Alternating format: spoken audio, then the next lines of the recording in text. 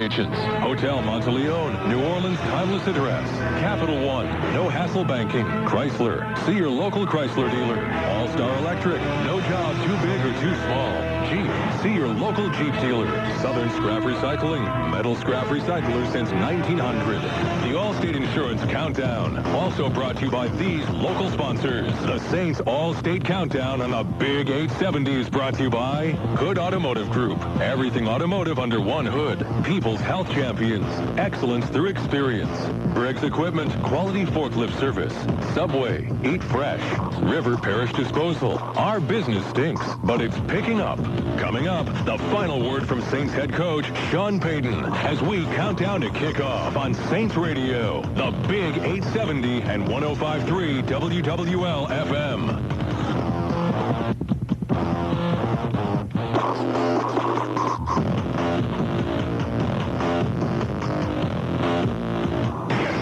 Football with attitude on the New Orleans Saints Radio Network.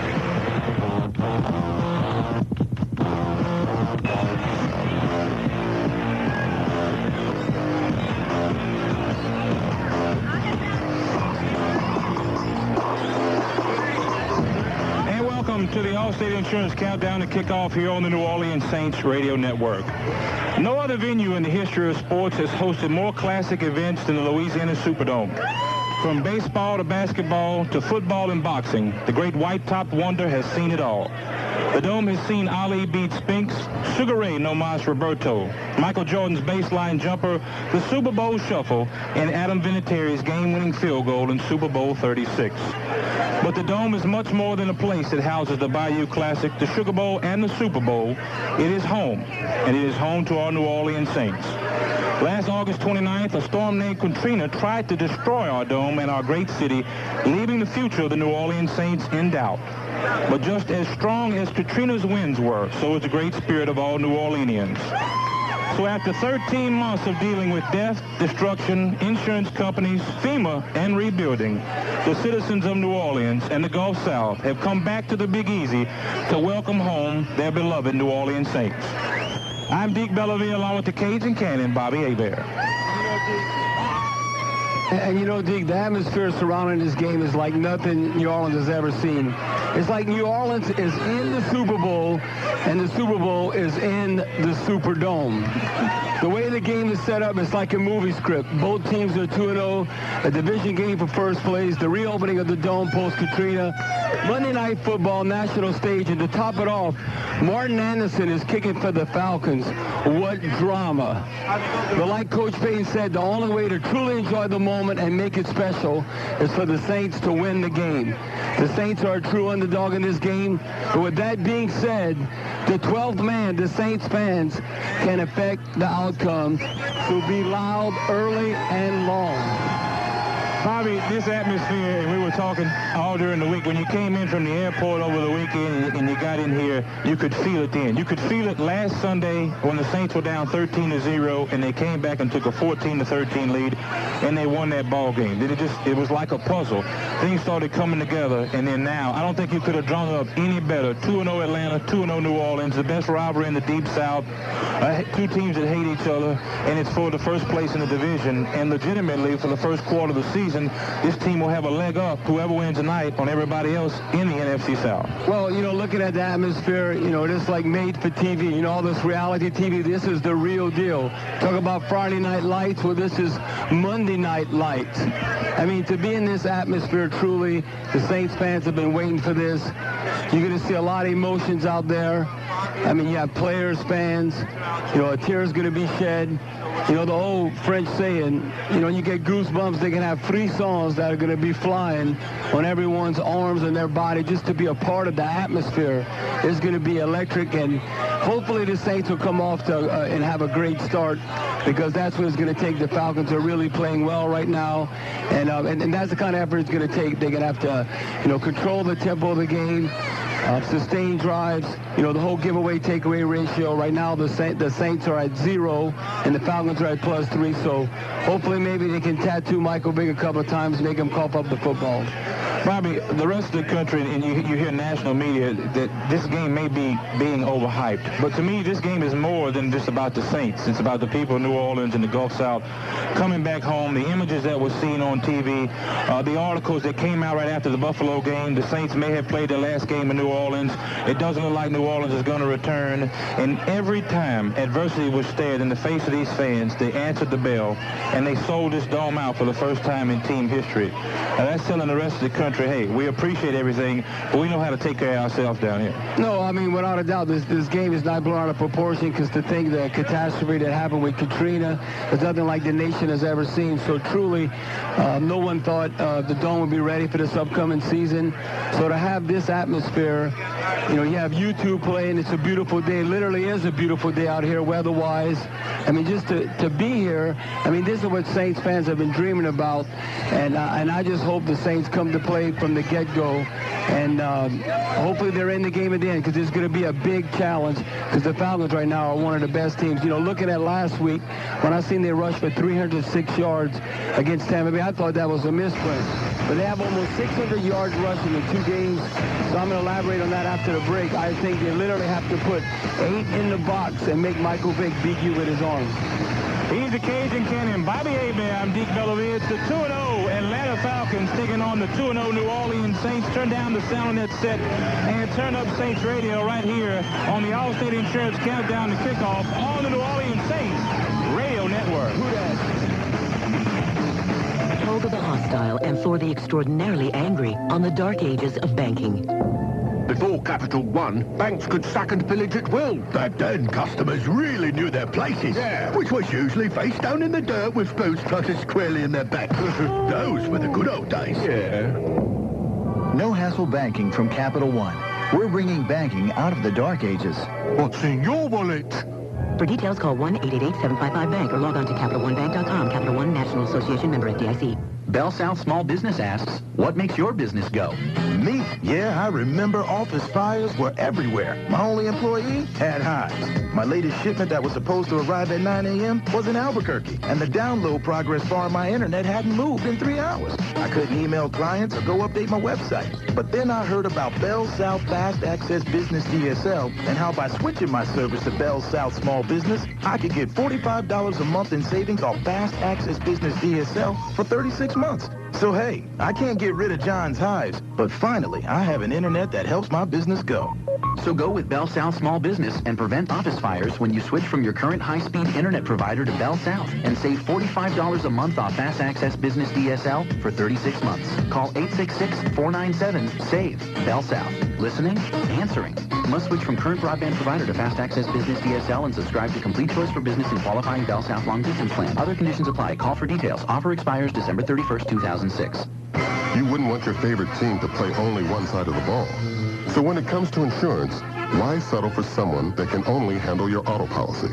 Bring your home and auto insurance to Allstate now, and you can save big on both. You deserve someone that can tackle more. That's Allstate, Stan. Are you in good hands? Hey, football fans, to learn more, call your local Allstate agent. Subject to availability and qualifications. Allstate Insurance Company, Allstate Property and Casualty Insurance Company, and Allstate Indemnity Company, Northbrook, Illinois. Be careful. You never know what's in the air you're breathing unless you have a Train Clean Effect system. Then the air in your home is up to 99.98% cleaner. So breathe easy. Go to Train.com. That's Trane. And remember, it's hard to stop a train. Located on the corner of Tchoupitoulas and Julia, just 5 minutes from the Superdome, Emeril's Restaurant opens at 3 p.m. after every home game this season. For reservations and information, call 528-9393. Saints traffic on WWL is brought to you by Acadian Ambulance.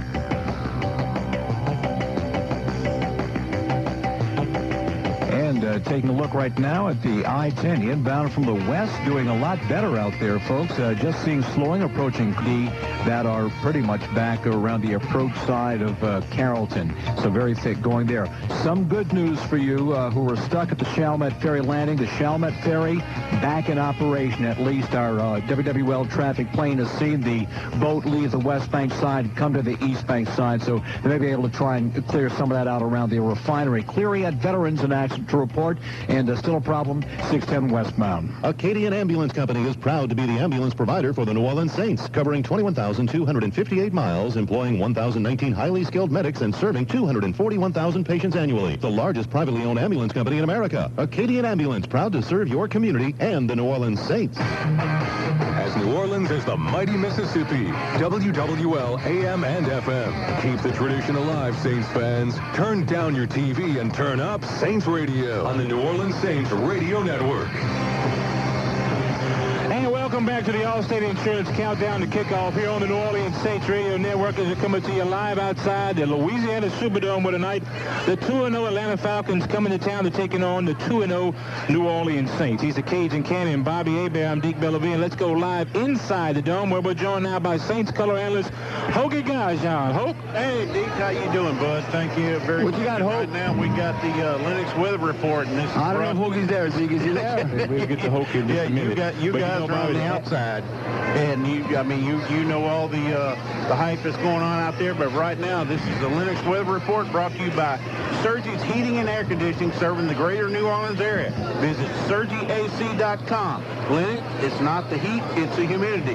Now, from what we understand from inside here in the Superdome, it's about 80 degrees, partly cloudy outside, but you know what the condition is like right here inside the dome. It's about 70 degrees, very low humidity, and we are ready for some football. The two teams are coming out right now, warming themselves up and everything else, but y'all are out there where all the fun is taking place, because I just saw it on the screen right here where all the people were lined up because they said they were going to open the gates at 5:30, and at 5:30 there were people just lined up everywhere.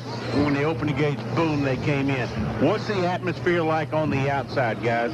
Well, Hokie, let me tell you, it's like a playoff Super Bowl atmosphere all in one. I mean, you got fans everywhere out here partying. They've been partying all day. I actually did an interview this morning on CNN Headline News at 6:30. Before the sun really truly rose, they were tailgating and getting ready for this big event. So, I mean, this is, really above and beyond expectations, but everyone's just so happy the Saints are back home. And what's this, Deke, now? They played 23 straight games on the road? 23 straight games on the road. So they're back in the Superdome, and I know they want that home field advantage. So I'm telling you, Hokie, I told the fans all this week, your goal should be on Tuesday morning when you wake up, you have to be hoarse. I heard you. If your kids are out of line, you can't discipline them because you can't talk because you scream so much the night before. I heard you this morning when you were saying that with Bob Del Giorno and Monica Pierre, and I tell you what, you're absolutely right, Bobby. And I'm gonna tell you what, have you been inside the dome yet? No, I have not been inside the dome. I just seen pictures on TV, but it looks nice. It looks like it's a brand new stadium. Well, here's the deal. I mean, at least for me anyway, you're going to come in and yes, you're going to see some cosmetic things that have been done, and you can go, oh man, the scoreboards are nice and this, that. But when you get in here and you start seeing the people and talking to the people that for so many years that you were down here shaking hands with on the sidelines and everything else, I'm going to tell you what, you're going to get a big old frog in your throat, Bobby, because everybody is so just passionate about this thing opening up again. I didn't think I'd get teared up, but when I came in here, like I said, just looking at it, that's not going to be the thing. But talking to the people, that's the one thing that's going to get you. Well, Hokie, I tell you what, like I said this early with Deke, I know I'm going to have a tear in my eye, everyone will, and I will have goosebumps, so I'll say the French term again, I'll have frissons by the time kickoff time comes around. Oh, there ain't no doubt about it. I'm going to tell you what, look, things are starting to get electric in here right now, and the gates have only been open, if my watch is correct, for about 12 minutes, but the people are starting to file in, they're coming from everywhere. Bobby, this is going to be a night to remember for all of time. Okay, Hokie, thank you very much. Well, it's time now to go on the road in the NFC South with Gus Kattengill. On the road in the NFC South, brought to you by Chrysler. See your local Chrysler dealer. Now, let's check on our division foes in the NFC South with Gus Kattengill. The NFC South taking on itself in Week 3. A battle yesterday, a battle tonight. You might have actually heard about tonight's game. Saints Falcons, ring a bell? Anyway, yesterday in Tampa, 0-2 Carolina, 0-2 Tampa Bay, getting it on. The game started out great for the Panthers. A quick TD strike thanks to a Chris Sims interception, but the Bucs would battle back, take the lead 24-23 with less than 10 seconds to play. And the Panthers' John Casey would kick the field goal for the win. Snap, spot. Casey's kick is away. He's looking at it. It's up, and it is good. The Panthers have the lead. That call courtesy of the Panthers Radio Network. So Tampa remaining winless, and the Panthers picking up their first victory of the season. However, the game taking a back seat of sorts to the surprise emergency splenectomy of Buccaneer quarterback Chris Sims. Tampa head coach John Gruden talks about how they thought he was just a sore ribs, not the fact that Chris Sims had to get his spleen removed. We checked him. Our doctors, our medical staff checked him carefully, his abdomen, his chest. He showed no symptoms whatsoever of any spleen injury, of any bleeding or of anything of that kind. So we felt he had a sore case of the ribs. Like many quarterbacks, like many football players, they've been able to push through it and finish a football game. But I think that's a lot of it right there. The head coach spoke with Sims earlier today, and he's expected to still remain in the hospital for a couple of days and out of football at least 6 weeks. An update on Chris Sims. I visited with him this morning. He's going to be just fine. He's in good spirits. We're just very fortunate, very happy that he's going to be okay. And his football career is in no jeopardy. There is a chance he can come back and play this year. As for the game, well, welcome back Steve Smith, the Panthers receiver's first game of the 2006 season. A good one, 7 receptions for 112 yards. These first 4 games are division and conference, so it's really big, and it's not a crapshoot. This is all, the chips are all in the table, and it's no bluff, so we got to play a strong game from here on out till January. Carolina hosts the Saints next week, while Tampa Bay has a bye. On the road in the NFC South, Gus Kattengell for the Saints Radio Network. And we will continue with the Allstate Insurance Countdown to Kickoff right here on the New Orleans Saints Radio Network. Hey, this is Hokey here. You see men walking around with comb-overs? Well, in Louisiana, we got a dome-over. Patched up, the Silver Stadium looks like an aftershot at the hair club for men. Of course, the carpet don't exactly match the drapes. Upstairs is white, but the downstairs, it's all black and gold. The Bless You boys are back, and they're ready to clean up the field quick as the River Parish Disposal Gators. This team ain't just fast, they haul trash. River Parish Disposal, our business stinks, but it's picking up. Call 738-7700 or at www.bizstinks.com. Whether you're hauling a large load or a large family, GMC has the right vehicle. Like the 320 horsepower 2007 Yukon and Sierra with more maximum payload capacity than any half-ton crew cab. Engineering to the highest standard. See your local GMC dealer. 4.8-liter V8 two-wheel drive, 15 city, 20 highway, based on large utility segment. Excludes other GM vehicles. Cargo and load capacity limited by weight and distribution. All claims exclude other GM vehicles.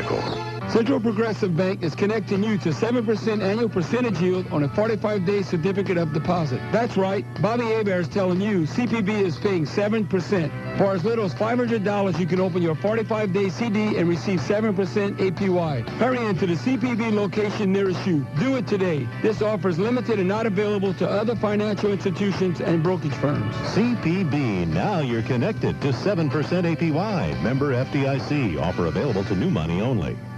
Champions accomplish extraordinary things. People's Health Champions accomplish extraordinary things after turning 65. They achieve excellence through experience. Do you know a New Orleans area resident who accomplished something extraordinary after age 65? Nominate them to be a People's Health Champion. All nominees will get a People's Health Champion certificate from the New Orleans Saints. And 8 people will be honored as People's Health Champions at a Saints game. Find out more on the Saints website or at www.peopleshealth.com.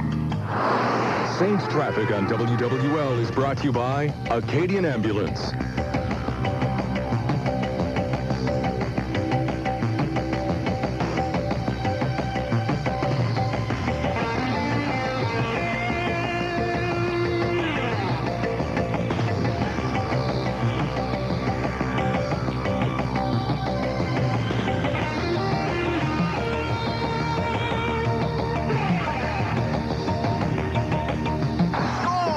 This Tuesday with Domino's Pizza and the New Orleans Saints $1.50 off for Saints Touchdown Special. For every touchdown the Saints score, get $1.50 off any large pizza purchase at regular menu price on Tuesday. It's the Domino's Pizza $1.50 off Saints Touchdown Special this Tuesday. Climb into the think tank with 5 on WWL AM FM and WWL.com.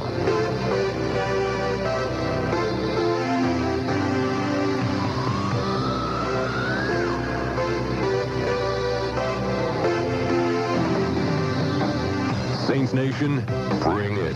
504-260-1870 or 866-889-0870. Back to the Allstate Insurance Countdown to Kickoff with Bobby Hebert on the New Orleans Saints Radio Network. And welcome back. Along with Bobby Hebert, I'm Deke Bellavia. It's the Allstate Insurance Countdown to Kickoff, where tonight a jam-packed house is already here, ready to see the Saints take on the Atlanta Falcons. O'Reilly Auto Parts will donate $3 per rushing yard to Deuce McAllister's Catch-22 Foundation. And, Bobby, before we talk about the offense, look on the defensive side of the ball. 2 of the top 15 defenses in the National Football League. Atlanta's tied for 10th. The Saints are 12th. Both of them right there in the thick of things. If you had to say one team is weaker in one category, it's the Falcons versus the Pass, 23rd overall. The Saints' pass defense is 16th. Both of them with stout rushing defenses. Atlanta 3rd. The Saints are 6th. Looking at J.L. Moore and coaching the Falcons, the team is riding a 3-game winning streak on Monday Night Football, winning all 3 games last year against the Eagles, Jets, and Saints. And in the first 2 games this year, they have beaten division front runners in Carolina and Tampa Bay. But this is the big key. They have not given up a touchdown in 8 quarters, given up 6 points to the Panthers, 3 to the Bucks. Last year, Atlanta got off to a great start. They were going 6-2, but they finished poorly, going 2-6, preventing the Falcons from back-to-back winning season. They have not had back-to-back winning season in the franchise's history for 40 years. But their poor performance in the second half of the season was due to their run defense, and that was the key. Atlanta's defense last year finished 26 against the run. They were 22nd in total defense. Well, like you said, this year they're 3rd in rushing defense.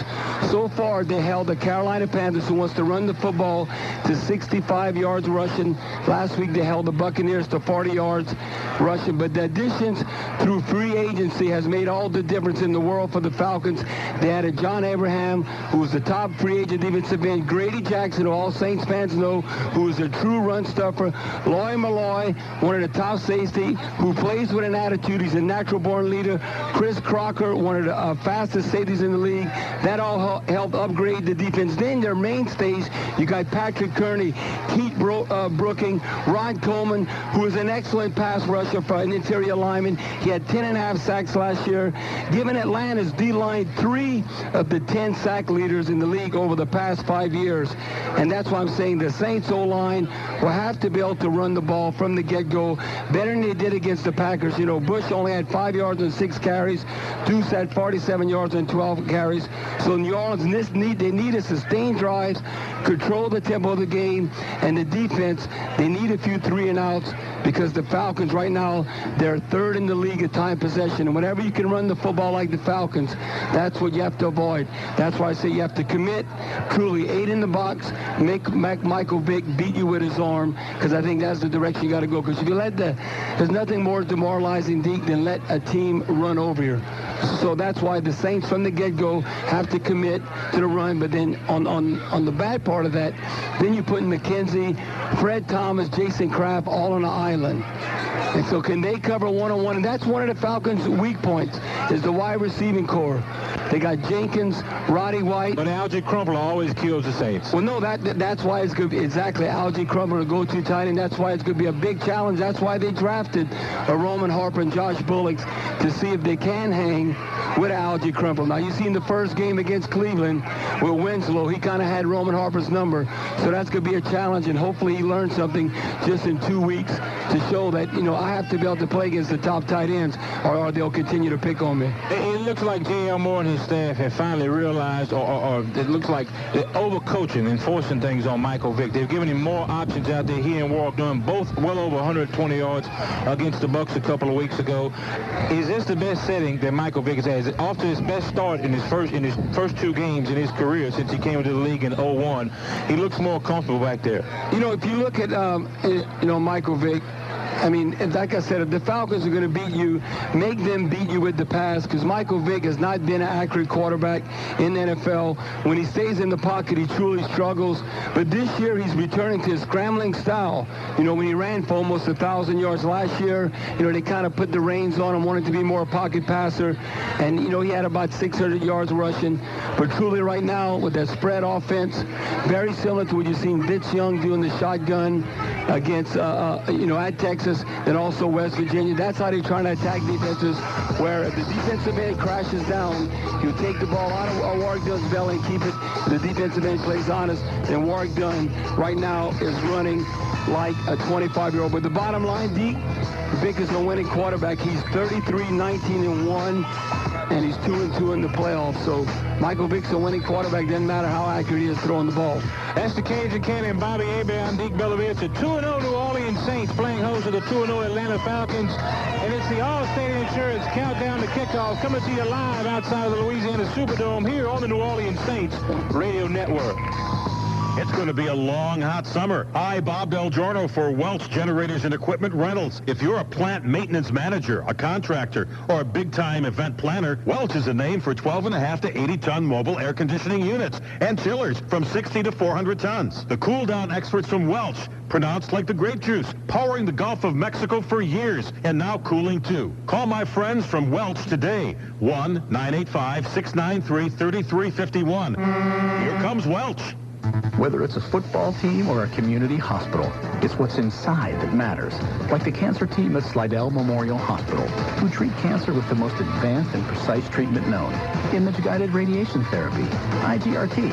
Like a surgical intensive care unit featuring private rooms with dedicated cardiac interventional services. Because for teams like the Saints and for your community hospital, it's what's inside that matters. Slidell Memorial Hospital. Your hospital for life. Hey folks, Deke Bellavia here for the Hood Automotive Group in Hammond and Amite. For over 80 years, the name Hood has been synonymous with good, honest automobile business. The last 3 generations of my family have bought their cars and trucks from Hood, including me. Hood offers every domestic and several import brands of cars and trucks at their beautiful new facilities in Hammond and Amite. So go see the fine folks at one of the Bill Hood Auto Stores and tell them the Big Chief sent. In the race for judge, the choice is clear. Con Reagan, a tough and respected prosecutor with 29 years' experience in the courtroom. For the last 10 years, Con Reagan has been the chief of trials in the Jefferson District Attorney's Office. His staunch record and unquestioned integrity have earned him the universal support of law enforcement officials in Jefferson Parish. Con Reagan, a fully qualified judge for Jefferson. Paid for by the committee to elect Con Reagan. If it's time to replace or upgrade a stairway in your home or office, then it's time to call Industrial Products. Hi, it's Corey Johnson, here to let you know that Industrial Products sells a complete line of stair parts, spiral and straight stairway kits, and custom fabricated stairs. Let an Industrial Products Pro help you rebuild. Call 504-734-1315 or go online to industrialproducts.com. Kenny Wilkerson here for Briggs Equipment. If one of your forklifts breaks down, well, you can call Briggs Equipment. Briggs Equipment will have the parts and the expertise to fix any make and model of any forklift.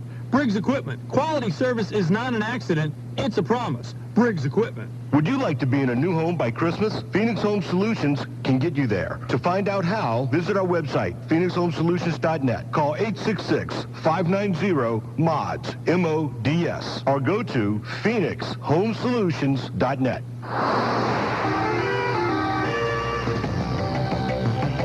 And taking a look at traffic on the I-10 inbound from the west coming from Metairie in towards Orleans Parish. That pretty much cleared out. But once you get to the Rivermont Expressway from Metairie in towards the CBD, it looks like Carrollton is your slowdown at that point. Single game tickets for Hornets basketball go on sale this Saturday. Call 504-525-HOOP or visit Hornets.com to get your tickets this Saturday. Hornets basketball. You gotta believe. I'm Carol Robinson, the Big 870, WWL and 105.3 WWL-FM. Like the Saints, 5 Minute Oil is locally owned and operated. That's why they pamper you with lots of lagniappe, like a complimentary beverage. Adjust tire pressure, check the fluids, check the oil and oil filter, clean the windshield, check the wiper blades, all without you ever getting out of your car. At 5 Minute Oil, you just feel home again. as New Orleans is chilling on the lakefront. The Big 870, 105.3 FM, and WWL.com. You're hanging out with the Cannon, Bobby Hebert, on the countdown to kickoff on the New Orleans Saints Radio Network. Welcome back to the Allstate Insurance Countdown to kickoff. Getting you set for the Saints and the Dirty Birds. Both teams are undefeated. The winner will be in first place alone in the NFC South.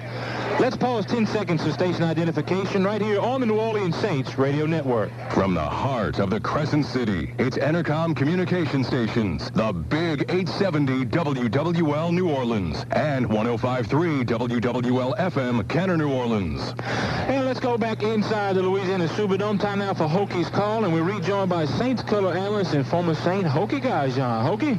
Thank you very much, Deke. I'm going to tell you what, it's starting to fill up in here, and I know y'all are sitting outside. I'm inside.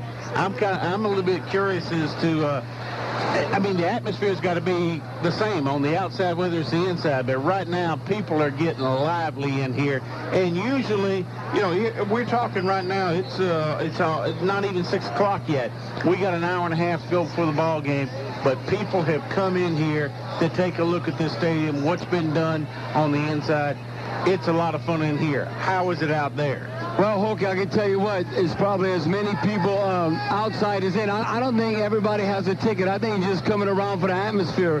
Well, No, they came to see you, Bobby. No, they came to just hang out and treat it truly like a festival. We got Jazz Fest, Draft Fest. Well, this is Saints Fest. Opening up on Monday night, so I think the fans just want to be in the atmosphere, and maybe somebody, a few people might be able to sneak a ticket, and get in there. But Hokie, what do you think about the comment, when you're confident as a football player, when Warrick Dunn, Louisiana's own Warrick Dunn from Baton Rouge, when he said, I don't think any defense can stop us. When he made that statement, you look at last year, he ran for a career high 1,416 yards, a 5.1 yard average. He's off to a great start. The last 2 years, Atlanta has led the NFL in rushing at 167, 159 yards. But by Warrick Dunn making that statement, I don't think any defense can stop us. So what do you think about that? Hey, Bobby, before we get to that question, we're going to go right down the field because Kenny Wilkinson has a special guest down there on the sideline, and that would be no other than Ricky Jackson. Yeah, that's right. That's right, Hokie. Thank you very much. And as this building fills up more and more, one of the former players that has a banner up there, number 57, Ricky Jackson, he'll always be, if not the best, and one of the top players of all time of this football team, definitely near the top. Rick, how are you? What brings you to town? Well, a game of this magnitude, you always get a chance to want to come see something like this live. And, right now New Orleans is the spotlight, and everybody trying to see what they're going to do. Hey, have you ever seen this building look like this? Ever in your wildest dreams think you would walk in here and see it like this? Well, they got that artificial turf. That's the only thing look different. We haven't had a lot of sellouts, but the game tonight, by being the first game back, and what the people of the city of New Orleans went through, that's bringing everybody a lot of attention to it. You had a chance to watch this football team in the first 2 weeks at all?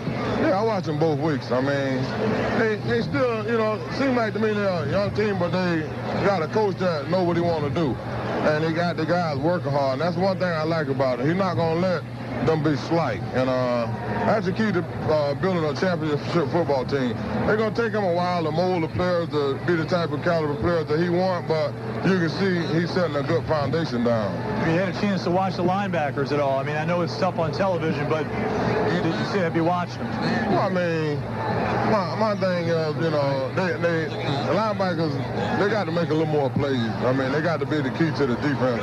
And that's my opinion because I'm biased with linebackers. So, some of them got to step up and take over and be leaders. Good reaction from the fans out here? Oh, yeah. Everybody loves me. Ever since I've been here, everybody, Ricky Jackson down. So, I'm used to that. I can hear Hokie and Bobby laughing in the background. I know they can't hear them, but I'm sure that they send you their best. Yeah, that's my two buddies, and tell them I said hello.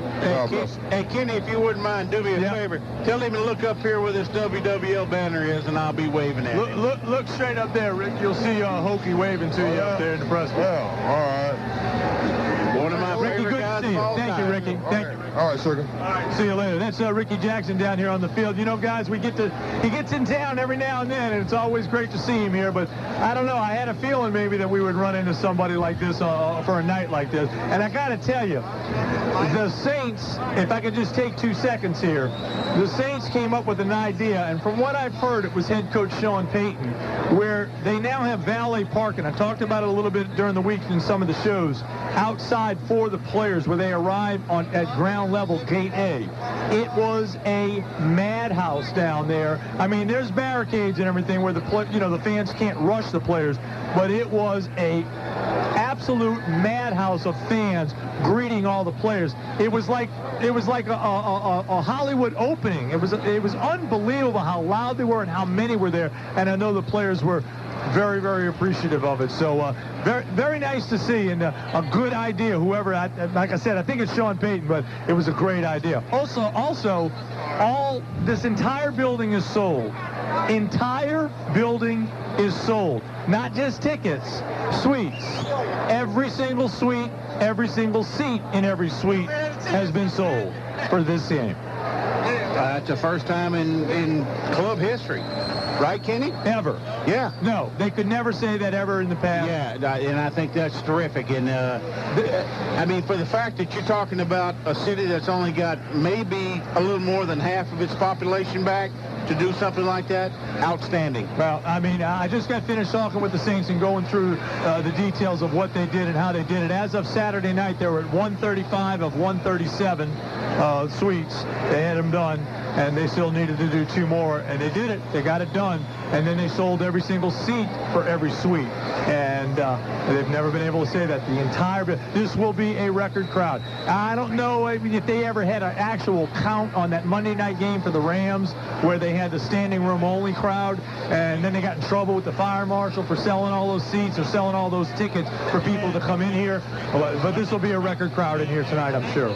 Okay, Kenny. Okay, Hokie, thank you so much. And a special treat today with Ricky Jackson, Bobby, one of your old teammates. Oh, city champ, obviously what he said. Can the linebackers step up? And that's good. We'll talk about this after the break, Deke. But can the Saints defense step up to the challenge like they did against the Browns, holding them to 85 yards and the Packers 63 yards?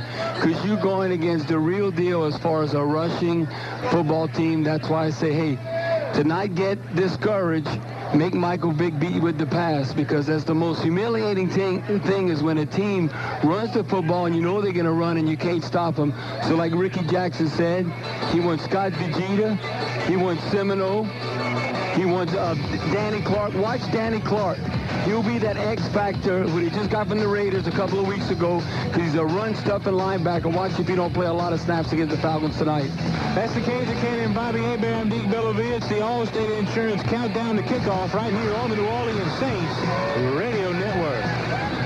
Firestone Tire and Service Center is looking for self-motivated, career-minded team players to add to our Firestone staff. Firestone offers full benefits including medical, 401k, paid vacations, ASC reimbursements, and more. Firestone is offering up to $1,000 sign-on bonus to qualified technicians. If you're ready to become part of our fast-paced, hard-working Firestone team, stop by any Firestone Tire and Service Center for a job application. I'm Dave Moss, District Manager for South Louisiana, and I look forward to meeting with you soon.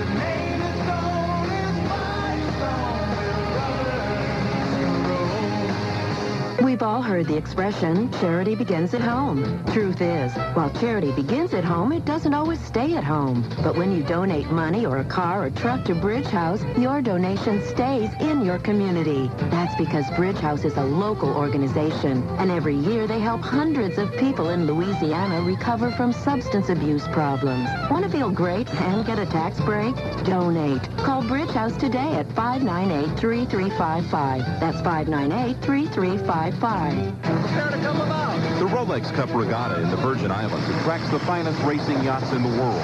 On the wrists of many top competitors is the Rolex Yachtmaster, with its rotatable bezel and the triplock winding crown modeled on the design of a submarine hatch. It's a true ocean-going chronometer. Yet with its classic looks, it's just as well suited for the good life ashore. Adler's, a New Orleans tradition since 1898, and your official Rolex jeweler, 722 Canal Street, Lakeside Shopping Center. Sports can come down to a lot of very important numbers. Yards per carry, third down conversions, how much you paid for HDTV? So it's important that sports fans know about Aaron's. Aaron's Sales and Lease Ownership has the guaranteed lowest prices on name brand widescreen HD TVs from JVC, Sony, RCA, all the top brands. Same-day delivery, no credit check, and everybody's pre-approved. Believe me, HDTV from Aaron's is a whole new ballgame. Do the math.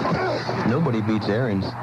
Central Progressive Bank is connecting you to 7% annual percentage yield on a 45-day certificate of deposit. That's right. Bobby Hebert is telling you CPB is paying 7%. For as little as $500, you can open your 45-day CD and receive 7% APY. Hurry into the CPB location nearest you. Do it today. This offer is limited and not available to other financial institutions and brokerage firms. CPB, now you're connected to 7% APY. Member FDIC. Offer available to new money only.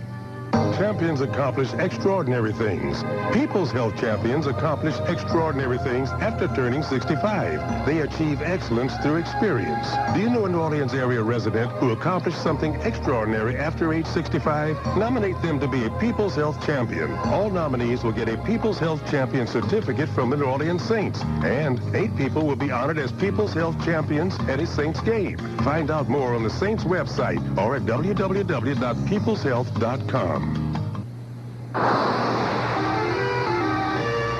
Saints traffic on WWL is brought to you by Acadian Ambulance. And good afternoon. We've got a beautiful crowd near the Superdome and much improved now on the interstate on your way in through Metairie. Delays minimal now all the way past the Causeway Water Tower area and heading toward the CBD, moving well up to the Stadium Drive exit. Also CBD traffic near Canal Street flowing well. Still a big problem on I-610 west of Canal Boulevard. Police remain on the scene of an accident with injury. Delays are near Wisder. Mixed rotisserie and grill. There's no such thing as too much meat. Zia Rotisserie and Grill. Inspired American food. Find your Zia at ZiaRestaurants.com. Acadian Ambulance Company is proud to be the ambulance provider for the New Orleans Saints, covering 21,258 miles, employing 1,019 highly skilled medics, and serving 241,000 patients annually. The largest privately owned ambulance company in America. Acadian Ambulance, proud to serve your community and the New Orleans Saints.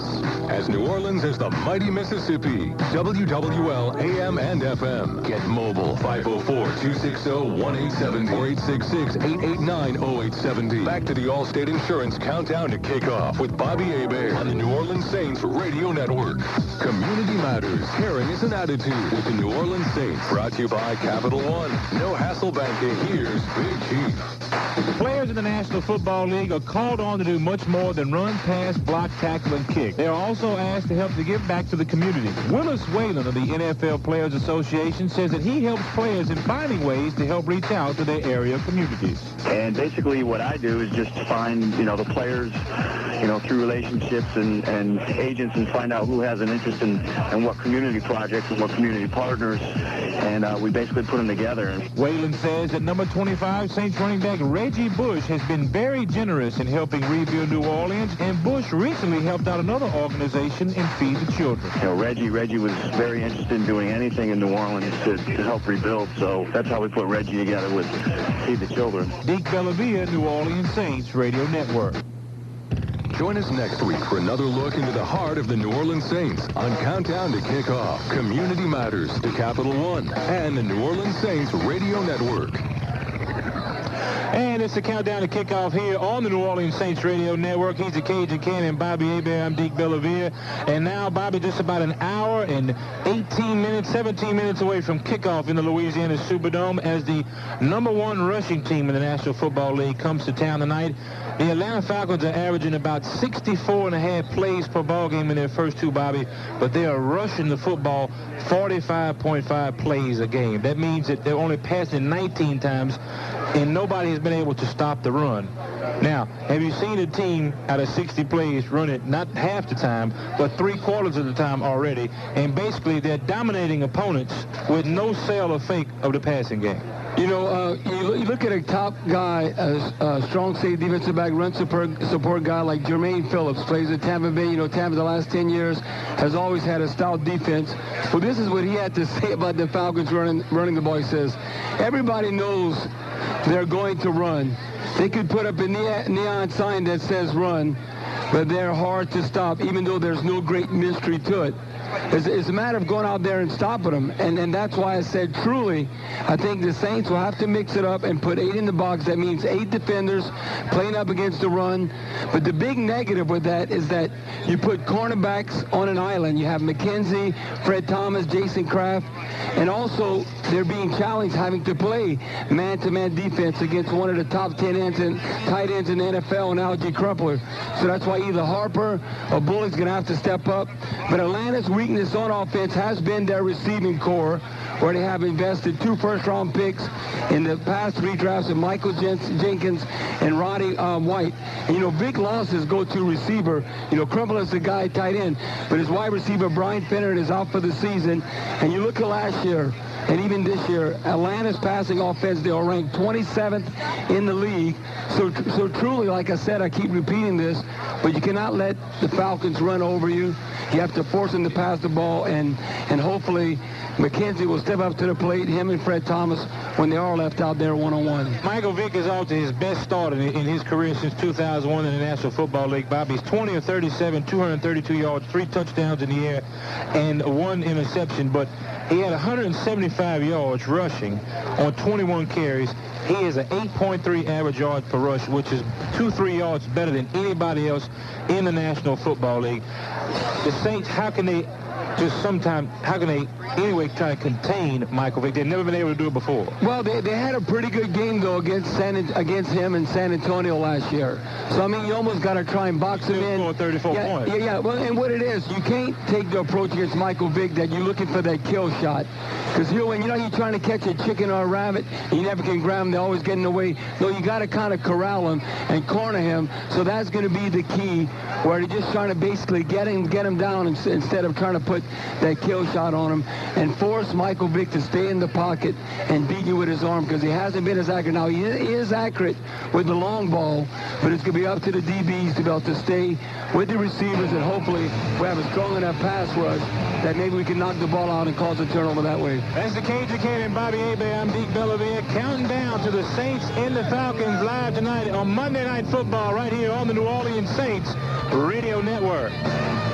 At your Dodge dealer, it's all about the best in American and German engineering and design. The best in durability. Ram 1500 and Ram Heavy Duty, part of the longest-lasting, most durable line of trucks. Best-in-class interior room. Dodge Durango and Dakota. The best combination of seating and storage of any minivan. Dodge Grand Caravan with Stow and Go. And right now, with our best offer ever, it's all about you. So get to your Dodge dealer today. Based on RO, both vehicles in operation. Longevity stats 1986 to 2005. Durability based on longevity. Based on automotive use classification when properly equipped.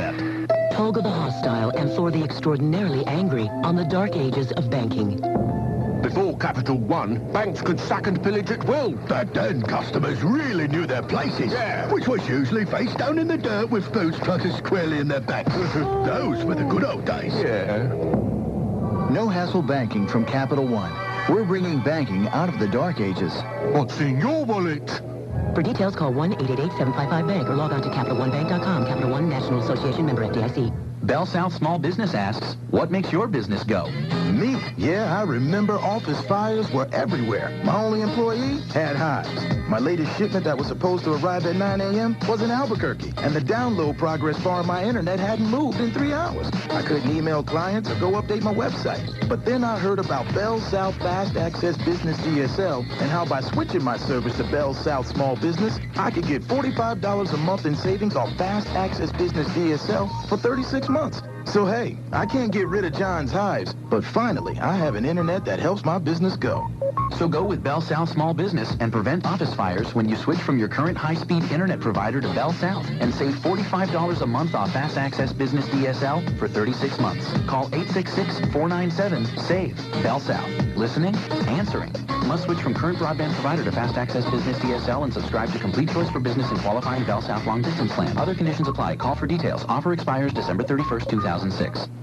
You wouldn't want your favorite team to play only one side of the ball.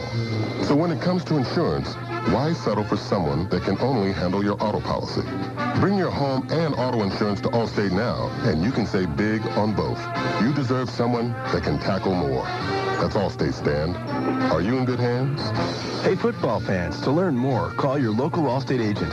Subject to availability and qualifications. Allstate Insurance Company, Allstate Property and Casualty Insurance Company, and Allstate Indemnity Company, Northbrook, Illinois. Hey, Okie here. They say a bird in the hand's worth a deuce in the bush. I say when you got deuce and bush, you don't need to worry about no dirty birds. Take it from me. This year, the Bless You Boys are going to be cleaning up the field like a bunch of River Parish disposal gators. You know River Parish. It's the largest independent waste disposal company in the greater New Orleans area. Been hauling trash for 25 years. So if you got trash by you, call River Parish Disposal at 738-7700. River Parish Disposal. Our business stinks, but it's picking up. www.bizstinks.com. Some places got leaves that turn pretty colors, but nowhere can they beat our Four Seasons. I'm talking about crawfish, shrimp, crabs, and oysters. So stop taking it for granted and go to Dini's Seafood. They've got the biggest platters of fried seafood you've ever seen and the tastiest raw oysters and boiled seafood in town. Shoot, you can go to Dini's Market and buy bags of crawfish like people in Utah buy potatoes. Dini's Seafood Restaurant and Market, 1713 Lake Avenue, Bucktown, and reopening soon in the French Quarter. Saints Traffic on WWL is brought to you by Domino's Pizza. And we're looking great now as you make your way in through Metairie toward the CBD. We're seeing a very light flow of traffic on I-10 all the way up to the Stadium Drive exit, and no problems to report on the interstate in the CBD near the Canal Street exit. One accident reported now with injury westbound I-610 at Canal Boulevard. Those delays still solid starting at Wisner. I'm Lisa Bakke on the Big 870 WWL and 105.3 WWL FM. Single game tickets for Hornets basketball go on sale this Saturday. Call 504-525-HOOP or visit Hornets.com to get your tickets this Saturday. Hornets basketball. You gotta believe. Score this Tuesday with Domino's Pizza and the New Orleans Saints $1.50 off for Saints Touchdown Special. For every touchdown the Saints score, get $1.50 off any large pizza purchase at regular menu price on Tuesday. It's the Domino's Pizza $1.50 off Saints Touchdown Special this Tuesday. Catch the Home Improvement Show with Bob Mitchell and Paul LaGrange, Saturdays 10 to noon on WWL. Keep the tradition alive, Saints fans. Turn down your TV and turn up Saints Radio on the New Orleans Saints Radio Network. And welcome back to the Allstate Insurance Countdown to kickoff. Counting you down. A little over an hour away, the Saints make their official return home to the Dome tonight as they take on the 2-0 Atlanta Falcons. The winner will claim sole position of first place in the NFC South. We're joined now by NFL analyst and draft expert Mike Detillier. And Mike, a huge setting here tonight in the Superdome and a big ball game. You couldn't ask for anything more. Both teams are 2-0. I think the table's been set, brother. I mean, now it's just time to do business, and I think this will certainly be an emotionally packed game, and that's something the Saints are going to have to harness a little bit. That you can get caught up in the emotion of the moment, play good, solid football. To me, the key in this game, and everybody brings up Mike Vick, and I take absolutely nothing away from him. He's a unique football player at quarterback. But to me, the key for the Saints to win this game is to shut down Warwick Dunn. It seems as though every time they have played him, it's either been the combination of Vick and Dunn that have come up big. In the 8 games Warwick Dunn has played against the Saints since he signed with Atlanta, he's rushed for 760 yards, averaged 5.3 yards a carry, and caught 26 passes. In 8 games, 1,011 yards total offense. You got to keep him under 90 yards rushing. To me, he's the big key. I know Vick has always been a guy to put the heart stab to you, but Warwick Dunn has been the guy that's been a one-man show against his home state team of Louisiana. Mike, with that being said, the Saints trying to stop the run, and it's going to truly take a total of team effort. I mean, you look, the success they had against Tampa Bay, the success they had against Carolina, do you think they even have a chance to stop the run if they don't put 8 people in the box? But then you're putting McKenzie on the island, one-on-one coverage, and you basically know where the defense is playing because you committed to the run. So you think that's what it's going to take, that they have to have 8 in the box to stop Warwick Dunn and the Falcons running game? I think, Bob, that's what you got to do. And you look back, I think one of the things you have to be when you're going to play a team that now runs this spread option offense is be physical with the quarterback. Listen, I know that Vic's going to make some plays with his feet, and he's going to try to hit some deep passes downfield. I've been told by a few people the guy he's going to be looking for in this game is Michael Jenkins. He has got a pretty good rapport with Mike, and I think that's the guy he wants to hit on some deep passes. But if Mike Vick decides he's going to take off running with the football, you be very physical with him, and you let him know you're out there. And, wear him down a little bit. To me, that's what you have to do with a spread option quarterback. If he's going to take off with the football from time to time, or fake doing that, you be very, very physical with him. But to me, to stop Atlanta, you got to stop the running game. You got to stop that combination of Vick and Dunn. It's just like the Mike Vick show. I think that's maybe the conception a lot of people have. You stop Mike Vick, it's all over. Well, guess what? They got another guy that's really terrorized you just as much as Warren Dunn. You got to stop the run. So, Bob, I think 8 men in the box is probably the idea there. And just hope that you got some good coverage downfield. You can get some pressure on Vick and have his throws go offset. Mike, you're talking about putting 8 in the box. So what do you think of the play and the addition of Danny Clark? He played a big part in certain running situations versus the Packers. Do you think that he'll be called upon more tonight to actually be that run stuffer or go in there and make plays in the run defense? I think, Bob, the big play is going to be right up the middle. I think of how well that Saints combination of Brian Young, Hollis Thomas go up against that inside, Deacon Izo, partner Todd McClure on that Atlanta team at center. That, to me, is going to be a major battle up front. In the trenches, the linebackers just got to fill the hole and make that secure tackle. Both these guys are very elusive, but I think the key is going to be right up the gut. They don't do anything fancy. They're not basically trying to trick you. You know what they're going to do. They're basically telling you, if you bad enough, you stop us. In 2 games, those other teams had difficulty stopping them. So to me, I think the key is on both sides of the football. I think the Saints will test the Atlanta middle. I think they want to run the football right at them and see just how tough they are. And that'll be an interesting battle, too, when you got Grady Jackson, when he's in the lineup, going up against Jeff Fain in the middle. I think that that's going to be where it's won and lost, to be honest with you, right up the gut in this game on both sides of the football. And Mike, I think the Saints are catching the Falcons at the right time as far as the Falcons' defense is a little banged up. You look at John Abraham, they still don't know his status from the groin injury. They're saying that that even if, he does come back, that he's probably going to start Chauncey Davis and that he'll substitute or come in the game. And then you look at Ed Hartwell, middle linebacker they signed in the Ravens, who they're counting on, and they actually moved Patrick Kearney because of his right tricep injury. They're actually going to move him to Jamal Brown's side so he can protect that tricep.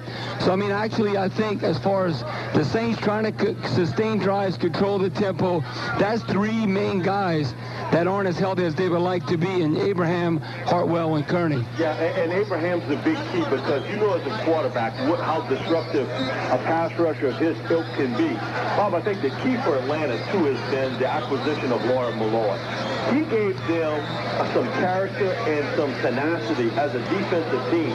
He came in here with an attitude that, he had for many, many years of being a big-time run stuffer. And now, listen, I think the Saints have to try their luck on some deep passes downfield because they're going to play a lot of 8 men in the box. They're going to want to try to stop that McAllister-Bush combination. I think this is a great opportunity for the Saints to hit on some deep passes downfield. Now, I don't know about picking on D'Angelo Hall, but on the other side, I think that's where you may have a shot if you're going to try to spread them out a little bit and throw the ball deep downfield because you see so much 8 men in the box by Atlanta also, and a lot of that has to do with the play of Lawyer Malloy, who's always been a guy who's been a tremendous defender against the run. A little maybe average in pass defense, but a big-time run defender, you're going to have to take your shots a couple times deep downfield. Mike, field position, I think, besides turnovers, is going to play a big part in the game.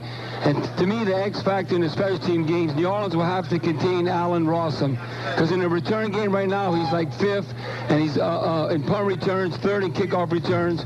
And then you look at Atlanta also as far as kickoff coverage. They were 1st in the NFL. So, you know, that's a big difference whether you have to go 80 or 50 yards.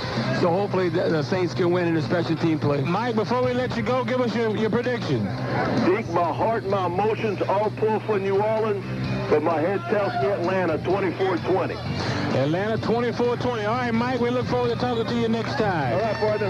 All right, along with the Cajun Kenny and Bobby Hebert, I'm Deke Bellavia. More yet to come. We're counting you down. The Saints are 2-0. The Falcons are 2-0. Here in the reopening of the Louisiana Superdome, and you're listening to the New Orleans Saints Radio Network.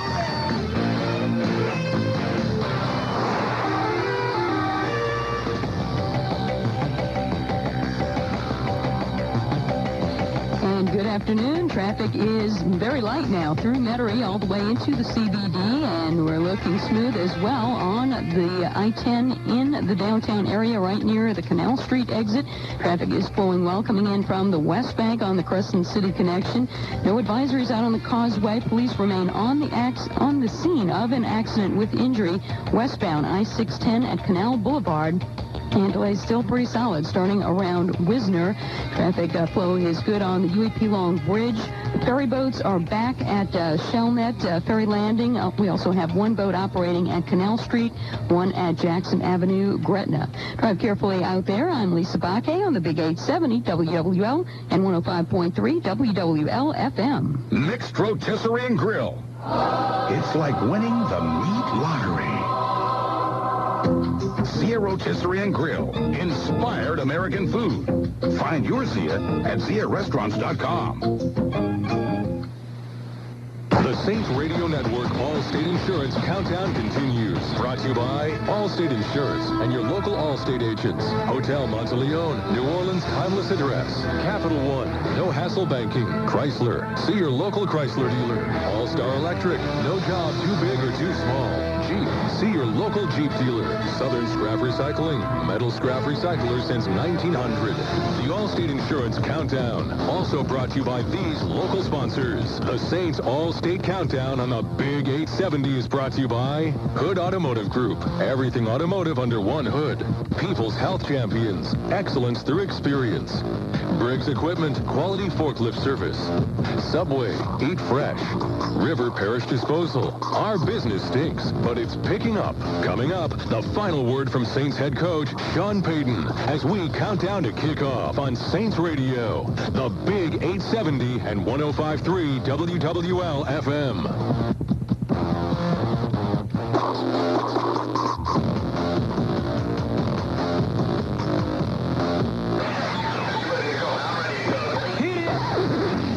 Radio Studio A, Bob, Mark, stand by at the stadium.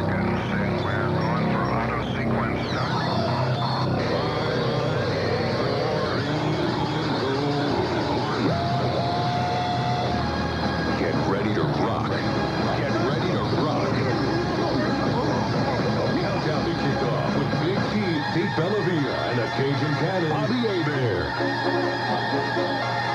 And welcome back to the All-State Insurance Countdown to kickoff, where tonight the grand reopening of the Louisiana Superdome has an undefeated NFC South matchup with the 2-0 Saints and the 2-0 Atlanta Falcons. Let's go live back inside the Superdome with Hokie Gajan with a pregame injury report. Hokie? And thank you very much, Deke. But right now, we're not going to go to the injury report. We're going to do the weather right now. And the Lennox Weather Report is brought to you by Tiger Air Conditioning Services, serving the Baton Rouge area. Lennox, it's not the heat, it's humidity. And right now we're guessing, you guys could probably tell us better than we could, but I'm thinking it's about 80 degrees outside. But in here in the dome, a very comfortable 72 degrees. And while we're at it right now, we're going to take it right down the field with Kenny Wilkerson and Saints owner Tom Benson. Kenny, what you got? All right, Hokie, thank you very much. That's right, I'm with Mr. Benson, and also we're going to talk to General Honore here in a moment as well. Mr. Benson, if I could steal a minute of your time, it has been, this city has been in a fever pitch. Or, you know, when you came back and, you know, there was a lot of questions about tickets. Okay, you sold them all. There was a lot of question about suites, and you brought that up a number of times. You sold them all. Every seat, everything in this building is sold and will be filled tonight. A first, and that's got to make you very proud of your staff. Well, I'm going to tell you, this is wonderful. Our staff did a great job in contacting everybody and the response back from everybody. That's the thing, you know.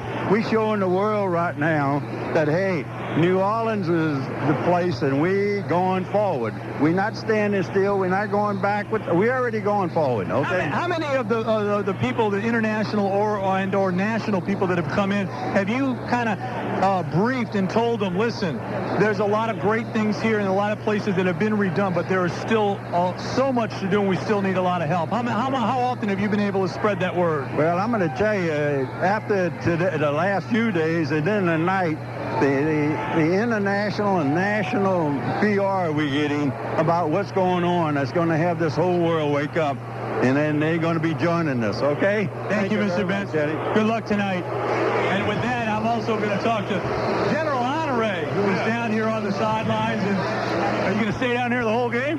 No, sir. I'm going to get out of here and let these football players do what they got to do tonight. This is unbelievable, isn't it? I know you got a chance to come in here not long after the storm when you arrived. And did you ever think that you would see it look like this?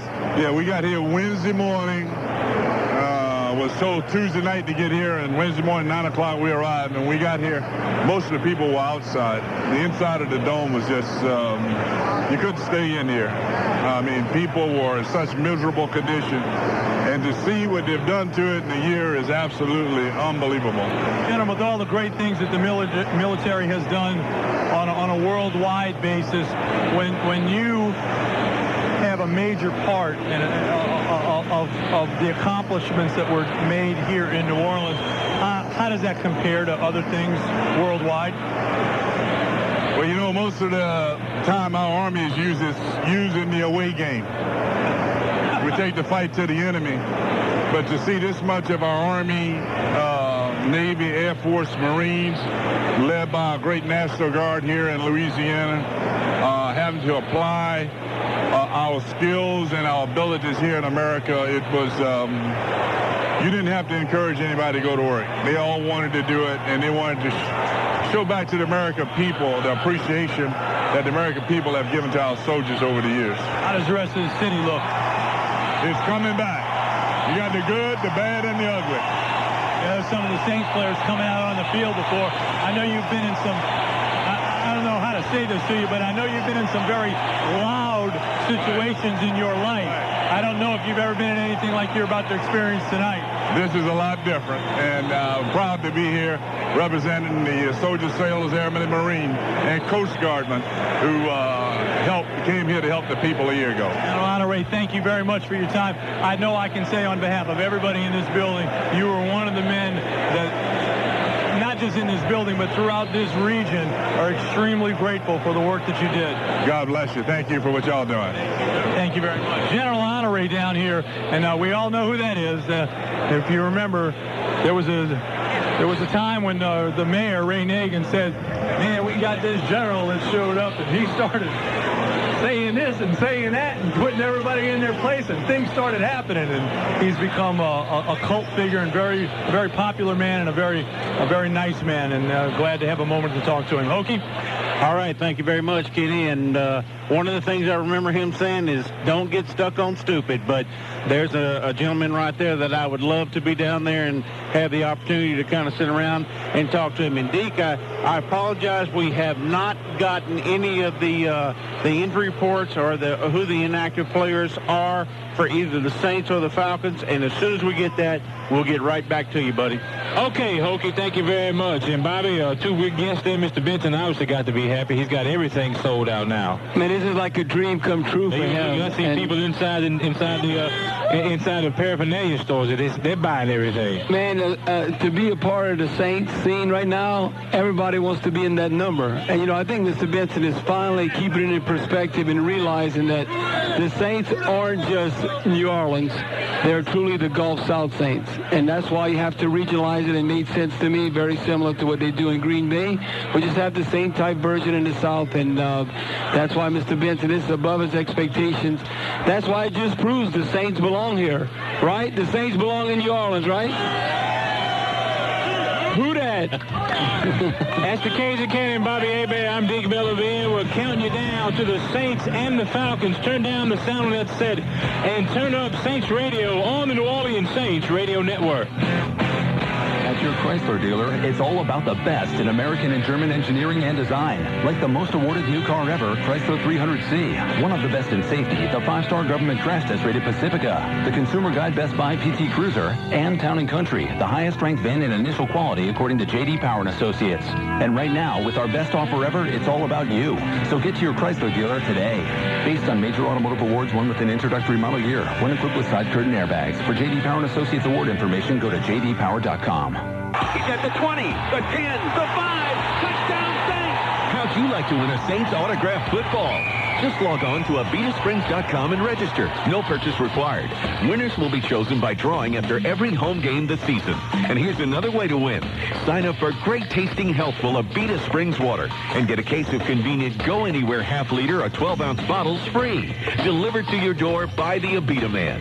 Visit AbitaSprings.com today. Abita Man can, Abita Man can, Abita Man. Hey, this is Bobby Hebert for Cintas, the service professionals. You already know that Cintas is number one in the uniform business, but did you also know they are number one in facility services, as well as first aid and safety? The reason? Service and customer satisfaction. Cintas has been serving the Gulf South for some 20 years. These are a bunch of local guys. You know, the kind that know it's Hebert, not Hebert. And Thibodeau, not Thibodeaux.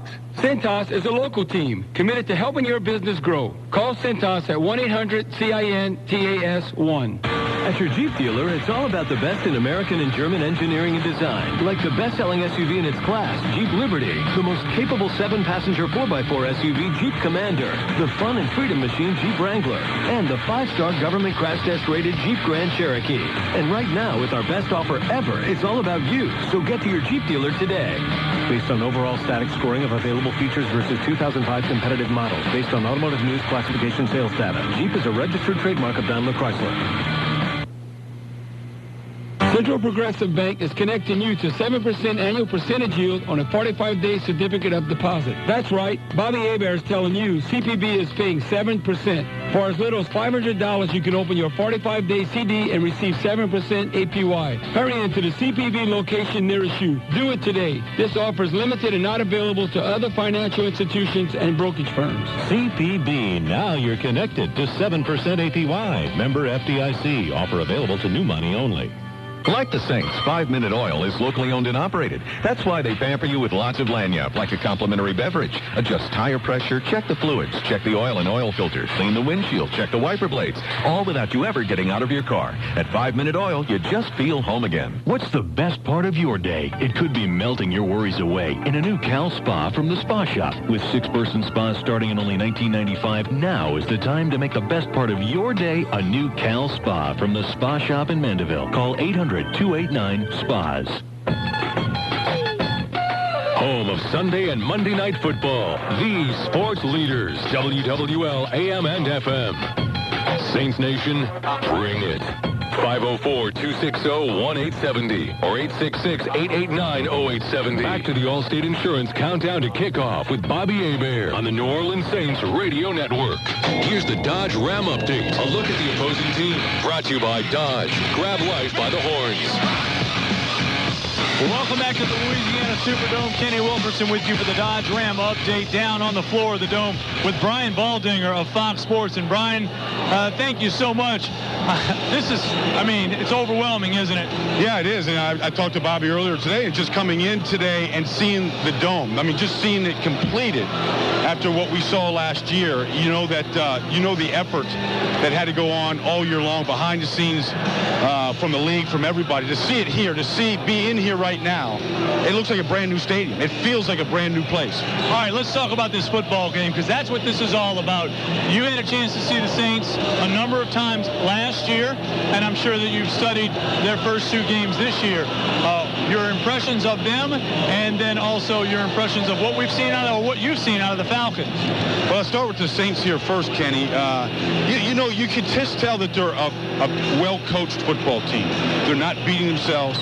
They've got a guy at quarterback, unlike what they've had here recently, that is all about winning. He won at Westlake High School in Austin, Texas. He won at Purdue. He won at San Diego. And that's just what he is. And so when your quarterback buys into your program and he starts spraying the ball around and you get Marcus Colston involved and Joe and you get everybody involved, it looks fun. It looks like an offense that can show up every week. And I think that's the big thing. On the other side, Atlanta, you want to talk about Mike Vick and the speed. I did them last week against Tampa Bay. To me, they are the fastest team in the NFL. And we won't see John Abraham tonight for the Falcons. To me, he's the best right end in football. He showed it week 1. But this defense is very underrated. They haven't given up a touchdown this year, and they fly around. They've got playmakers on that side of the ball like they do on offense as well. I'm going to bring Bob. Okay, we'll bring Bobby Hebert here in just a minute, we hope. But when it comes to the Atlanta Falcons and them being able to rush the football the way that they have the first 2 weeks, is that because they're that good, or is it because we're finding out maybe Carolina and Tampa are not as good as expected? No, I think at the end of the season, you're going to see Carolina and Tampa are going to be very good defense. They'll be top 10. Atlanta unveiled the college option last week. They ran it 8 plays. They had over 90 yards just on that play alone, over 10 yards a carry. Tampa looked like they were not prepared for it. And so if you combine that with the fact that they can run the zone blocking scheme better than anybody else in this league, and that they have led this league in rushing 2 years in a row, now you add this new wrinkle to it. And tonight, off of that option, we'll see some passing off the option.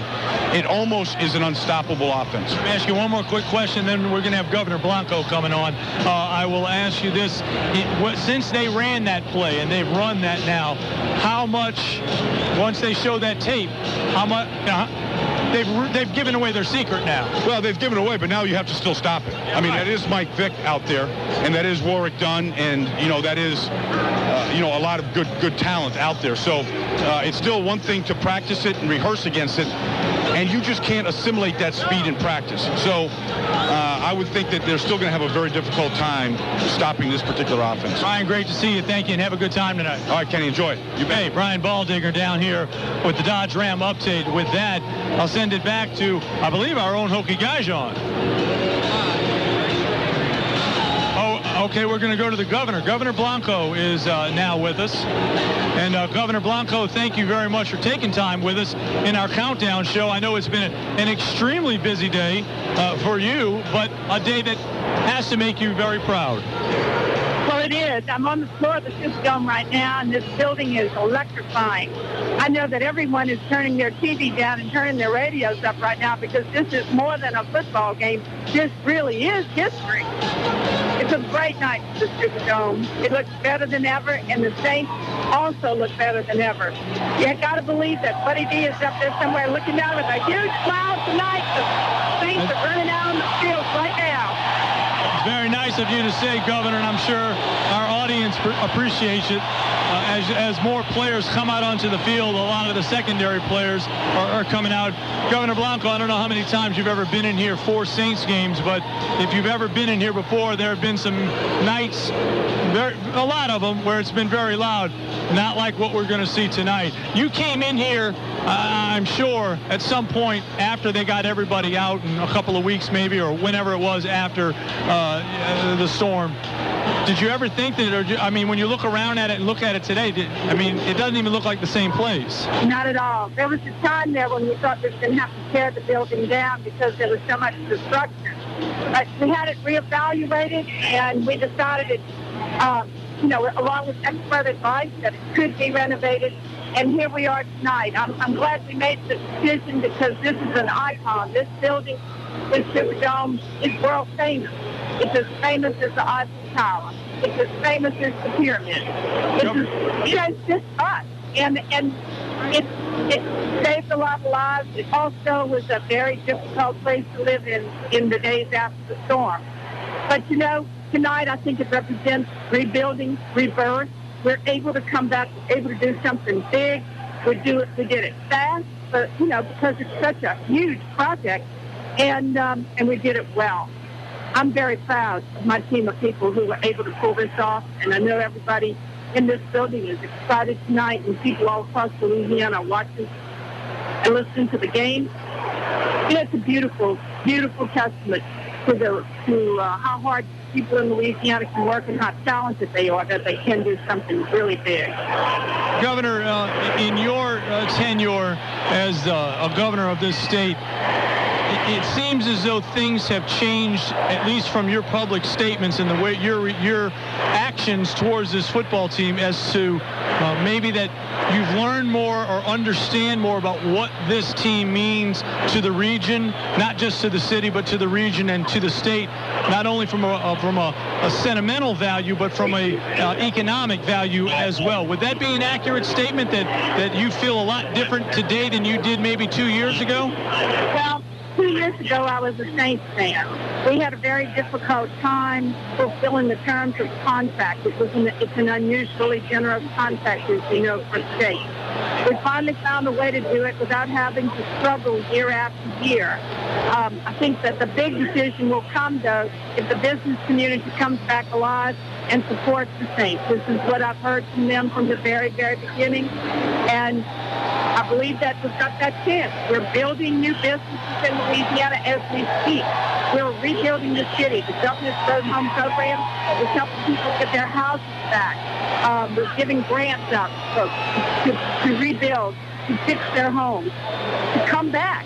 And, you know, we're going to keep pushing on that. It's going to happen. And this is a symbol that we can do all these big and powerful things.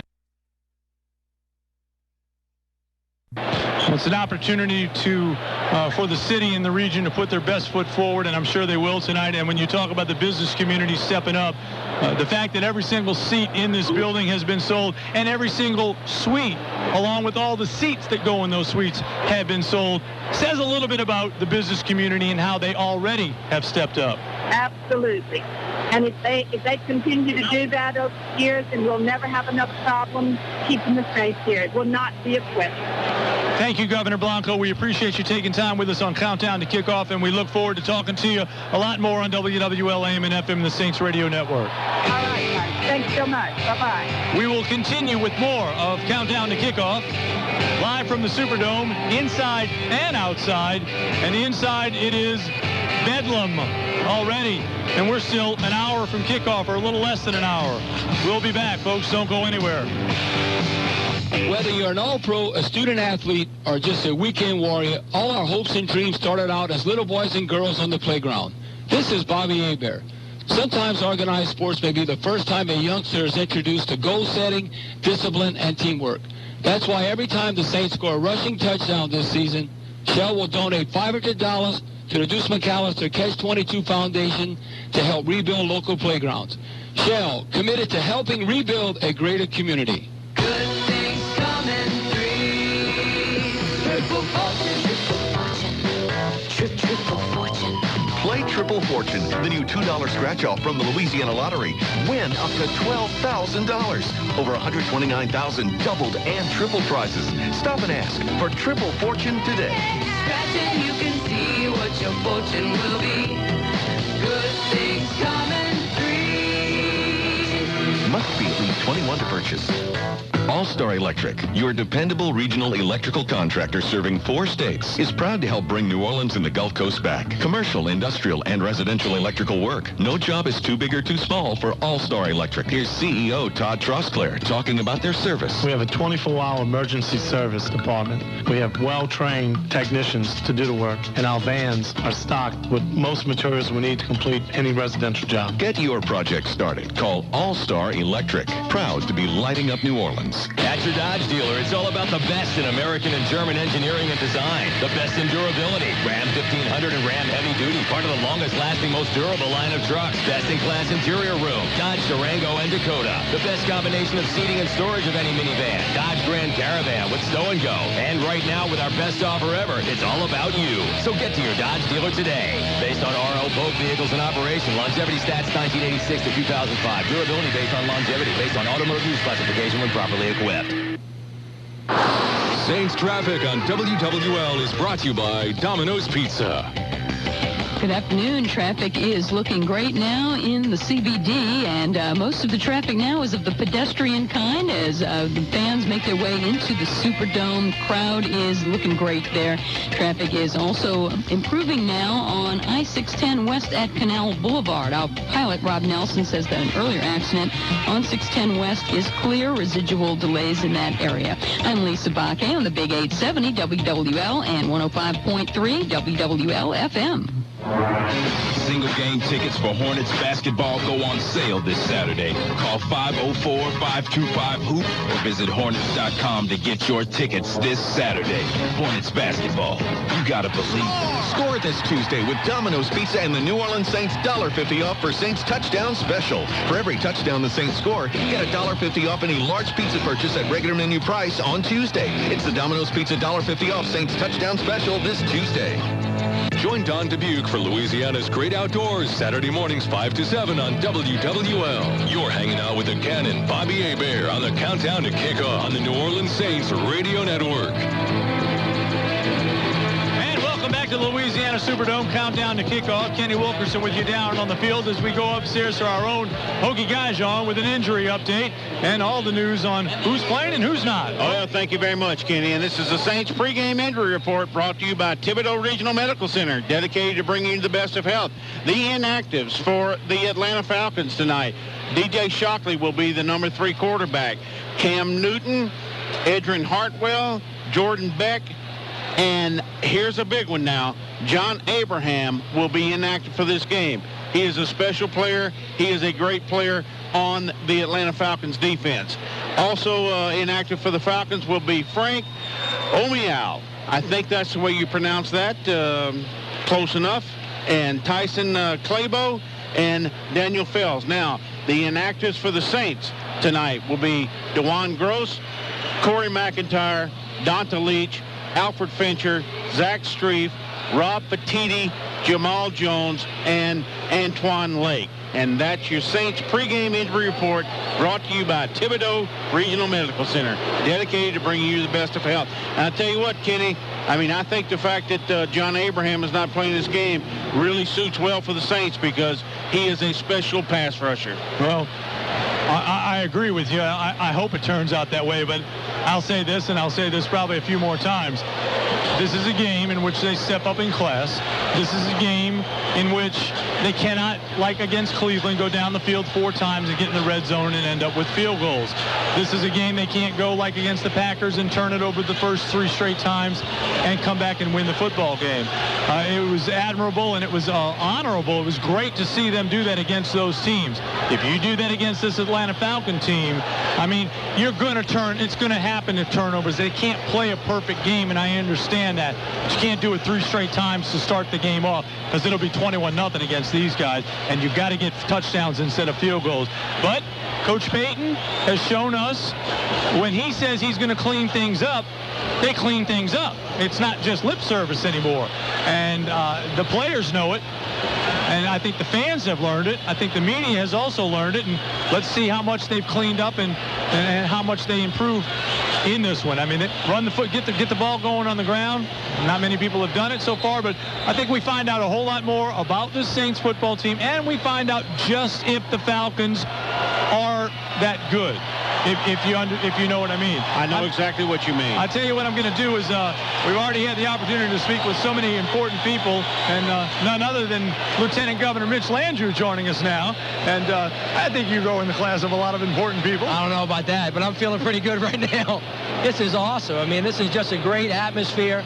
All the people are excited. They're all together again, and they're watching the Saints on the field, and they're very pumped up and excited to be here. And, I mean, it's just a little over an hour from kickoff. We still got a long way to go. Oh, man, it's electric in this place. It hasn't been like this in a really long time, and this is not unlike what happened at the Jazz Fest in Mardi Gras. Everybody's just really happy to be back.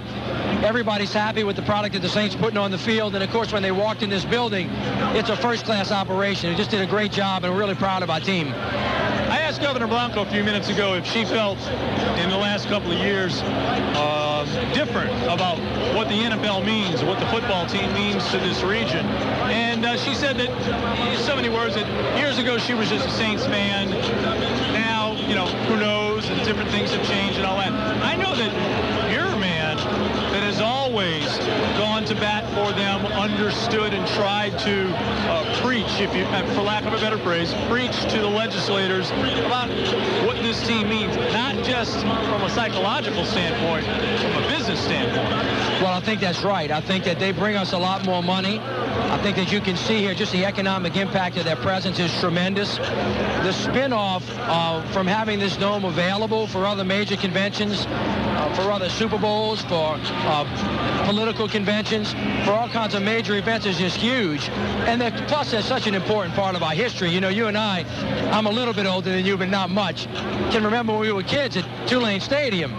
And being there, and then I remember being here before this building was even here, when it was just dirt on the ground and there was a physical structure over the top of it.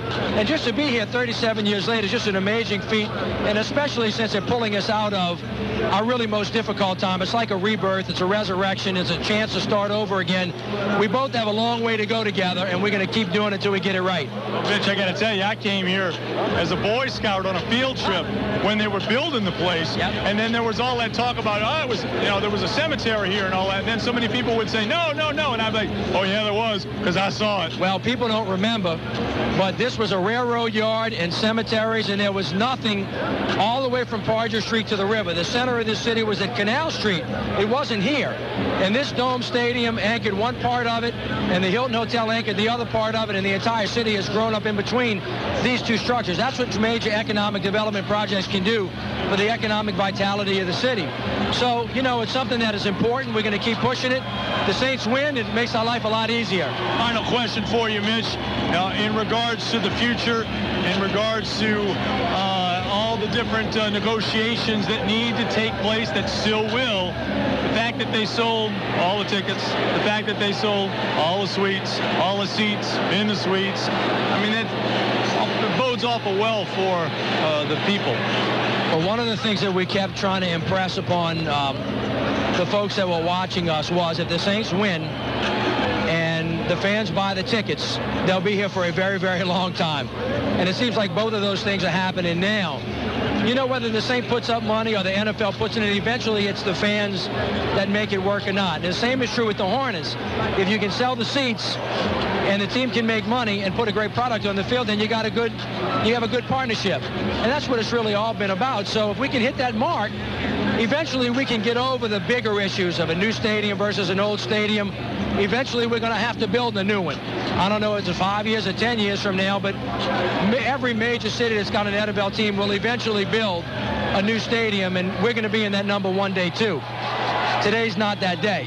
Today this building is gorgeous. It looks brand new. It's been one of the great stadiums that has stood the test of time.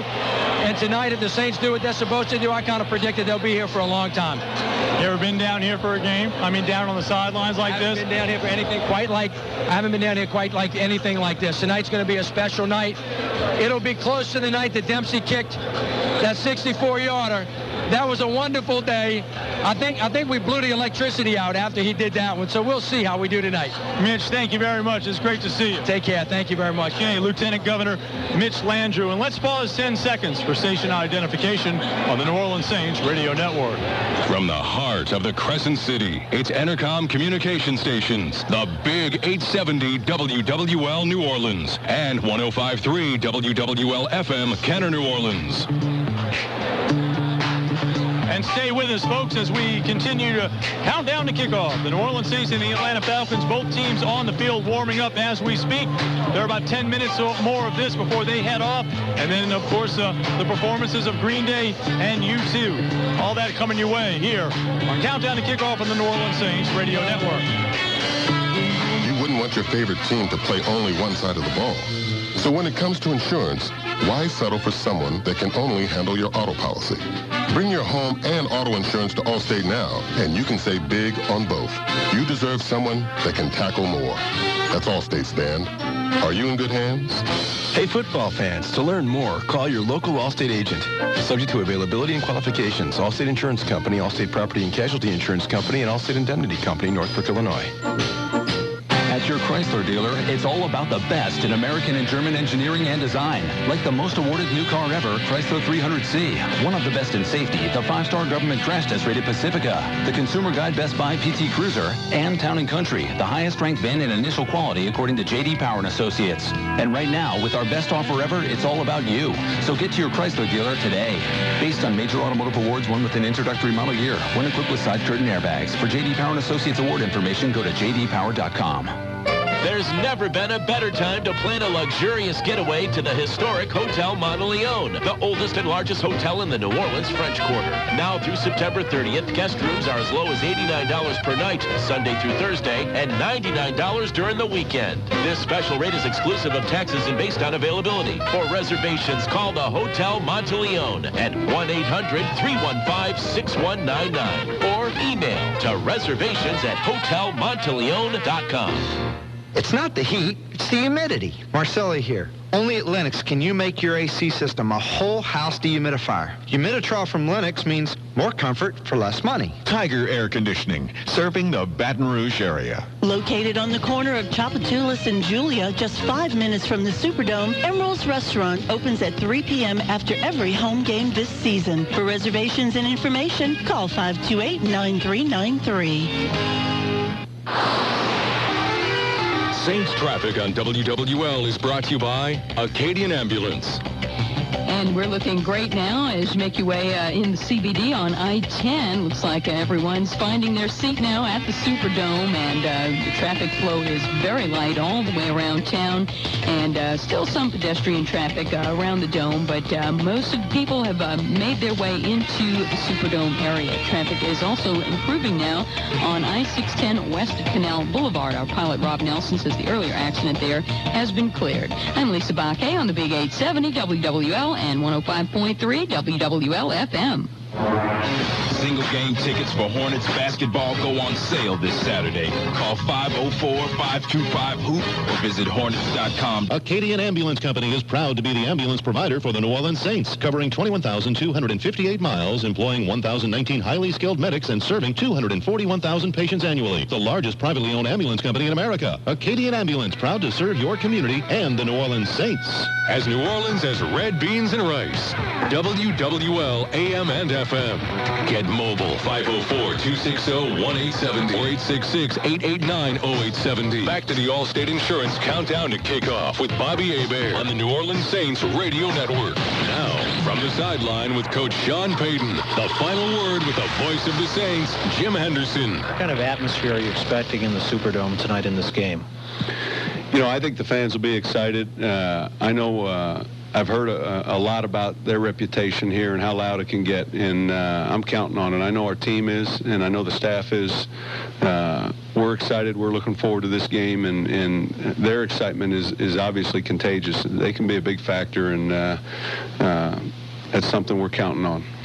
Been reading a lot about the new twist that the Falcons have in their offense, almost a college-style attack of Vic in the shotgun, work done alongside, kind of reading the defensive line, in particular the defensive ends, as to whether he hands off to work done and then keeps it himself around the end. Is this almost a college-type attack, or how would you describe it? Well, it's one specific play that's problematic. When you're able to do that and you have a quarterback that can run, you're really on offense, get that advantage back of 11 on 11. Defensively, as you look at defenses, they have 11 defenders, and then if the quarterback is never the runner, then there's generally 11 versus 10. But when the quarterback becomes a runner again, the offense gets that edge back. So it creates problems, and I think we'll see it. Teams are going to see it, whoever plays Atlanta, until people come up with a way to stop it effectively. So you spend time on it, and you spend time on the other things that are pressing and concerning, and certainly that's one aspect of their offense that's a threat.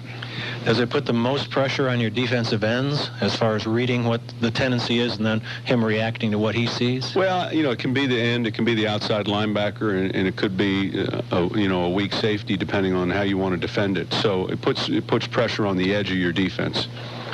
You look at their offense and their running attack, and they're number one in the NFL. They have been the last 2 years, and they've got some pretty gaudy statistics. The fact that you've got Warwick Dunn, who's averaging 5.3 yards per carry, Norwood's at 5.8, and Vic's at 8.3. Well, we're going to have to, contain them, and you're never going to just, take all of that away. You've just got to be, you got to avoid giving up the big plays, the big runs.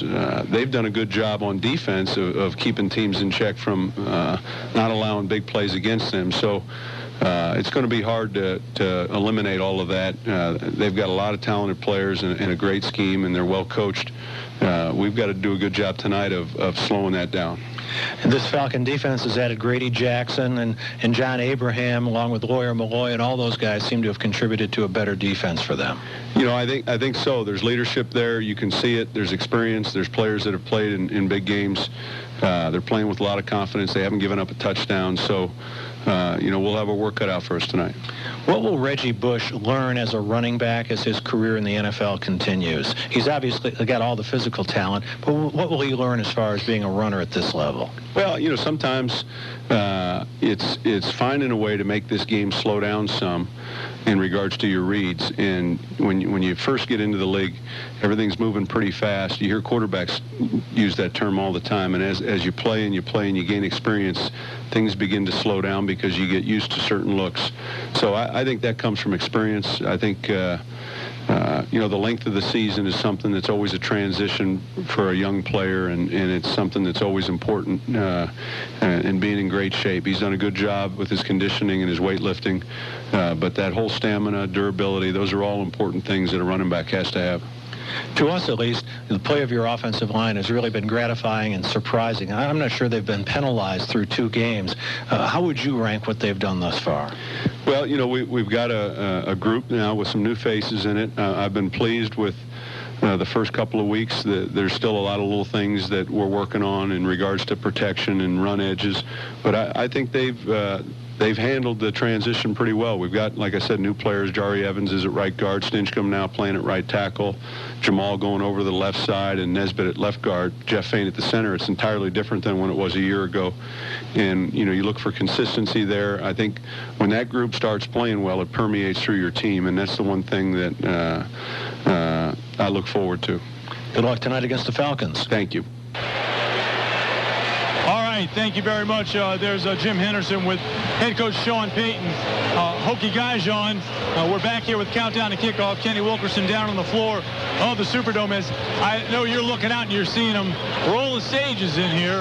The teams have exited and left the field, and they'll give about 5 or 10 minutes or so to set things up before they have Green Day and U2 come out. And I know you have all of their CDs, don't you? I certainly do, Kenny, and I tell you what, if I don't have all of them, I will by tomorrow, because right now this is one of the most special events I've ever been to. It really is. I mean, Hokie, I've been very lucky in my lifetime, and since coming to work for WWL and Entercom, to be able to go and cover a lot of Super Bowls, and 12 of them to be exact, and none of that compares to this. I mean, they're great. The thing I've always felt and always said to myself, being in the other Super Bowl city, was it would be, of course, crazy, and this city, New Orleans, would go nuts if the Saints ever made the Super Bowl. But I always said to myself, it would be a shame for it to be in another city, because the people wouldn't get to experience it. They are experiencing everything that goes along with a Super Bowl tonight, other than, of course, if they win the game, that they give them the trophy. And you have seen it firsthand, but I'm going to tell you what, Kenny, I was glad that I didn't come into the Dome the other day, because I wanted to come in here and see it for the first time, and I tell you what, it is everything I imagined it to be. It is great. Certainly is. That is it for Countdown to Kickoff. On behalf of Deke Bellavia, Bobby Hebert, Hokie Gaijon, Jim Henderson, I'm Kenny Wilkerson. Stay tuned, folks.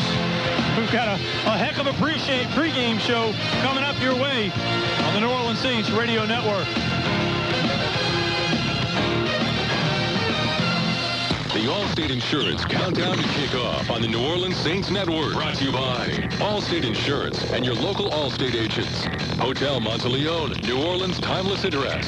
Capital One, no hassle banking. Chrysler, see your local Chrysler dealer. All-Star Electric, no job too big or too small. Jeep, see your local Jeep dealer. Southern Scrap Recycling, metal scrap recycler since 1900. The Allstate Insurance Countdown was also brought to you by these local sponsors. The Saints Countdown Show on the Big 870 and 105.3 WWL-FM was brought to you by Hood Automotive Group. Everything automotive under one hood. People's Health Champions. Excellence through experience. Briggs Equipment. Quality forklift service. Subway. Eat fresh. River Parish Disposal. Our business stinks, but it's picking up. Coming up, football with attitude. Saints football in stereo on the Big 870 and 105.3 WWL-FM.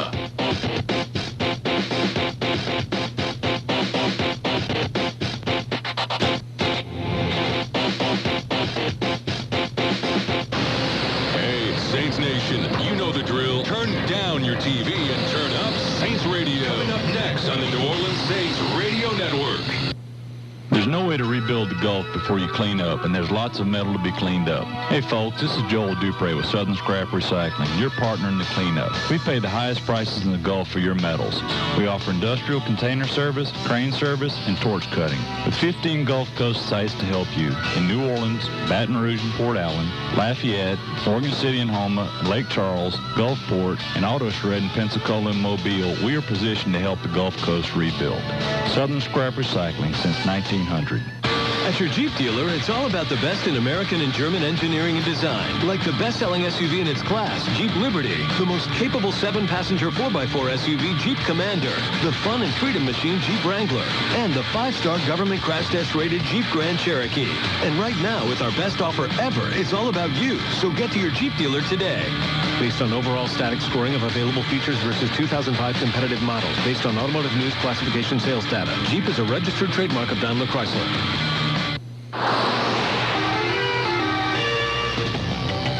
And good evening. Through our traffic cameras, we can see the spotlights on the Superdome and all the pedestrian traffic pretty much over with as people are making their way to their seats, getting ready for the game. Traffic in the CBD looking extremely smooth on I-10 near Canal Street, and we're seeing a light flow of traffic through Metairie all the way into the downtown area. I'm Lisa Bakke on the Big 870 WWL and 105.3 WWL-FM.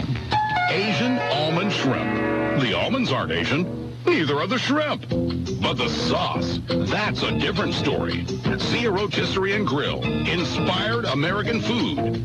Find your Zia at ZiaRestaurants.com.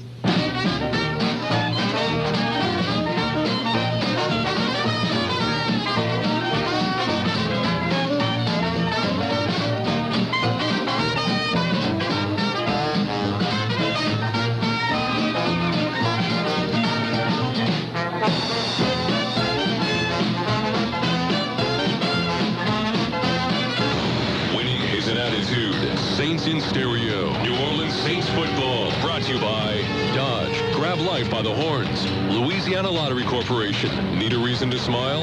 Alltel. Official wireless of the Saints and Superdome. Capital One. No hassle banking. Lennox. It's not the heat. It's the humidity. Southern Scrap Recycling. Metal scrap recycler since 1900. Saints football is also brought to you by these local sponsors. Today's Saints game on WWL is also brought to you by Bud and Bud Light, official beer of the Saints. Subway, eat fresh. O'Reilly Auto Parts, better parts at better prices every day. Get great tasting healthy Abita Springs water delivered by the Abita man. River Parish Disposal, our business stinks, but it's picking up. Jeep, see your local Jeep dealer. Cintas, the uniform people. Allstate Insurance and your local Allstate agents. Chrysler, see your local Chrysler dealer. A1 Appliance and Electronics. And All-Star Electric, no job too big or too small.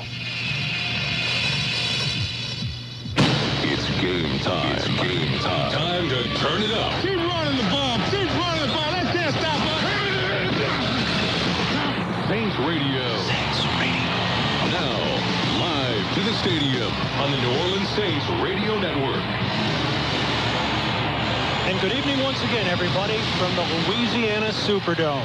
This is Jim Henderson. On October 16th, a year ago, the Saints lost a thrilling game to the Falcons, 34-31 on the game's last play. But it was more than a game the Saints lost that day in San Antonio. It appeared at the time that the city of New Orleans would lose its franchise. San Antonio Mayor Phil Hardberger, who had been a guest of Tom Benson's at a thrilling game in front of a sold-out Alamo Dome crowd, announced afterward that he would begin negotiations with Benson after the season, and he had been given a great deal of encouragement that a deal could be struck. Among the many emotions I felt that day was sorrow. Sorrow for a Saint fan base that I was convinced was still there. It was a fan base that was displaced by the storm, disappointed by the team's failures, and disaffected from a quarterback it could no longer root for, a coach it no longer believed in, and an owner it could no longer trust. The shame of losing the team because the fans were being blamed for non-support under those conditions would have been so unfair. I believe that if some of those impediments could be changed, most of the fans would come back.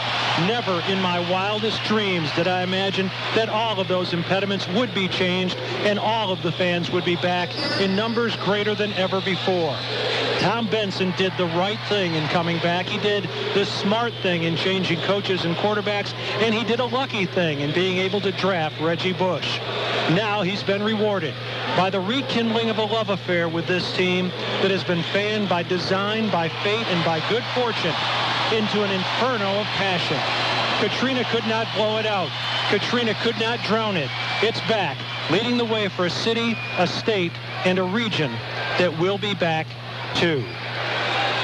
Joined now by Hokie Gaijan, and Hoke, maybe we could get it out of the way at the very beginning. Just got to have a group cry up here in the broadcast booth, because that's the kind of emotion we felt from the moment we stepped in this place. There's no doubt, Jim, there's no way you can tell me that you don't have a lump in your throat right now. Anybody that is a New Orleans Saints fan, you got the bands coming out there, you got the fans in the stands, you got look how many people are down on the field right now. I mean, this is, I'm going to tell you, it's a spectacular atmosphere, what we're going through right now. And I tell you what, I just got goosebumps all over me.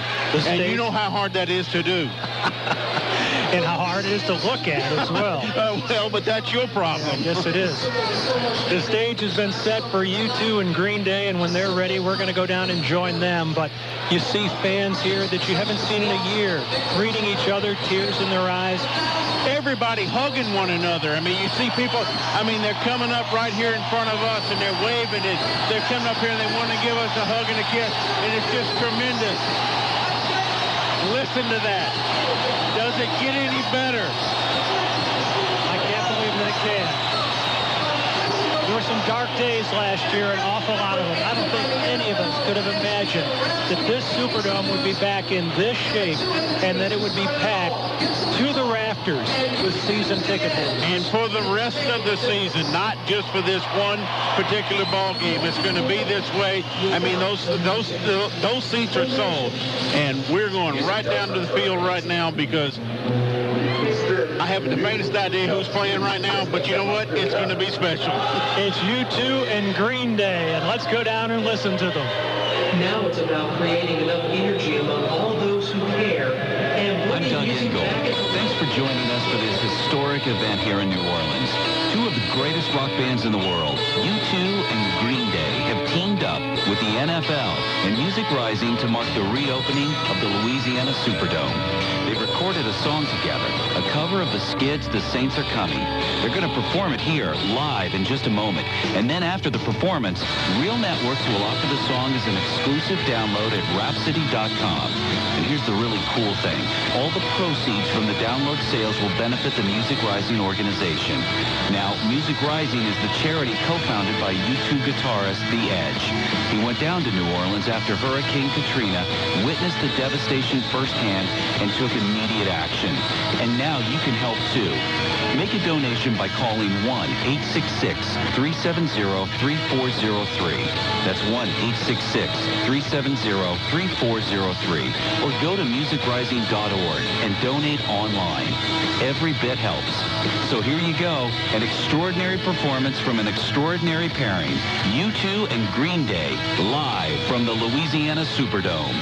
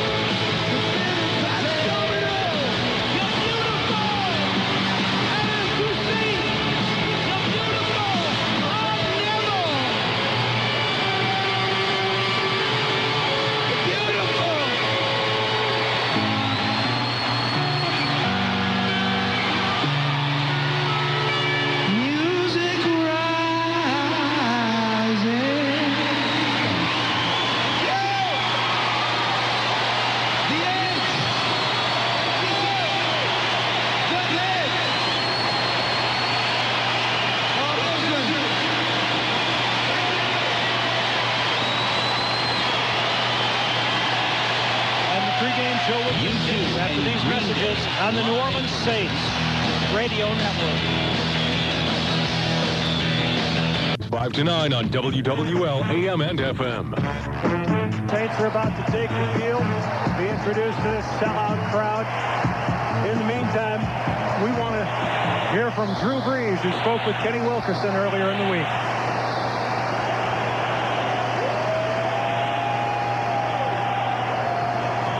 Their defense has played outstanding. I know everybody always wants to talk about Atlanta's offense, but their defense has really stepped up.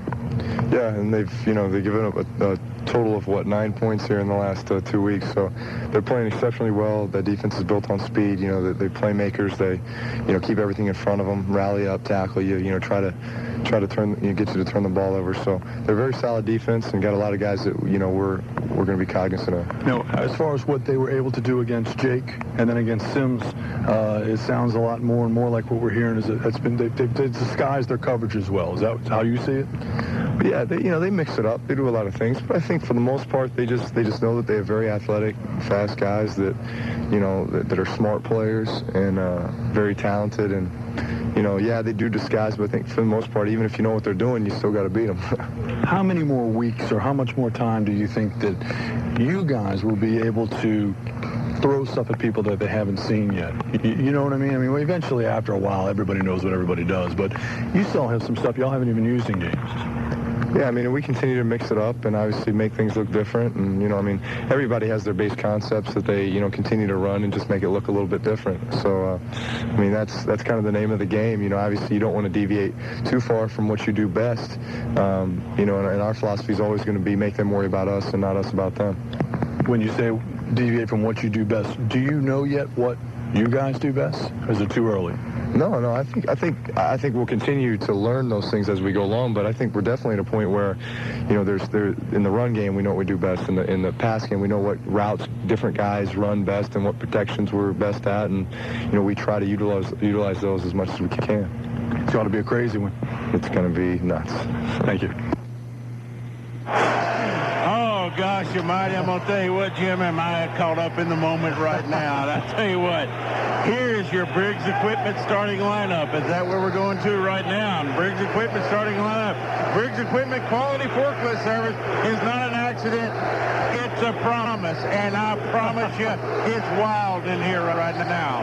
Well, I put a stopwatch on it. We're now at 2.5 minutes. People are still on their feet. People are still cheering. The Saints have come on the field, and this ovation has not abated one bit. What an incredible moment. Let's start with the Saints offensively, shall we? Marcus Colston along with Joe Horn at the wide receiver positions and Ernie Conwell at the tight end. This offensive line has played so well. Jamal Brown, Jamar Nesbitt, Jeff Payne, Jari Evans, and John Stinchcomb. The quarterback is Drew Brees. The running back is Deuce McAllister. And the fullback, once again, it is Mike Carney. Now, the Falcons have got some changes defensively. They're going to have Chauncey Davis playing at left defensive end, and Patrick Kearney is going to move over to right defensive end in place of John Abraham, who can't go again tonight with a groin injury. Rod Coleman and Grady Jackson are the tackles. The linebackers are Michael Boley, along with Demario Williams on the outside. Keith Brooking moves into the middle to replace the injured Edgerrin Hartwell. D'Angelo Hall and Jason Webster are the corners. The free safety is Chris Crocker, and the strong safety is Lawyer Malloy. For the Falcons offensively, Ronnie White and Michael Jenkins are the wide receivers. Algie Crumpler is the tight end. Wayne Gandy, Matt Lair, Todd McClure, Keenan Forney, and Todd Weiner are the offensive line in front of Michael Vick with Warwick Dunn, the running back, and Justin Griffith, the fullback. The Saints are unchanged defensively. Charles Grant, Hollis Thomas, Brian Young, and Will Smith, the front four. Scott Fujita, Mark Semino, and Scott Shanley are the backers. Mike McKenzie and Fred Thomas are on the corners. Roman Harper's at the strong safety, and Josh Bullocks is at the free safety. And the pregame show will continue after these messages on the New Orleans Saints Radio Network.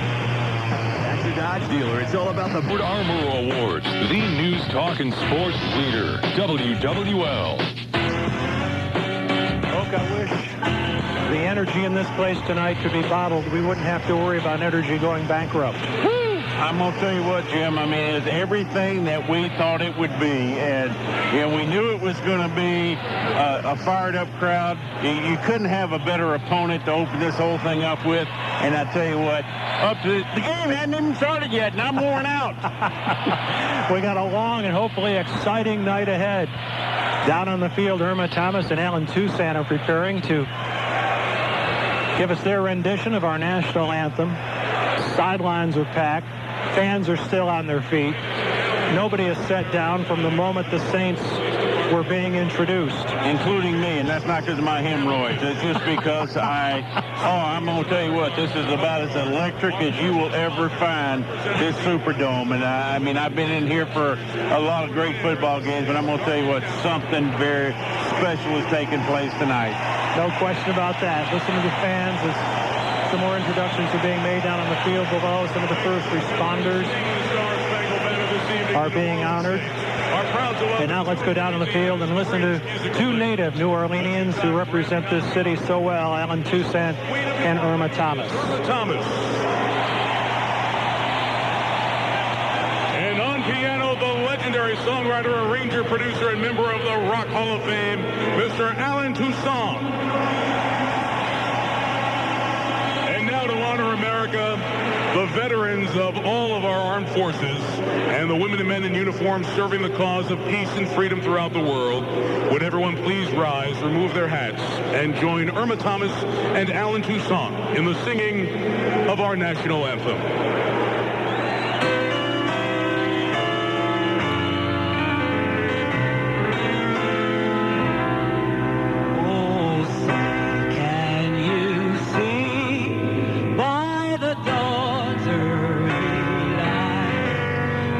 So proudly we hail at the twilight's last gleam, whose broad streams and bright stars through the perilous fight o'er the ramparts we watched were so gallantly streaming, and the rockets red glare, the bombs bursting in air, gave proof through the night that our flag was still there.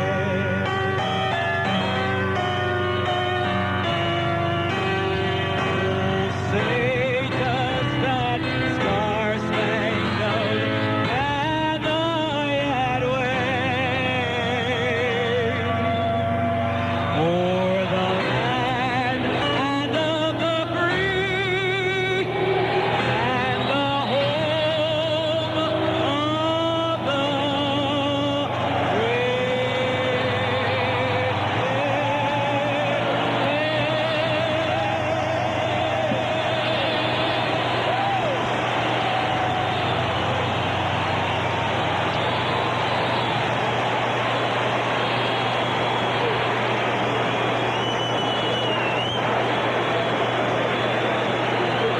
68,000 fans,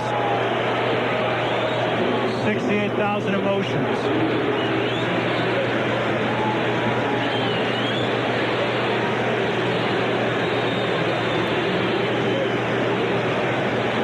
The Saints are back, the Superdome is back, and the Atlanta Falcons, the Saints' greatest rivals, they're back as well, and it promises to be a very special evening here in the Louisiana Superdome. In fact, already has been.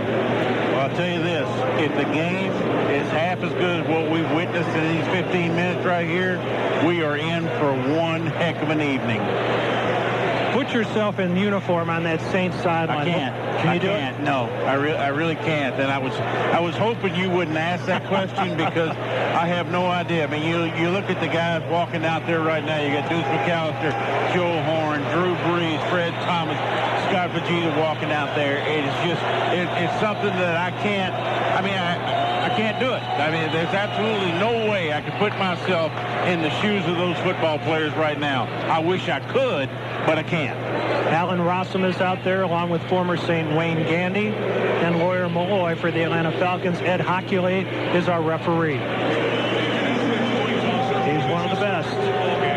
befits a game between two of the best teams through 2 games in the NFL.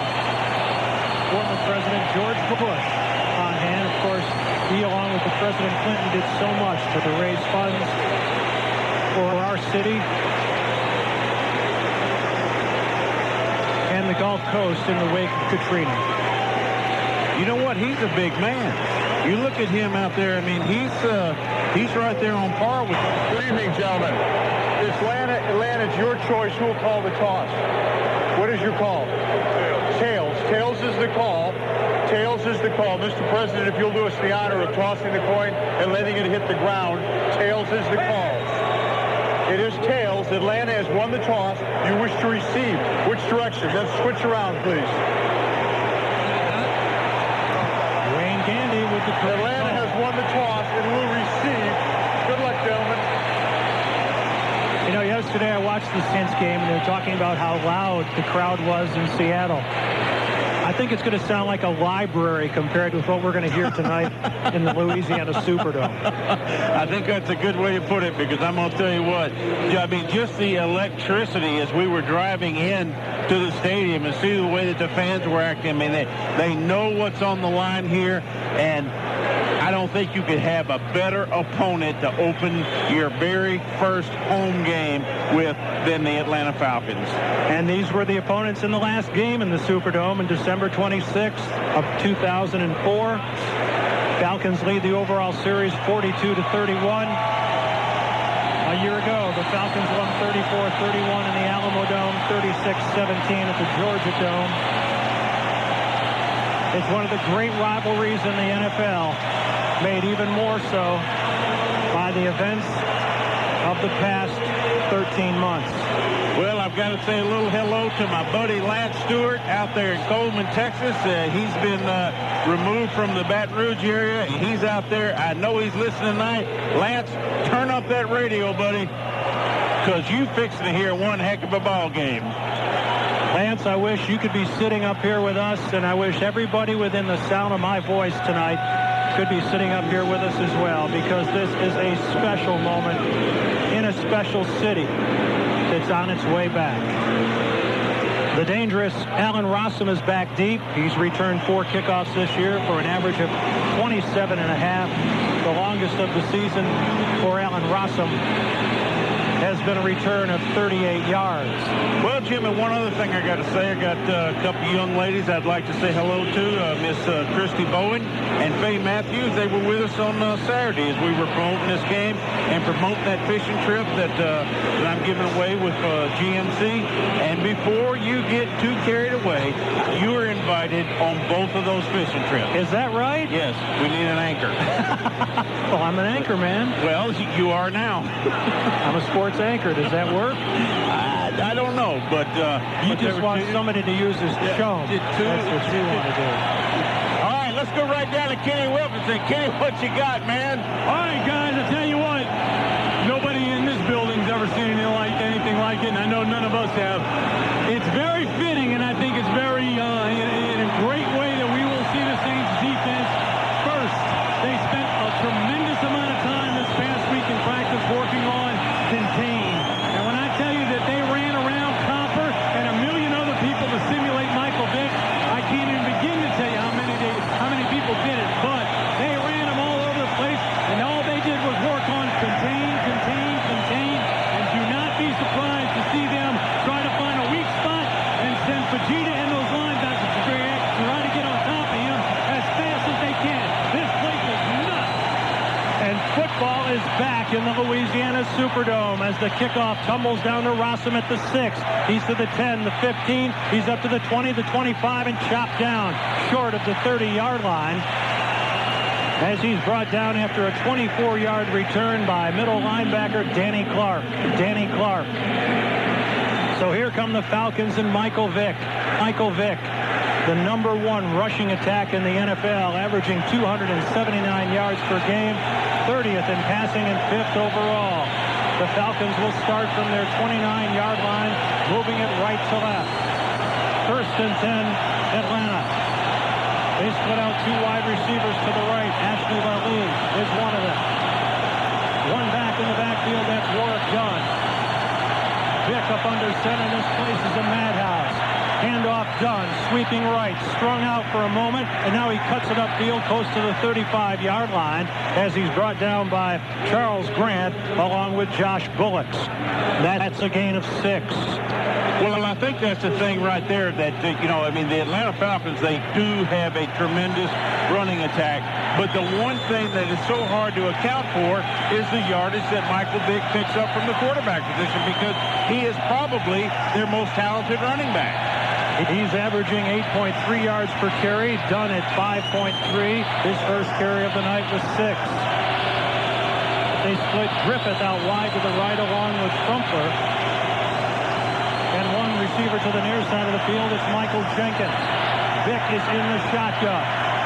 Standing to his right is Warwick Dunn. Vick drops, looks to his left, throws, and it's underthrown and incomplete. Intended at the 48-yard line for Michael Jenkins.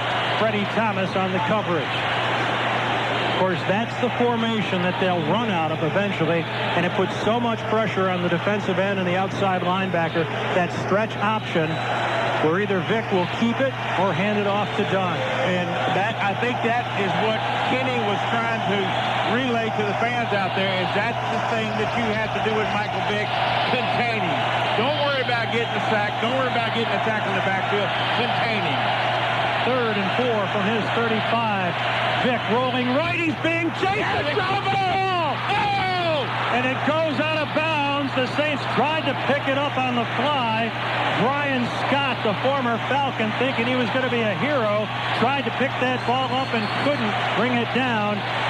But it was forced by Scott Fujita.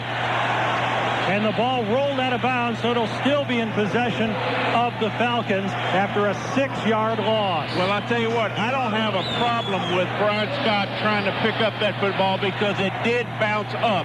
It wasn't anything that he had to try and scoop up off the ground. You just wish he would have held possession of it, because it would be Saints football right now at the 29-yard line. 3 and out for the Falcons and Vick. Here's Keenan to pipe. It's right inside the 5. It is going to be covered by the Saints for a touchdown. Oh, baby!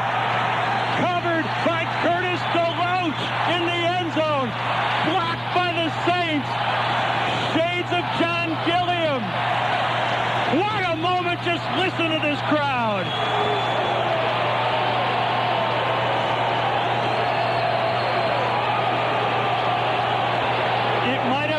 Steve Gleason who blocked it. There was pressure up the middle. They were all over Michael Kanan, and it was rolling into the end zone some 3 yards deep. And I believe it was Curtis DeLoach who fell on it. Oh my gosh, what a moment as the Saints break on top just a minute and 30 seconds into this game. John Carney's extra point is up and through. And with 13:30 to play in the first quarter, the Saints are on top 7-0. Couldn't have started much better for the New Orleans Saints. I'm going to tell you what, Jim, we have headsets on, and it is deafening in here right now. And it was Steve Gleason that came right up the middle. Let's go down to Kenny Wilkinson with an Aviva Springs Water Saints Sideline Report. Kenny, it's bizarre up here. What you got down there, bud? Well, I got to tell you, that roar and that moment will go down, and we'll compare now to the Hakeem dropped the ball, because that's how loud it got. I mean, that moment years ago was unbelievable down here, and just a truly remarkable sound and sight when Hakeem dropped the ball. And that is going to be something that's going to go down in Saints history. Another moment to remember on the national audience after the almost fumble and pickup run for the touchdown. And on that particular play, okay, I know you were talking about my comments about the contain. Did you notice how many linebackers got over there? Did you notice how fast they sealed and closed off once Vick committed to using his feet? That's what they're watching for. It's something very, very critical to keep an eye on him about. He'll tuck it and go, and he can fake you out with a lot of different things, but he took off with his feet. When they see the feet going, they're going at him, and they're going at him with 2 and 3 different people.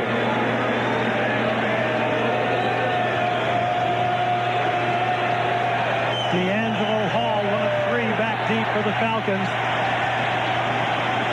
And it's going to be a lateral. No, Rossum's going to hold on to it now, take it up the right side, and he'll be dropped around the 28-yard line. He faked the cross-field lateral to D'Angelo Hall, kept it himself, and brought it up 23 yards. 13:23 remaining here in the opening quarter. It's the Saints 7 and the Falcons nothing. This is the New Orleans Saints Radio Network. At your Chrysler dealer, it's all about the best in American and German engineering and design. Like the most awarded new car ever, Chrysler 300C. One of the best in safety, the 5-star government crash test rated Pacifica. The Consumer Guide Best Buy PT Cruiser. And Town & Country, the highest ranked VIN in initial quality according to J.D. Power & Associates. And right now, with our best offer ever, it's all about you. So get to your Chrysler dealer today.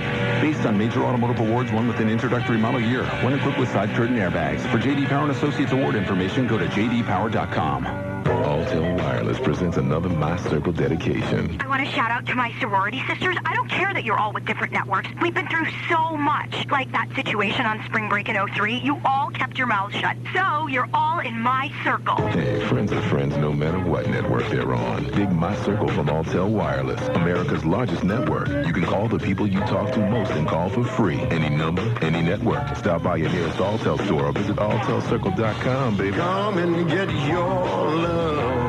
Hey, Marcelli here. It's not the heat, it's the humidity. Let Lennox show you how to raise your thermostat, get better comfort, and save you money with Humiditrol from Lennox. Tiger Air Conditioning, serving the Baton Rouge area. All our hopes and dreams started out as little boys and girls on the playground. This is Bobby Hebert. Every time the Saints score a rushing touchdown this season, Shell will donate $500 to the Deuce McAllister Catch-22 Foundation to help rebuild local playgrounds. Everything you need to prepare for extreme weather. Hurricane Central at WWL.com. This week's Allstate Insurance Saints Radio Network peak performer is Aldrimia Omar in Baker, Louisiana, of all places. Call Aldrimia Omar from Allstate Insurance. Now the fix is definitely in. Michael Kanan had not had a punt block this season. We all wondered, why did Steve Gleason stay on this team when Fred McAfee didn't and some of the other special teamers? Well, maybe now we know. 7-0 Saints. The Falcons will start from their 28-yard line. Baxton and I, two receivers to the right, one to the left of Vic, who's already been sacked once in this game. He rolls to his left, being chased by Fujita, running toward the sideline and pushed out of bounds by Freddie Thomas. Vic has to leap over the Saints bench to the safety of the sideline. That's the very dangerous thing that he's capable of. I talked with Sean Payton on a 4-yard gain by Vic late in the week, and he said the thing that makes Michael Vick so difficult is when you usually play any other quarterback in the league, it's your 11 against their 10. When Michael Vick's in there, it's 11 against 11 because you have to account for him with the ball in his hands every single second as a runner, as a passer. That's a gain of 4, and it's 2nd and 6 from the 31. Two wideouts to the right. Baxton and I. Vick play action. Steps up, delivers, and the catch is made for a first down at the 40-yard line. On the tackle was Josh Bullocks of Michael Jenkins. That's a gain of 8. And the thing that you can't ever do with Michael Vick, you can never relax. You don't know when he's going to break it to the right, break it to the left, if he's going to throw it on a run. I mean, if there's a guy I want running a naked bootleg, which is what he did on the first down carry right there, it's Michael Vick, because he gets out there and he threatens the entire defense when he does that. 1st and 10, Falcons from the Atlanta 40-yard line. Saints leading here early, 7-0, and a block punt by Steve Gleason and a Deloach recovery. Here's Vick under pressure, throwing it upfield and short of Algie Crumpler at the 50-yard line, and he is put on his back by Josh Bullocks. And that was also Mark Simino, I believe, coming up the middle. Let me check that. I believe it was Simino. In any event, Michael Vick went down in a hurry as he delivered the football short of Algie Crumpler, who has been so difficult for the Saints to contain down through the years. 2nd and 10 from the Atlanta 40-yard line. Vick goes to the shotgun with two wide receivers to his left. He puts Jenkins in motion, left to right and back to the left again.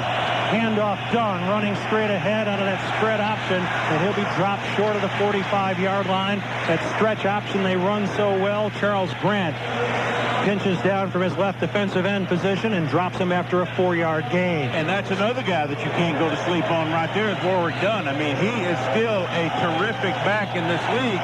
And if you spend all your time worrying about Michael Vick, you got that double-edged sword in Warwick Dunn that you have to worry about. 3rd and 6 from the 44-yard line. Lee is out to the right along with Crumpler. Jenkins wide to the left. Vick in the shotgun, standing his left is Warwick Dunn. Saints showing blitz. They bring just 4. Vick is hit on a delayed blitz, throws it downfield, and the catch is made at the 10-yard line as Ashley Lee brings it down, and Mike McKenzie saves a touchdown, but it's still going to be a 48-yard gain as McKenzie is victimized again. Well, Michael Vick right there, I guarantee you he's been watching game tape here for the last 2 weeks and saying, hey, we can throw the ball in the direction of Mike McKenzie.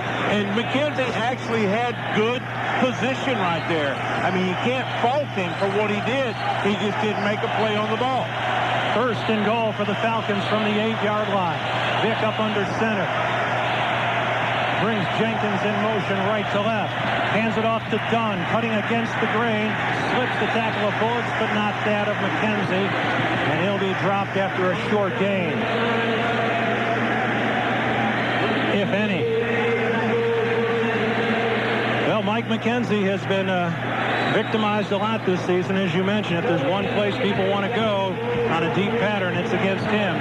But he's supposed to be their shutdown guy, and he is really the one that most teams attack. 2nd and goal from the 8-yard line. Backs in an eye, tailback is done. 2 receivers to the right.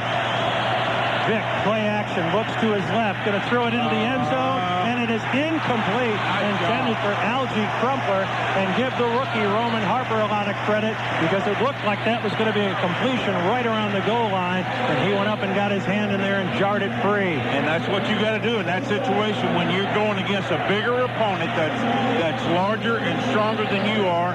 Just get up there and look. You're not worried about making the interception right there. Get in there and punch that ball out, knock it to the ground.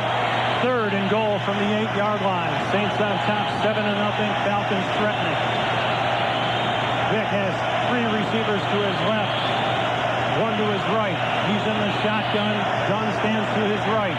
Vick drops, looks, throws into the end zone. It's dropped. Crumpler dropped the ball at the goal line. He had beaten Jason Kraft, who had pretty much conceded the touchdown, and Crumpler dropped the ball. And that's exactly what you're saying right there. That should have been the score right now, pending the extra point, should be 7-7. Michael Vick does a nice job finding the open man. Crumpler was lined up in the slot. He just flat out dropped it. Saints dodged a huge bullet right there. And on comes Morton Anderson to attempt a field goal of 26 yards. Anderson,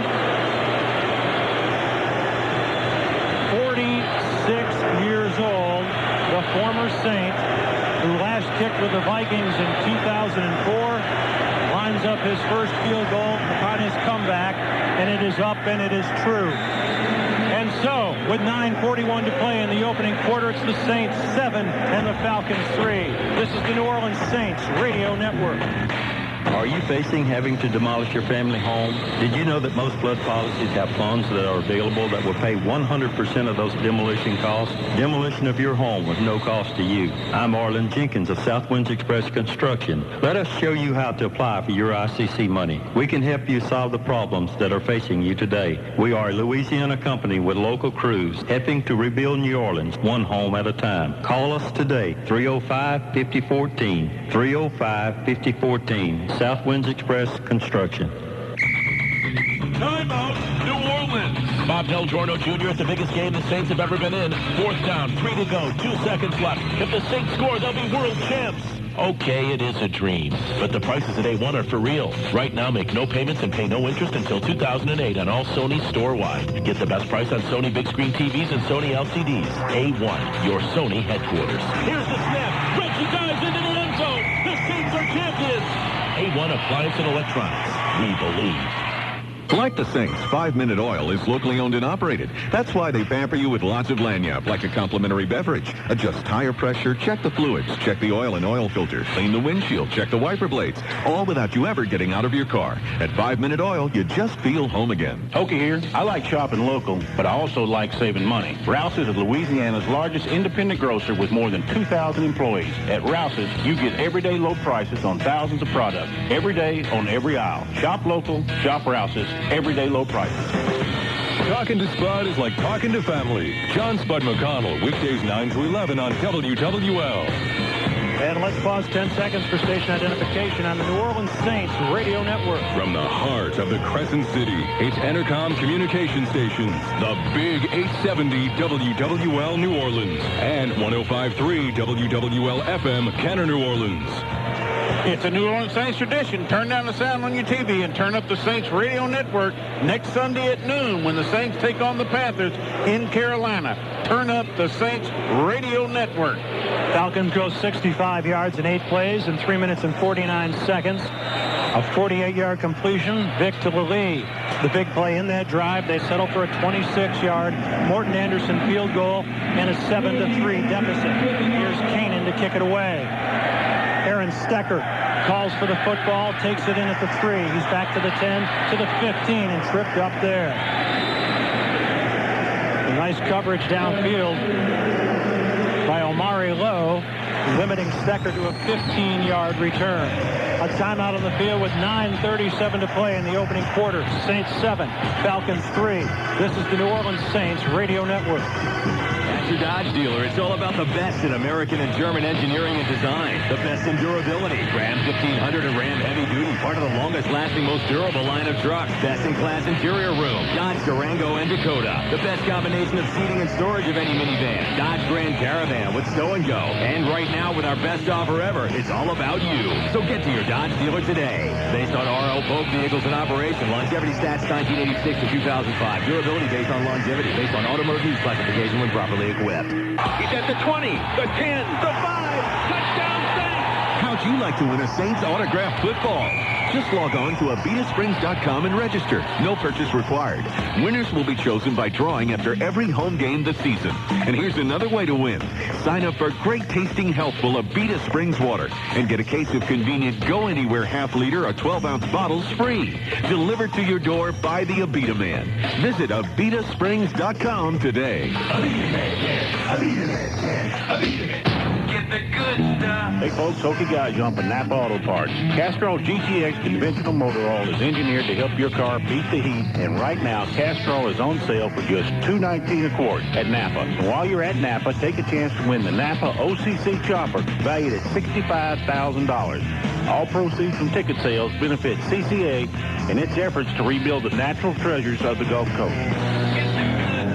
Napa, a proud sponsor of the New Orleans Saints Radio Network. Hear the Saints and LSU in stereo. The Big 870 and 105.3 WWL FM. Crowd sitting back and catching its breath for the first time tonight with 9:37 to play in a very eventful first quarter. Watching the Saints offense come on the field for the first time against a Falcon defense, 10th overall in the NFL, 4th against the run, 22nd against the pass. First and 10 Saints from the New Orleans 17. They lead it 7-3 early. They've opened with 2 wide receivers to the left, 2 tight ends in tight on the right. Devery Henderson comes in motion, play action, Breeze. A lot of time, pumps once, throws underneath to Deuce. McAllister will be tackled quickly as he crosses the 20, maybe to the 21-yard line. It's Michael Foley on the stop after a 3-yard reception by Deuce McAllister, just his second catch of this season. Well, one thing about, we've been sitting here, all the emotions are running high, everything has happened so quick. The Saints defense has been out there on the field. This is the first opportunity we've got to see of the Saints offense, and I'll tell you what, I like that, coming out there, you do a little play action on first down, hey, you pick up positive yardage. That's all you need. 2nd and 7 from the 20-yard line as Reggie Bush checks in slot right. He gets the football at the 20 on a pass up to the 25-yard line. He's taken down by the free safety, Chris Crocker. That's a 5-yard reception for Reggie Bush, who came in with 15, number 1 among all rookies in the NFL. down to Kenny Wilkerson. Did you notice Reggie Bush get up a little gimpy? He's got a sore ankle. He's got a sore knee. It occurred in the week 1, and they know that it's something they're going to have to deal with the entire season. There's no injury to speak of, but he is sore, and he's going to be gimpy for a while, and he just got up and took himself out. Yeah, he came to the sideline shaking his head as if saying to the players on the bench, I'm not myself just yet. Here's Breeze to throw, tipped up in the air and incomplete. Might have been the defensive tackle Darryl Shropshire who got his hand on the football, and so it'll be 3 and out for this Saints offense. Sean Payton checks with Reggie Bush's status on the sideline. Back deep for the Falcons, it'll be Alan Rossum standing at the Atlanta 34. Steve Weatherford, the rookie free agent punter, has done such a good job, hangs it high. Rossum makes the reception at the 36, has running room up to the 40, and tackled hard there at the 42-yard line. And that was Stoutmeyer, who really dropped him in his tracks after a 39-yard punt and a 6-yard return. 8:01 to play, opening quarter. Saints 7 and the Falcons 3. This is the New Orleans Saints Radio Network. At Subway restaurants, we take care of more than just growling stomachs. We are proud sponsors of the LSU Tigers, too.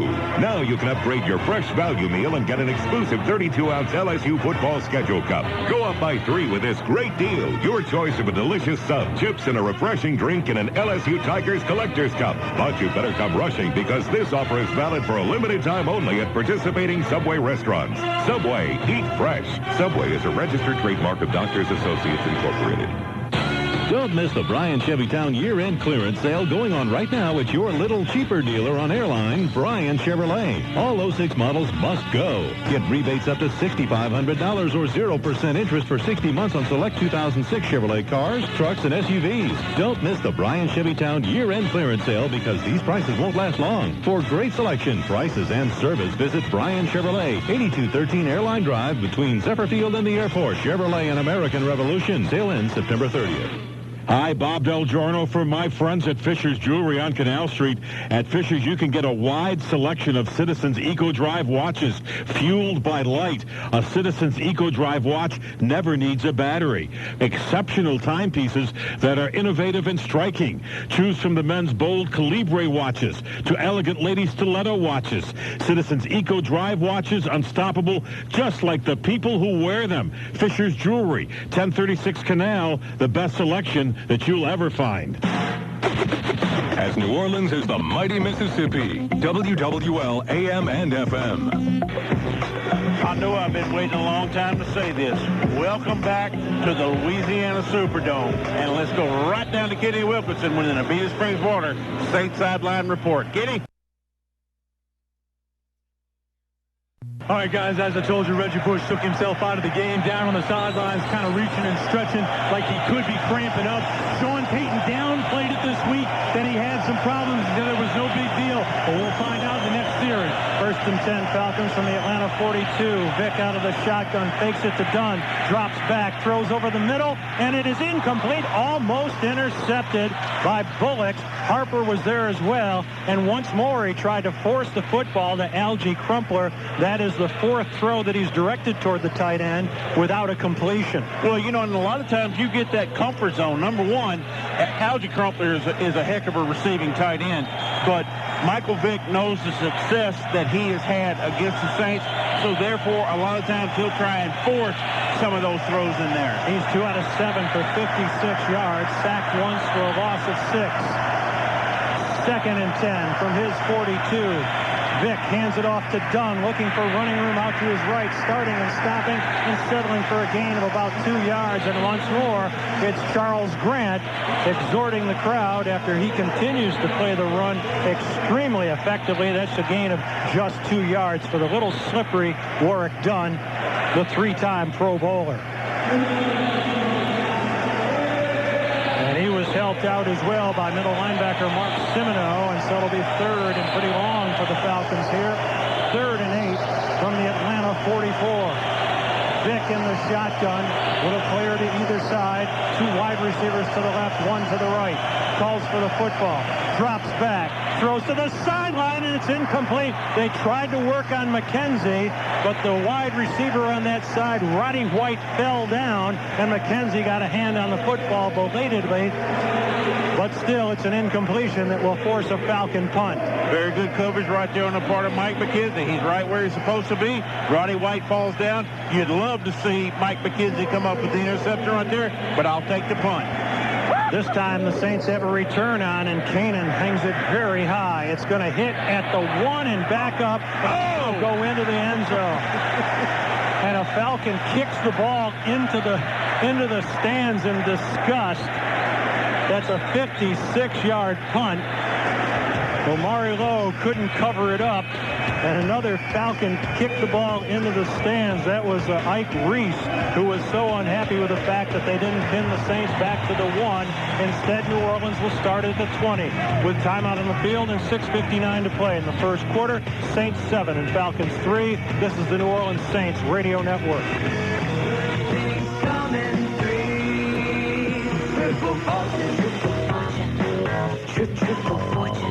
Play Triple Fortune, the new $2 scratch-off from the Louisiana Lottery. Win up to $12,000. Over 129,000 doubled and triple prizes.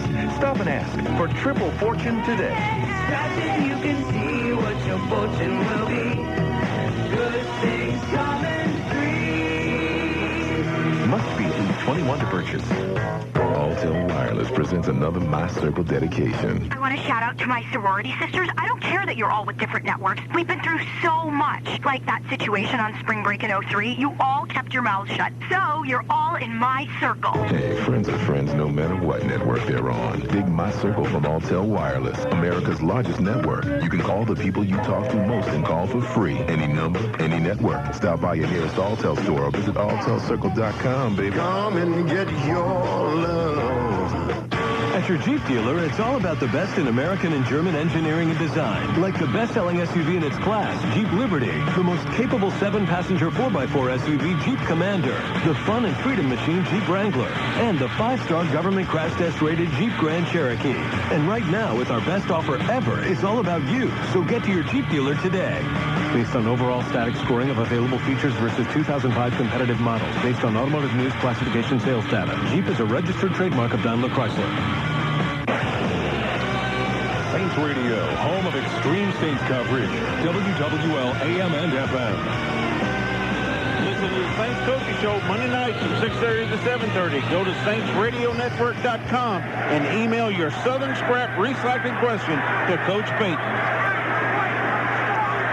First and 10 for the Saints from their 20-yard line. Handoff McAllister. He runs right, and he's chopped down by the strong safety, Lawyer Malloy, after just a 3-yard gain. Lawyer Malloy,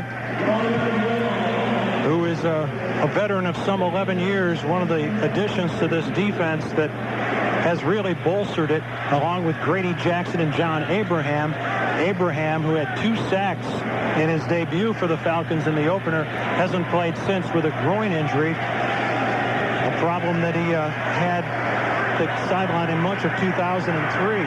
Second and 7 for the Saints from their 23. Breeze drops straight back. A lot of time. Throws, and it's going to be complete. Up short of the 35-yard line to Joe Horn. That will be a first down. D'Angelo Hall along with the middle linebacker Keith Brooking on the stop, but that's an 11-yard gain for Horn and his 8th reception of the season. One thing so far, Breeze has had all the time in the world to throw. And that's all he's looking for right there. And I'll tell you what, there was, we had some people on during the week from the Atlanta media and everything else, and they were talking about, the problems that Deuce McAllister, Reggie Bush presents and everything else. And one of the guys that we had on said that he thought that Coach J.L. Moore said that Joe Horn was the guy that he feared the most because he's always had big games against him. Here's Breeze rolling to his right, throwing on the run and incomplete in the direction of Horn at the Falcon 48-yard line, and he and D'Angelo Hall woof at each other a little bit, and the ball is incomplete. Reggie Bush was back in the lineup there, remains in the lineup now as Devery Henderson comes on, along with Aaron Stecker. Saints with 1 first down offensively coming on this drive.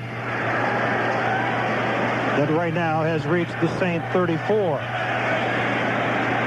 On 2nd and 10 from there, Breeze goes to the shotgun with 4 wide receivers, 2 to either side. Falcons rush 4. Breeze throws over the middle, complete to Henderson. He's got the first down as he takes it in around the 45 and gets his way up to around the 49-yard line.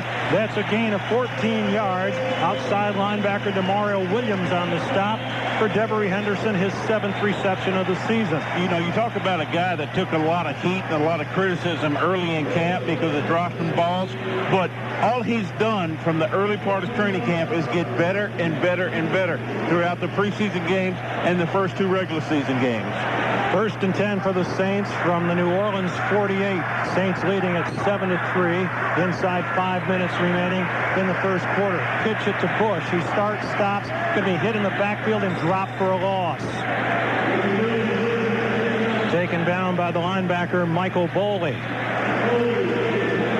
And that's a loss of 4, on the carry by Bush, who came into this game averaging just 3.4 yards per carry. Well, but a lot of that had to do with his ineffectiveness last weekend, where he had 5 carries for 6 yards or 6 carries for 5 yards, whatever it was. He's not accustomed to that, but he's learning his role and what he can and can't do. And a lot of times as a running back, you just got to go ahead and take your lumps and take the ball north and south instead of always trying to make the big plays. 2nd and 13 from the 44 on the delay. This is Bush up to around midfield. It'll bring up 3rd down. Just like right there. I mean, you come in there and you go, I mean, he really didn't have any place to break the ball to the right or to the left, so you just go ahead and get what you can, pick up the positive yards, and put your team in a very makeable 3rd down situation. Right now, we're talking about 3rd and about 8 yards.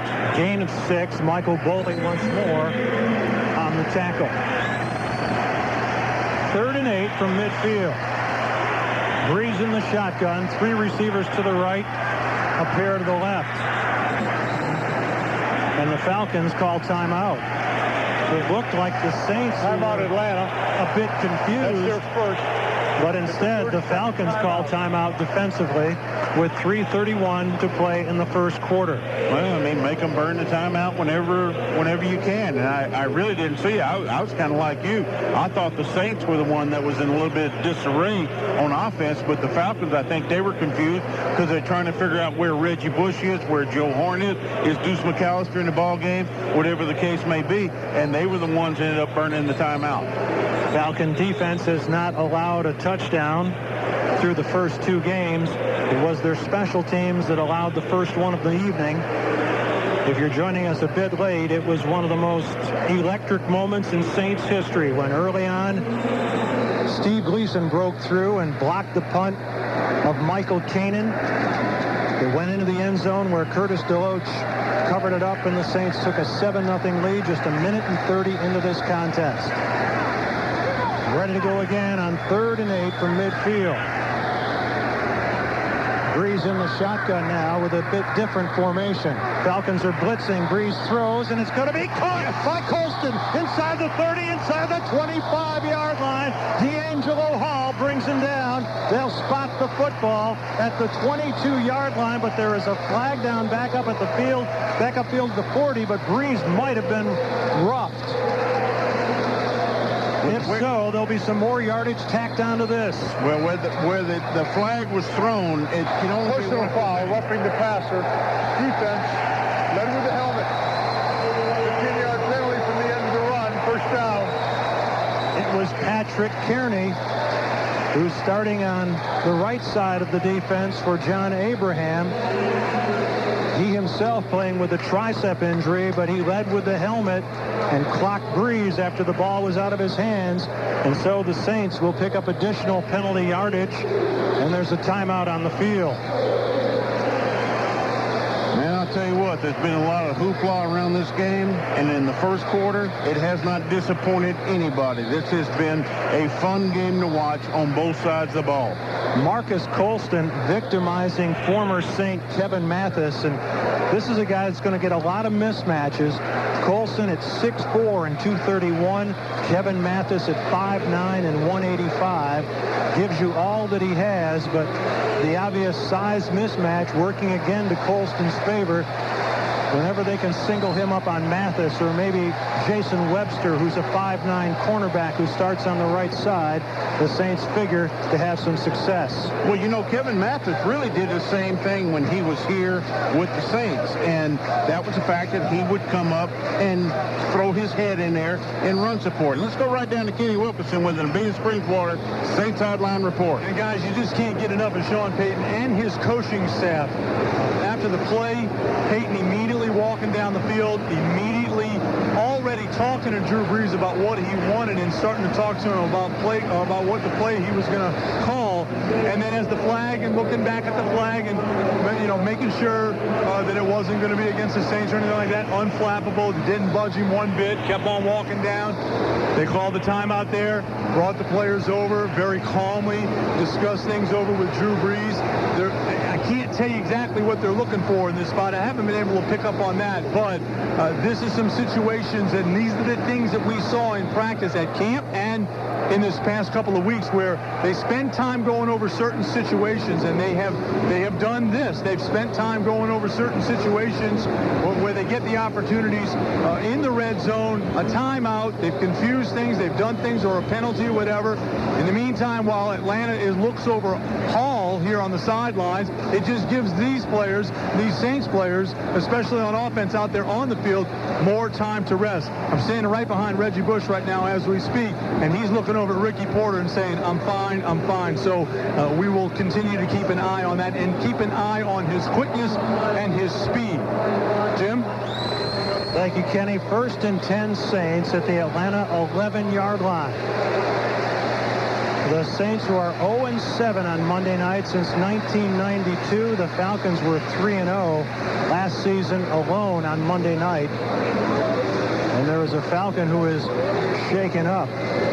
It's D'Angelo Hall. Wow. I mean, you're talking about John Abraham, and I don't know what the extent of the injury. Now, D'Angelo Hall he's getting some assistance, I guess would be the best way to put it, coming off the field, but it's not like the trainers are actually carrying him. He's kind of just leaning on him. But you talk about two of your defensive studs right there. Abraham already out of this ball game, inactive before the game started, and now D'Angelo Hall. Abraham, who was the NFC Defensive Player of the Week after Week 1, his performance against Carolina with 2 sacks, being rested for the 2nd straight week with a groin injury. D'Angelo Hall, who went to the Pro Bowl last year, the number 8 overall pick in the 2004 draft, has 2 interceptions through the first 2 games, and he has limped to the Falcons sideline. 1st and 10 New Orleans from the Atlanta 11-yard line. Bush is lined up to the right as a wide receiver. They give it to him on an end around. He gives it to Devery Henderson. Reverse. Brees throws a block, and Henderson's to the goal line, and he is in! Razzle dazzle, baby. Razzle dazzle. Well, I mean, the officials, okay, they finally went ahead and gave the signal. They kind of had to confer down there in the end zone, was he actually in? And he was. The official went ahead and said, touchdown Saints. And with that, the Saints have scored a rushing touchdown. Shell will donate $500 per rushing touchdown to Deuce McAllister's Catch-22 Foundation to help rebuild local playgrounds. I am out of breath. An 11-yard touchdown run by Devery Henderson. Handed the ball off to Bush, sweeping to his left. He gave it back to Henderson, coming back to the right, and give Drew Brees a lot of credit for a terrific block that allowed Henderson to get in the end zone. And you know the smart thing that Drew Brees didn't do? He didn't go below the waist on the guy. He got up in his body. Here's John Carney's extra point, and it is up, and it is through, and this place is bedlam. But, you know, I mean, that's one of those kind of things right there, but, I mean, it just kind of gives you an idea of the awareness of Drew Brees. He says, look, I don't have to knock this guy flat on his back, but I've got to stay high, because if he goes below the waist on that crackback block right there, it's going to be a flag from the officials. Looking at it again, Brees did a great job, and the fans here are responding to it as he put the shoulder into Jason Webster, clearing the way for Devery Henderson to get in on an 11-yard carry, and this place is up for grabs. The former LSU running back doing what he does so well with that ball in his hands. The Saints go 80 yards in 8 plays in 4 minutes and 5 seconds on the drive. Breeze 3 out of 4 for 53 yards and throwing that key block. Devery Henderson, who opened at LSU as a running back for 2 years, shows that he hasn't lost the knack with the football tucked underneath his elbow. Man, we still got 2 minutes and 54 seconds in the first quarter. And after everything that's happened so far, wow. Here's Carney's kickoff to the near side of the field. It's going to be taken in at the 10-yard line. This is Jarius Norwood coming up the near sideline, forced to the boundary and out of bounds. This is a very dangerous running back who came in the 3rd round out of Mississippi State. And there is a Saint shaken up, and that's Rob Ninkovich, and he is really in a lot of pain, holding his right leg. And it appears to be his right knee. Kevin Mangum out there, along with Scotty Patton, Dr. Tim Finney. And the rookie is in a lot of pain, flat on his back at the 29-yard line. That was a 35-yard return for Jarius Norwood, who was the up back, along with Alan Rossum. Jason Kraft will get credit for the tackle. Well, you see a lot of the Saints players going over there right now, going to Rob Ninkovich as he's laying on the ground, and that kind of gives you, I mean, to me anyway, it gives you an idea of the camaraderie that this football team has. The ball is out at, the 44-yard line right now. Ninkovich is down at the 29. A lot of the defensive players came over there to say, hey, man, what's going on? And then they eventually have to get pushed away by the officials. While Ninkovich is being attended to, we'll pause 10 seconds for station identification on the New Orleans Saints Radio Network.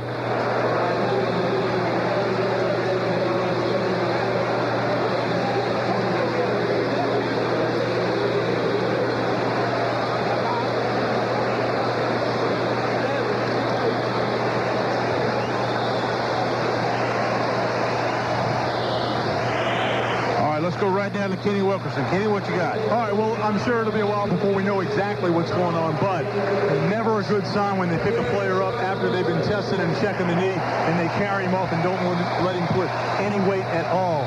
We'll keep you updated as to what they do down here on the bench with him, but no weight at all on the right knee of Rob Ninkovich. Well, Kenny, for whatever it's worth, Reggie Bush is now wearing a visor on his head. Can you kind of maybe check into that a little bit? 1st and 10 Falcons from the Atlanta 44. 2 wideouts to the right, backs it and on behind Vick, who's up under center. Handoff Dunn, can't find any running room left side, and he's thrown backward after a very short gain, if any. Again, it's Charles Grant down on the bottom of the pile, along with a name we haven't called in a long, long time, Rodney Leslie. Well, that's because he's been hurt. He got hurt early in training camp, and you kind of figured that was going to be his demise as far as making this club. But, you know, he's hung in there, and for whatever reason, I mean, he makes, as far as I know, maybe his first tackle as a New Orleans Saint. Might be. 2nd and 10 from the Falcon 44. 2 wideouts to the left, 1 to the right. Saints showing blitz. Crumpler comes in motion. Run it with Warwick Dunn, and he slips 1 tackle at the line of scrimmage, but only gets about 3 yards more. Again, it was Rodney Leslie there, along with middle linebacker Mark Cimino. Give Dunn 4 yards on the carry. And let's go right down to Kenny Wilkerson with an Abita Springs Water Saints Sideline Report. And Oak, as far as that visor on Reggie Bush, he's got it off and got the helmet back on. As a matter of fact, he's starting to bounce around down here a little bit, moving better than he was in the last 10 or 15 minutes, looking over a lot of routes with wide receiver coach Curtis Johnson. Vick is 2 out of 8 for 56 yards. 3rd and 6 from his 48. He pats the football. He throws over the middle and it's broken up by Fujita. Algie Crumpler again, the security blanket for Michael Vick. but he's finding no warmth in that tight end's hands thus far. I tell you what, that is one heck of a play right there on the part of Scott Pagida. He comes in there. I mean, he knows he's already got Algie Crumpler in front of him, and he says, all I've got to do, if he makes the catch, is to make the tackle, and it'll be close to a first down. But he gets that right hand in there and deflects the ball. That's textbook stuff right there. Here's Kanan to punt it away once more. Saints have rushed him once and blocked him. Had a return on the second time, and they put a return on here, and this is a dandy kick, aiming for the coffin corner, but it will not get there. Instead, it will bound through the end zone, and the Saints will start at their 20 after a 52-yard punt. Well, I'll tell you what, that's two nice punts in a row, but both of them ended up in the end zone. So you get the Saints in a position where, their return man back there was that, you do the smart thing. Coaches always tell you, if you got your feet on the 10-yard line and you have to back up, then don't try and field the punt. Right there, that's two times in a row. The ball is going in the end zone. Saints get it on the 20-yard line, and that's a lot better field position than you would if you tried to field the ball deep in your own territory. First and 10, New Orleans from there. 1:14 remaining in a very eventful first quarter that the Saints lead 14-3. Reggie Bush back in there as the tailback behind Mike Carney. Play action to him. Breeze rolls to his right, throws to Colston. Colston takes it up to around the 25-yard line.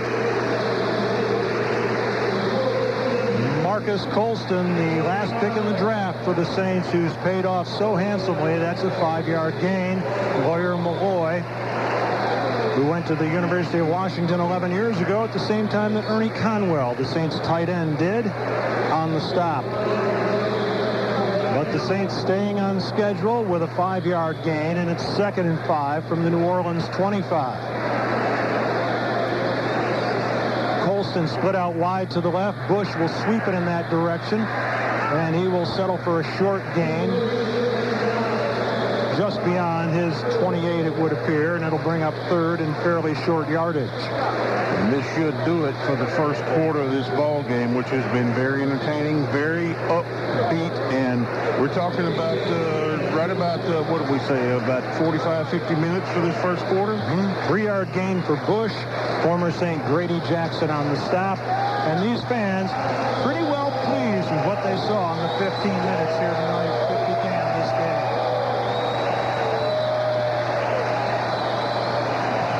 That's the end of the first quarter. Yes, it is, with the Saints on top of the Falcons 14-3. This is the New Orleans Saints Radio Network.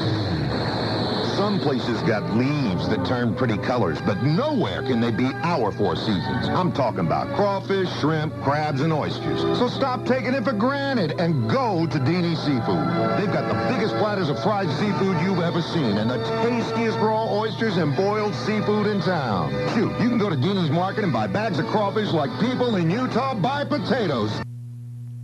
It's 11-2 on WWL AM and FM. 15 minutes of football history in the Superdome. The Saints on top of the Falcons 14-3. It all began with a Steve Gleason block of a Michael Kanan punt, recovered in the end zone by Curtis DeLoach. A minute and 30 seconds into this game, the Saints had a 7-0 lead. Morton Anderson kicked a 26-yard field goal for the Falcons' first 3 points of this evening. And the Saints countered on a reverse with Devery Henderson taking in from 11 yards out. Breeze is 6 out of 8 for 66 yards. Handed off straight up the middle, and this is McAllister with a flag being thrown. He's across the 45 up to the 46-yard line. But a flag has been thrown back at the 32 as Jamal Brown has to be separated from Michael Boley.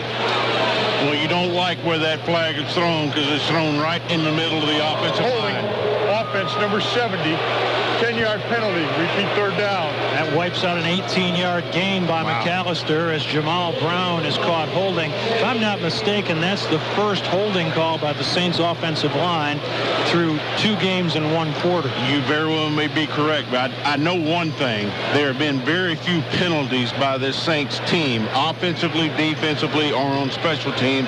And I'll tell you what, I mean, that came at a bad time right there, but it's still a lot better than what we've seen in the past. Through the first 2 games, the Saints were only penalized 8 times. That one hurts, however, as it wipes out a nice gain by McAllister and forces the Saints back to the 20-yard line, where it will be 3rd and 10. 2 wide receivers to the right, 1 to the left.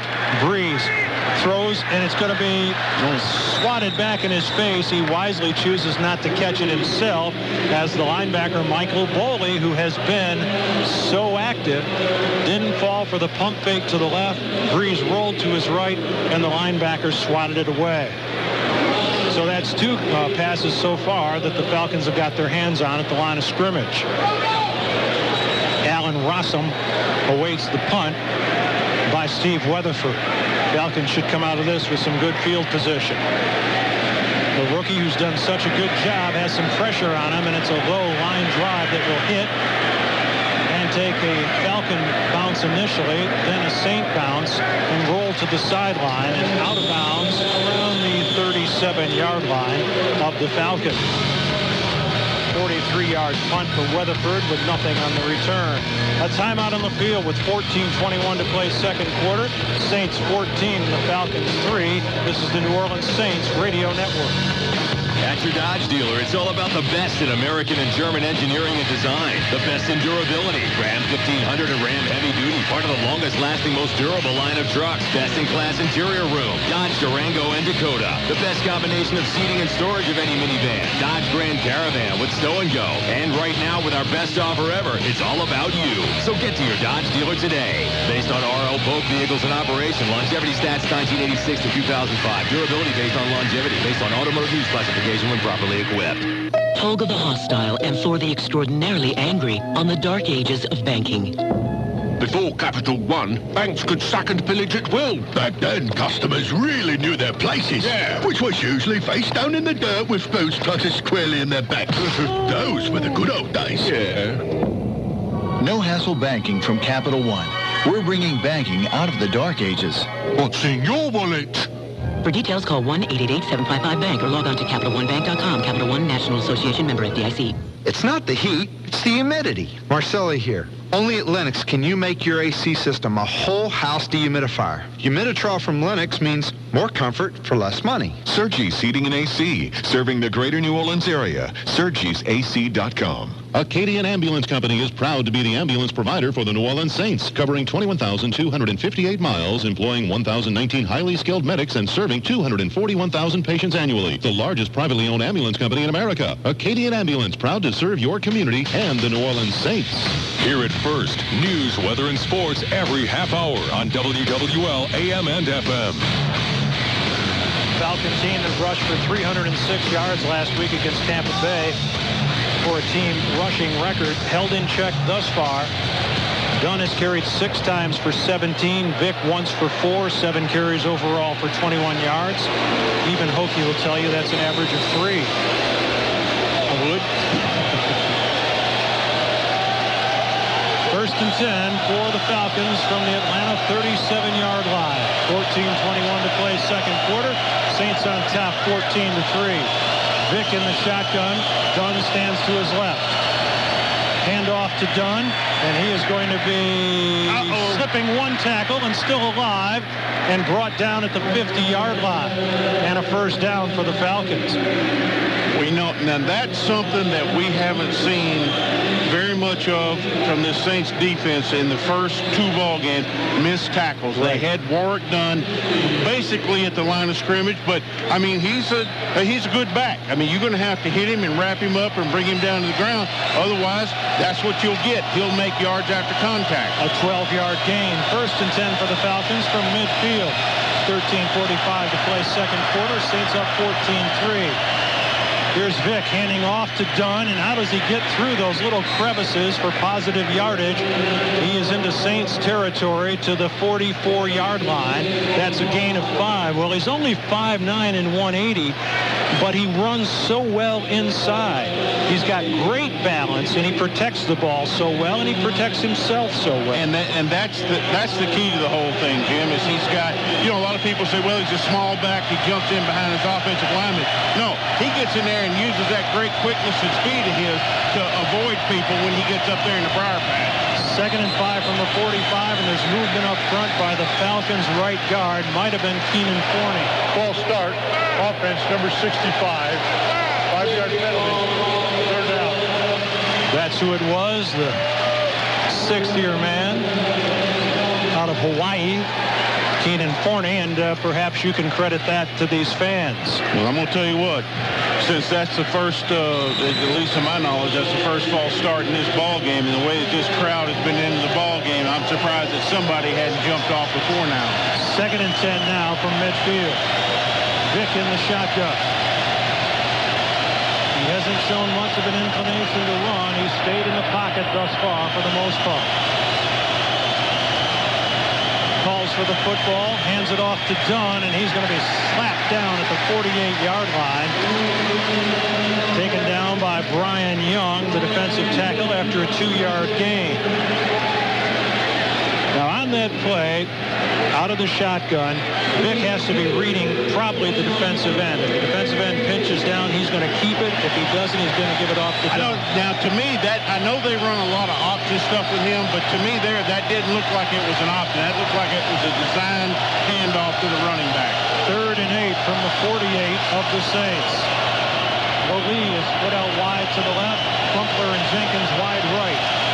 Vick's in the shotgun. Saints show blitz. Come with just 4. Vick is going to throw, and it's knocked up in the air, and it's incomplete. Will Smith had his hands up and deflected that football, and the Falcons will have to punt it away.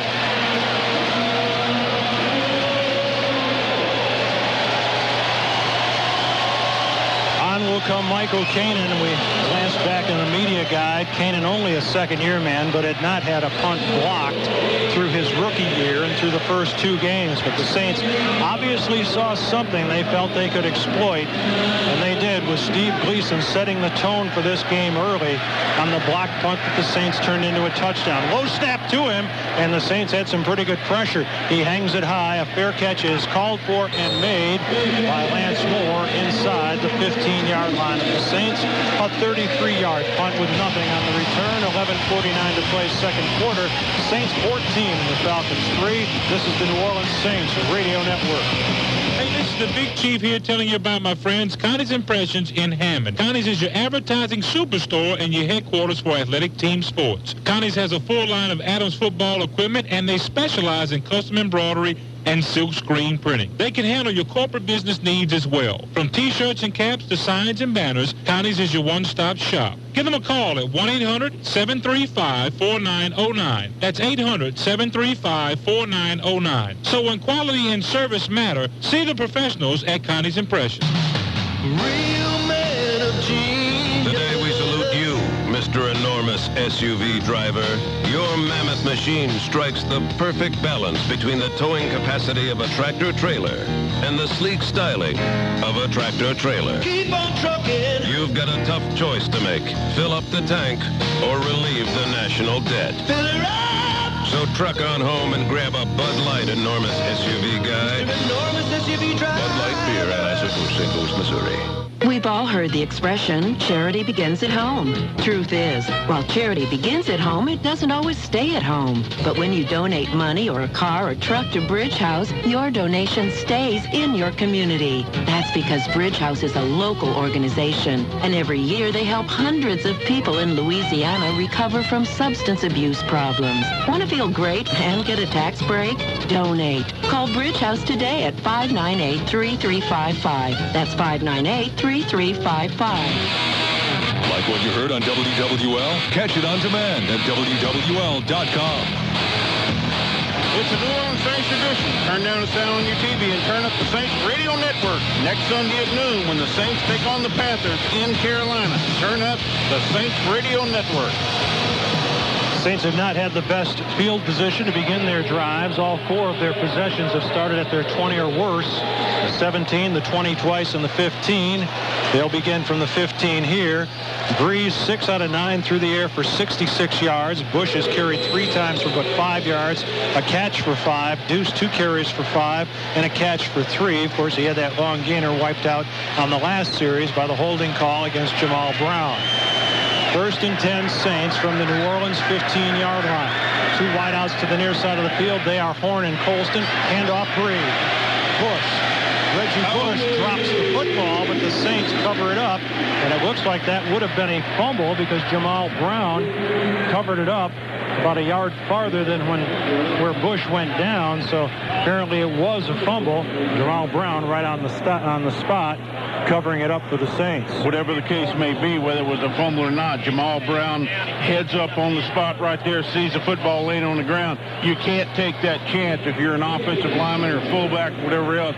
One of your teammates just put the ball on the ground, cover it up, and don't give the officials the opportunity to make some kind of call. On 2nd and 2, McAllister breaks free. 30, 35, 40. Near sideline to the 45-yard line. Listen to the crowd salute Deuce McAllister, who breaks free for 22 yards. Boy, you know, that's the whole thing, Jim, when you got both of those guys in the backfield that I think to a certain degree, most teams are looking at Reggie Bush. What's he going to do? He's coming in motion. Is he going to run a reverse? Is he going to do a stop and go route? Is he going to do something? And they put so much attention on him that Deuce McAllister is a heck of a back in his own right, but it just catches the defense while they're really paying attention to Bush. First and 10 from the 45-yard line of the Saints. McAllister right side. Carries the tackler with him before the Falcons drop him after about a 2-yard gain. You remember it was the Atlanta Falcons when Deuce McAllister really kind of broke out to everybody. That was his rookie year when Ricky Williams was down here. They put him and Ricky in the backfield together. He comes out there. I think it was a 44, 46-yard run, something like that. And everybody said, hey, you know, this young man can really run for a big guy. Michael Boley, who's been in on a lot of tackles on the stop for the Falcons, and it brings up 2nd and 8 from the Saint 47. Horn in motion, left to right. Breeze drops, looks to his left, throws it to the near sideline to McAllister. And McAllister will be cracked down short of midfield. Coleman, along with the linebacker DeMario Williams on the tackle, and that's just a 2-yard gain. As Breeze checks down and hits his running back. McAllister's had a little action as a receiver tonight. He'll come to the sideline as Aaron Stecker checks in along with Reggie Bush and Devery Henderson. But, you know, those are the kind of plays right there that makes that defense start thinking as the game goes along. It's all right, McAllister's floating out of the backfield right there. We better make sure that we got somebody on him. And if you forget about him, he can catch that little flare route right there and turn that into a big one. 3rd and 6 from the 49. 5 receivers for Breeze, who throws over the middle. Caught by Colston. First down at the 40-yard line. You look down there and you see so many weapons right now, and you see so many formations. That's an 11-yard gain, and you see so many people being utilized. It's no longer Deuce pounding on 1st down and 2nd down and a pass directed to Joe Horn on 3rd down. This is an offense that has had everybody back on its heels. Marcus Colston with the reception, good for a 1st down at the 40-yard line of the Falcons. 8:25 to play 2nd quarter. Saints on top 14-3. 2 wideouts to the right, 1 to the left. Breeze drops, pumps, now looks back to his right. He's got a receiver downfield inside the 25-yard line. Joe Horn with a leaping reception, and he paid the price. He is slow to get up as he is up by the safety Chris Crocker. I'm going to tell you what, that was one heck of a catch on the part of Joe Horn, and he took a shot in the back. When you're in that position, Drew Brees does a great job of looking off. The ball's a little bit high right there, and Joe takes a pounding when he comes down, and he jumped back up, and you heard the reaction of this crowd. 17-yard reception down to the Falcon 23. 1st and 10 Saints, 7:39 to play 2nd quarter. Saints up 14-3. Colston in motion, handed off to McAllister, running straight ahead and barreling his way inside the 20, down to around the 19, perhaps the 18-yard line. 5 yards on the McAllister run, and that time they set Colston in motion and fake to him like it might be an end around. Every every time you look down there, it's like you see something new with somebody different being a target or a decoy. That's a 4-yard gain down to the 19-yard line, bringing up 2nd and 6. Colston wide right with Horn. McAllister in the backfield behind Breeze, who's up under center. Falcons are going to blitz. Breeze rolls to his right, misses low and incomplete. Colston would have had to make a shoe-top grab, couldn't do so. Breeze really could have thrown him a better pass as he was covered by the strong safety Lawyer Malloy, but a catch that Colston might have made. Well, I know this. I've seen him make a lot tougher ones than that.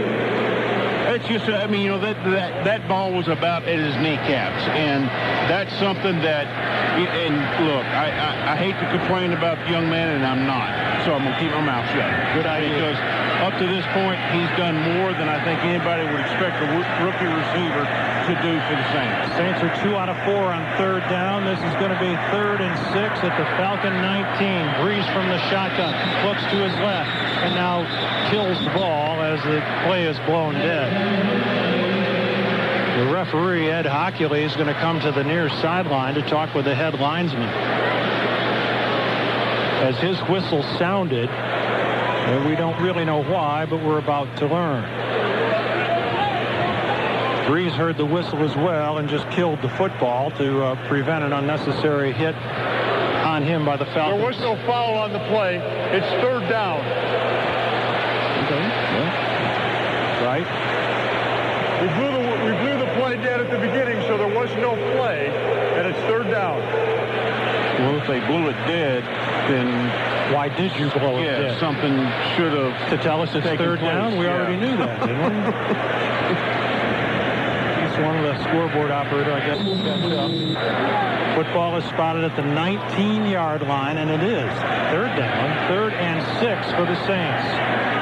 Horn wide to the right, Colston in the slot right. 3 receivers bunched to the left, among them Lance Moore, Devery Henderson, Reggie Bush as well. Here's Breeze throwing over the middle, incomplete, and a flag has been thrown by the head linesman. Now the Falcons are contending the ball was tipped, so you'd have to take away pass interference.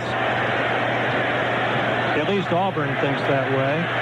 And now the officials are going to huddle. But they are correct. If the ball is tipped, whether it's at the line of scrimmage, in the secondary, if the official tips the ball, there is no pass interference. That is correct. Pass interference, defense, number 50. Okay, well, good. The ball placed at the spot of the foul. 1st down. So interference on DeMario Williams, and the Saints will get a 1st down at the spot of the foul. So they didn't see any ball being tipped. And let's go right down to Kenny Wilkerson. And all I can tell you guys is that on the other side, the Atlanta Falcons coaches are not going nuts over this. So apparently what they saw, what they have called, is not getting any kind of a major argument. Now I see JL now starting to go crazy and throw the flag out after he must have talked to his coaches, and it looks like now he's starting to get a little bit berserk. Let me back up to the other play. Atlanta's challenging the ruling in the field. The ball was not touched before the pass interference. All right, so we'll find out what they look at. We'll tell you about Jamal Brown and what happened on that other play in just a minute or two. All right, we'll take a break while they look at this with 6:48 to play before halftime, and the Saints threatening, leading the Falcons 14-3. This is the New Orleans Saints Radio Network. Hey, this is Bobby Hebert for Centos, the service professionals. You already know that Centos is #1 in the uniform business, but did you also know they are #1 in facility services, as well as first aid and safety? The reason? Service and customer satisfaction. Centos has been serving the Gulf South for some 20 years. These are a bunch of local guys. You know, the kind that know it's Hebert, not Hebert. And Thibodeau, not Thibodeaux. Centos is a local team committed to helping your business grow. Call Centos at 1-800-CIN-TAS-1. You wouldn't want your favorite team to play only one side of the ball. So when it comes to insurance, why settle for someone that can only handle your auto policy? Bring your home and auto insurance to Allstate now, and you can save big on both. You deserve someone that can tackle more. That's Allstate, Stan. Are you in good hands? Hey, football fans, to learn more, call your local Allstate agent. Subject to availability and qualifications. Allstate Insurance Company, Allstate Property and Casualty Insurance Company, and Allstate Indemnity Company, Northbrook, Illinois. Alltel Wireless presents another My Circle dedication. I want to shout out to my sorority sisters. I don't care that you're all with different networks. We've been through so much. Like that situation on spring break in 03. You all kept your mouths shut. So you're all in my circle. Hey, friends are friends no matter what network they're on. Dig My Circle from Alltel Wireless, America's largest network. You can call the people you talk to most and call for free. Any number, any network. Stop by your nearest Alltel store or visit AlltelCircle.com, baby. Come and get your love. As New Orleans is the French Quarter, the Big 870, 105.3 FM and WWL.com. Here's the Capital One No Hassle Banking Referee's Challenge. Banking with Capital One is not a challenge. Capital One No Hassle Banking. Well, how did you see it as you looked at the replay? It looked to me as Drew Brees threw the ball in the middle of the field that the defender got his fingertips on it, in which case there should be no pass interference call. Looked to us like it might have been Rod Coleman, the defensive tackle. The ball was tipped by defensive player number 75 before the pass interference. Therefore, there is no foul on the play by rule. It will therefore be an incomplete pass. It's 4th and 6 on the 19. No timeouts are charged to Atlanta. And so, as we saw it as well, Rod Coleman did tip that ball, rendering the pass interference call moot. And JL's challenge is upheld. Well, I'll tell you, that's what you do right here in that situation. We're not inside the 2-minute warning, so you have the, you tell you guys upstairs, what do you think? So on will come John Carney. He's 6 out of 6 this season. Going back to last season, he's hit his last 16 in a row. And with the addition of Morton Anderson coming on board with the Falcons, he probably feels like a kid again. I know I do. You and Morton came out the same year, didn't you? No, I came out in 81, he came out in 82. Oh. But he's still playing. He's weathered. And I'm with you. He's aged so much better than you have. This will be a 37-yard attempt right between the hash marks. Jamie Martin puts it down. Carney puts it up. And it is good. John Carney remains perfect. And the Saints add to their lead. And with 6:44 to play before halftime, it's the Saints 17 and the Falcons 3. This is the New Orleans Saints Radio Network. At your Chrysler dealer, it's all about the best in American and German engineering and design. Like the best in style and performance, Chrysler 300C, the most awarded new car ever.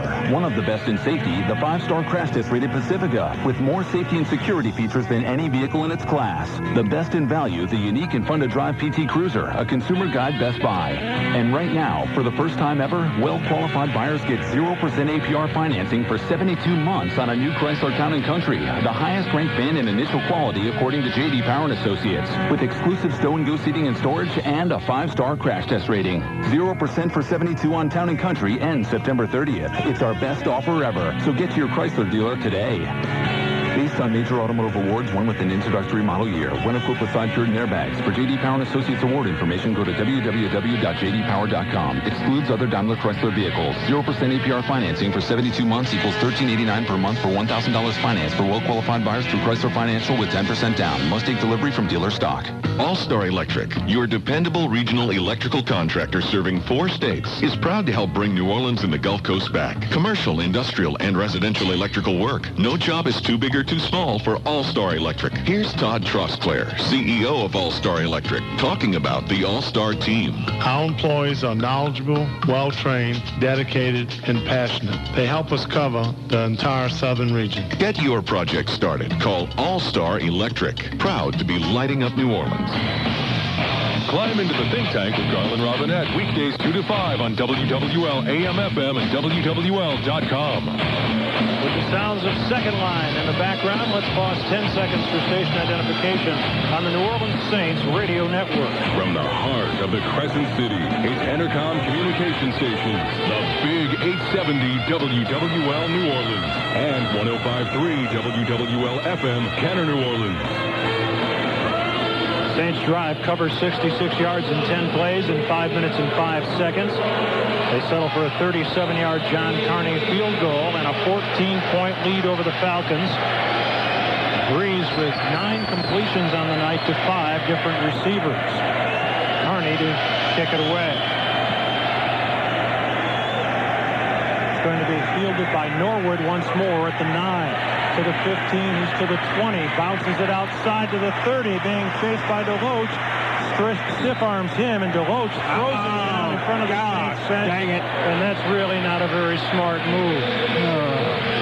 And Sean Payton comes over and pushes DeLoach twice on the shoulder, and now a third time, and he might put him right on his back. I'm going to tell you what, I don't blame him, because that is a stupid penalty. I mean, that's something here. I mean, as DeLoach was kind of getting stiff-armed by the return man, you know, that's all well and good and everything else. You get him out of bounds. Unnecessary roughness by the kicking team, number 39. Threw him to the ground out of bounds.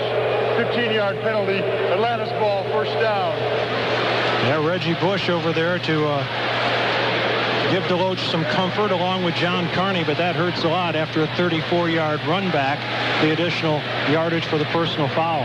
And let's go right down to Kenny Wilkerson. And guys, I'm not quite sure when it comes to rules of what you can and can't do for conduct detrimental to the team, but Payton just went over to DeLoach and told him, you're now fined. He doesn't put up with much. I'm glad to hear that. First and 10 for the Falcons from the Saints 42. Vick out of the shotgun, rolls to his left, and Harper chases him all the way back to the 49-yard line, and it's incomplete. He threw it up to the 20, where Freddie Thomas was on the coverage. And, you know, they've done a really good job staying in their lanes, not committing too quickly to Vick, and making him a bit indecisive. He has not gotten any rhythm throwing the ball downfield.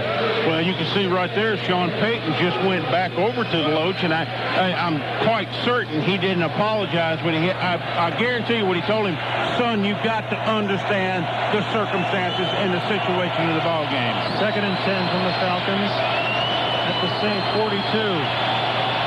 Here's Vick rolling to his right, taking it upfield, and he'll be taken down by Charles Grant along with Hollis Thomas.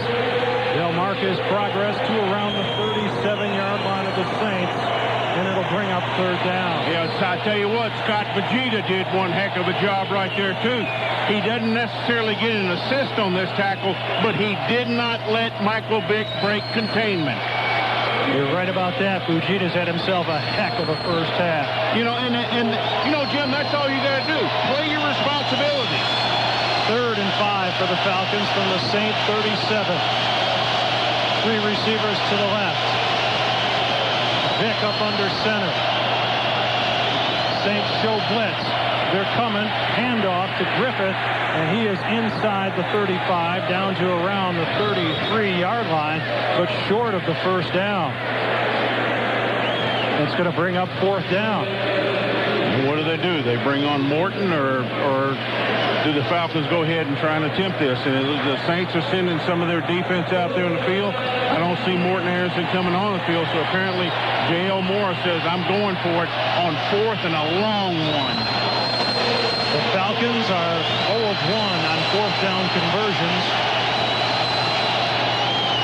The Saints have stopped their opponent as they call timeout. The Saints have stopped their opponent's only fourth down attempt this season.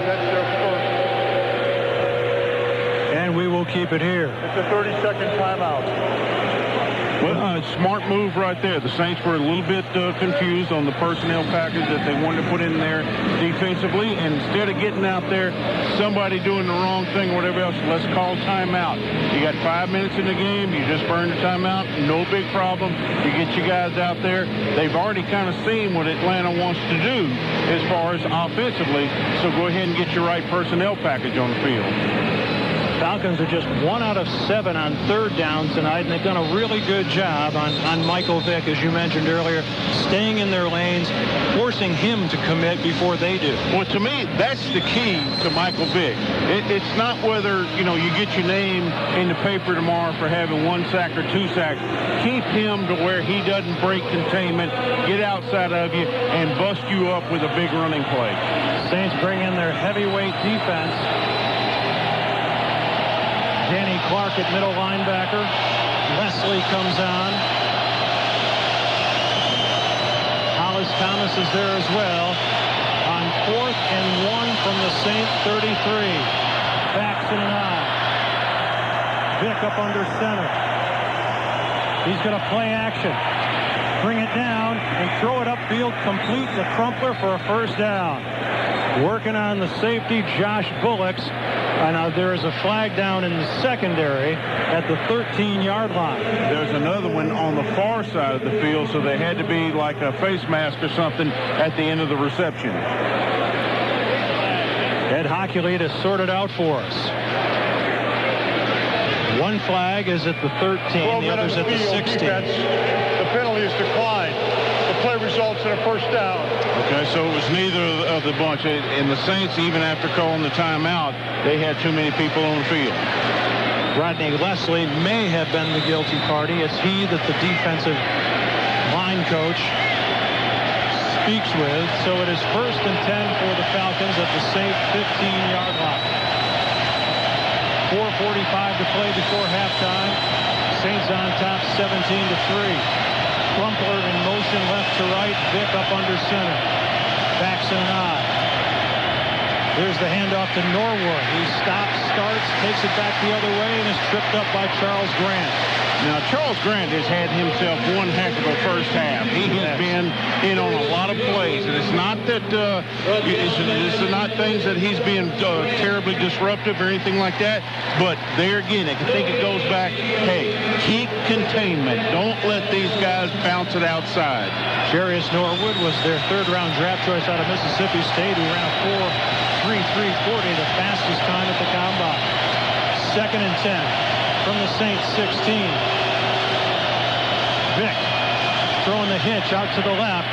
Completion to Crumpler, and he's taken down immediately, and the Saints continue to tackle well in the open field. Freddie Thomas was right there to drop the big tight end who weighs 262 pounds after a 3-yard gain. You had never seen me and Ham Cook go to the hospitality room at the combine. That's the two fastest times. That's the 2 fastest times at the combine. That or when the check comes out at dinner. 3rd and 7 from the 13 of the Saints. Vick in the shotgun with 2 wide receivers to the near side. Crumpler comes in motion left to right. Vick dropping, looking, and he's going to take off with the football and throw it downfield, and it's going to be caught. Out of bounds on the reception is Justin Griffith inside the 5-yard line down at the 2.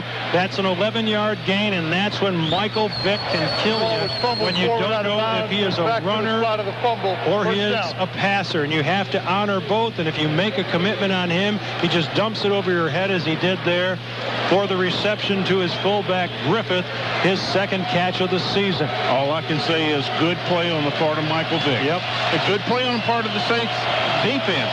Just, I mean, in that particular case, Michael Vick won.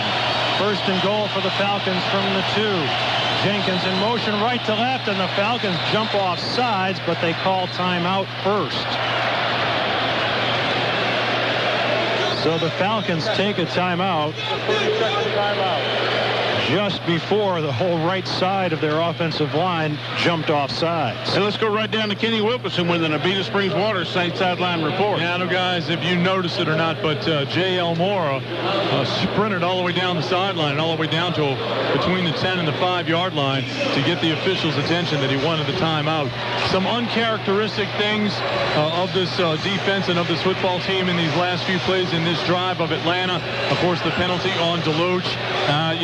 got overzealous on the play, and we've seen a little bit of that so far with this team, but not a lot, and it's certainly something that Peyton will address with him. But then also the timeout because they had gone at it. They were going at it at 4th down, and they wanted to go big, and they wanted to get a bigger defense in there, but yet without too many substitutions out of Atlanta, they still couldn't get lined up right, and Fujita turned over and tried to call timeout again, but they didn't give it to him, and they went ahead and ran the play. And so a lot of confusion there, which is uncharacteristic. 1st and goal from the 2-yard line. Fred McCrary checks in as the fullback. The tailback is Warwick Dunn. Vick rolling to his left. Stops, and is hit in the backfield and dropped for a loss. Brian Young with Mike McKenzie coming off the corner. Drop Vick for the 2nd time tonight. That'll be a 7-yard loss on the play. Give the sack to Young. The Saints' 2nd of the night, and for Brian Young, his 4th of the season. Remember, he had 3 against the Browns in the opener. 2nd and goal. But now from the 9-yard line.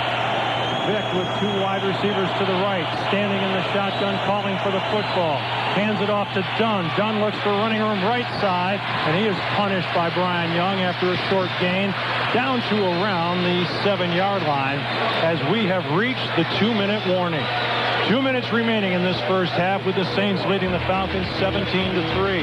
This is the New Orleans Saints Radio Network. At your Dodge dealer, it's all about the best in American and German engineering and design. The best in durability. Ram 1500 and Ram Heavy Duty, part of the longest-lasting, most durable line of trucks. Best-in-class interior room. Dodge Durango and Dakota. The best combination of seating and storage of any minivan. Dodge Grand Caravan with stow and go. And right now, with our best offer ever, it's all about you. So get to your Dodge dealer today. Based on RL both vehicles in operation. Longevity stats 1986 to 2005. Durability based on longevity. Based on automotive use classification when properly equipped. Champions accomplish extraordinary things. People's Health Champions accomplish extraordinary things after turning 65. They achieve excellence through experience. Do you know a New Orleans area resident who accomplished something extraordinary after age 65? Nominate them to be a People's Health Champion. All nominees will get a People's Health Champion certificate from the New Orleans Saints. And 8 people will be honored as People's Health Champions at a Saints game. Find out more on the Saints website or at www.peopleshealth.com. All our hopes and dreams started out as little boys and girls on the playground. This is Bobby Hebert. Every time the Saints score a rushing touchdown this season, Shell will donate $500 to the Deuce McAllister Catch-22 Foundation to help rebuild local playgrounds. Broken promises. Aren't you sick of them? That's why you should rely on a Train dealer for the best heating and air conditioning equipment and service. They won't let you down. For the one nearest you, go to Train.com. That's Trane. And remember, it's hard to stop a train. Home of Louisiana's Reporter of the Year, Chris Miller, WWL AM and FM. Falcons headed 1st and goal at the 2. A Young sack back to the 9. 2nd and goal from there. Dunn for 2 to the 7. It'll be 3rd and goal for Atlanta from the 7-yard line of the Saints. Saints have led throughout and lead at the moment by 14, 17-3. Ashley Lee wide to the left. Jenkins and Crumpler wide to the right. Michael Vick in the shotgun. Saints show blitz up the middle. He calls for the football. He steps up. He throws, and it's going to be incomplete. Freddie Thomas almost intercepted at the goal line. It was intended for Ashley Lee, and the Saints have held. And I'm going to tell you what, that was a great break on the ball right there by Fred Thomas. He did exactly what he needed to do, got underneath the receiver, and if Fred had a better pair of hands, he might still be running because Michael Vick would have been the only person on the field that could have caught him. And so it'll be a 25-yard field goal attempt from the right hash mark for Morton Anderson, who was hit from 26. Falcons again in the red zone, but having to settle for a field goal attempt. It's blocked! It's blocked, and the Saints fall on the football. Freddie Thomas comes up with it. Morton Anderson shakes his head. Just listen to this crowd. You don't need to listen to me.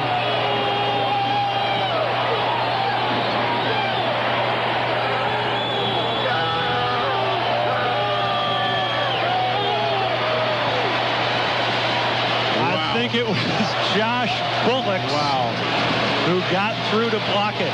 We'll take another look. That's a blocked punt and a blocked field goal. And it was Josh Bullock who got through there to do it. These fans are on their feet. Man, if you don't think these people are going nuts. Wow. Falcons had it first and goal at the 2. It would have been a moral victory for the Saints to force the field goal. A chip shot of 25 yards for Morton Anderson, and the Saints stormed through to block it. When was the last time that Morton Anderson got a 25-yard field goal block? Well, you know, and the whole thing about that is, you know, if you get one block from 45 yards or 50 yards, it's got to be a low trajectory because you need the ball to carry as far as it will. That's just something you clip it right up underneath the grass and they pop it straight up. First and 10 for the Saints, running it with Deuce up to around the 18-yard line. Give him 5 on the carry. And there was no doubt about it. I mean, Bullocks just came storming through there, and it was a good, clean block because of his penetration. McAllister taking it right behind the block of Carney and then breaking it off to the left for a pickup of 5, and it'll be 2nd and 5 from the Saint 18-yard line. 1:16 remaining before halftime. Backs in an eye. Tailback is McAllister. Breeze rolls to his right, throws it out in the right flat. Holston with the catch, out of bounds, first down at the 25-yard line. That young man is fast becoming a fan favorite around here. Not a whole lot of stuff flashy about him. I mean, he's a big man. Don't get me wrong about that. He's 6'4", 230 pounds. But I think the fans will really appreciate the fact that they know you can throw the ball in his direction and he'll make a play. Forced out of bounds by the linebacker. And the Saints have a first down at their 25-yard line. 1:06 remaining in just an absolutely thrilling first half. 2 wideouts to the left. Reggie Bush behind Breeze. Bush with the carry straight ahead. He's across the 30 and up close to the 35-yard line. He just exploded through that hole on the left side, opened up by Jamal Brown and Jamar Nesbitt for a 9-yard gain. That's about the fastest 9-yard gain you'll ever see. I mean, he went up there, he knew exactly where he was going, had his mind made up, and put the wheels in motion. 2nd and 1 from the 34. Bush again. He's got the first down up to the 38-yard line.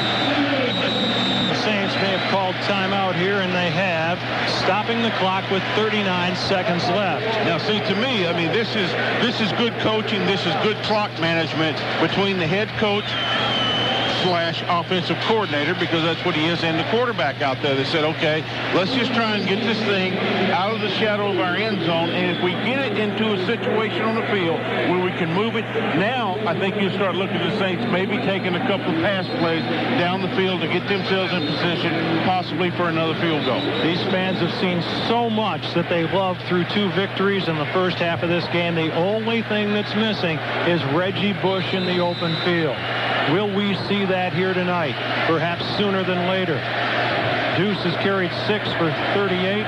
Bush 6 for 26. The Saints 12 carries for 64 yards, an average of more than 5 yards per carry. First and 10 from his 38 for Breeze out of the shotgun. Falcons are blitzing, set up the screen to Bush. Near sideline, turns it up and takes it out of bounds to stop the clock beyond the 40-yard line. Stopping that clock with 33 seconds left and realizing that was about all that play had in it. Well, I mean, he could have tried to bounce it up the field, but I mean, to me, that's smart football right there. Get it out of bounds. There was 39 seconds when the play clock started, and all you did was burn 6 seconds off of there with a screen. That's smart football. 4-yard gain, forced to the boundary by the right cornerback, Jason Webster. 2nd and 4 from the New Orleans 42. Horn and Colston wide right. Devery Henderson wide to the left. Breeze goes to the shotgun. Calls for the football. Falcons are blitzing. Flag has been thrown. It's thrown wide. Devery Henderson and incomplete. And it looks like an illegal procedure call against the Saints here. 70 lined up in the backfield. By 5-yard penalty, repeat second down. Jamal Brown was not up on the line of scrimmage. They'll allow you a little bit as a tackle off the line of scrimmage, but not as much as he was trying to get to combat the pass rush of Chauncey Davis, in all likelihood, who started at that, or rather Patrick Kearney, who started at that right defensive end position. All right, if I'm Sean Payton right now, I take one more shot downfield, and if it doesn't work, you don't get the first down, whatever else, you just go ahead and let the clock run out and go. All right, we're going in. We've done a nice job here in the first half. We're going to get the second half. There is a 5-yard penalty on the play. However, the clock did not run on that play. 5 seconds should have been run off the clock. The clock should read 28 seconds. 28 seconds. You wind the clock down from 33 to 28. The Saints have one timeout remaining. The Falcons have none. The football rests at the Saint 37-yard line. 2nd and 11. Breeze from the shotgun with 2 wideouts to the right, 2 to the left. Reggie Bush stands alongside it. Hands it off to Bush. Bush on the delay. 40, up to the 45, hurdles over a tackler and picks up the first down at the 50-yard line. Staying in bounds, and I believe the Saints have burned their last timeout. They have, and with 21 seconds left, the Saints pick up the first down on a 13-yard gain by Reggie Bush. And that's why I'm not an offensive coordinator in this league. Well, again, we make mention of how many weapons this team has. Yes. I'll tell you what, in previous years, the Saints would have done all they could have as conservatively as possible down deep in their own territory. I think they started this down around their 13-yard line to try to run out the clock, just hope that they could keep the Falcons off the scoreboard in the waning seconds. But not this head coach. He's always thinking about attacking. He's always thinking about more points, and perhaps the Saints can get some more before halftime with 21 seconds remaining. But yet he's not a coach that you would necessarily call aggressive. Not a gambler. 1st and 10 from midfield. Here's Breeze under pressure. Throw comes up in the backfield, hands it off essentially to Bush. Bush runs to the sideline and picks up the first down. Joe Horn comes back, and there's going to be a flag on Kevin Mathis. Horn came back, tried to stay alive, and blocked one of the onrushing Falcon. I think it was a linebacker that he took his feet out from under him. And Kevin Mathis got in his face and pushed him, and the officials saw it, and this is going to go against the Falcons. Which would be great, because now you're talking about you got 14 seconds left. Now you do not. After the play was over, personal foul, unnecessary roughness, defense number 23, 15-yard penalty, first down. I think they meant Kevin Mathis, number 23.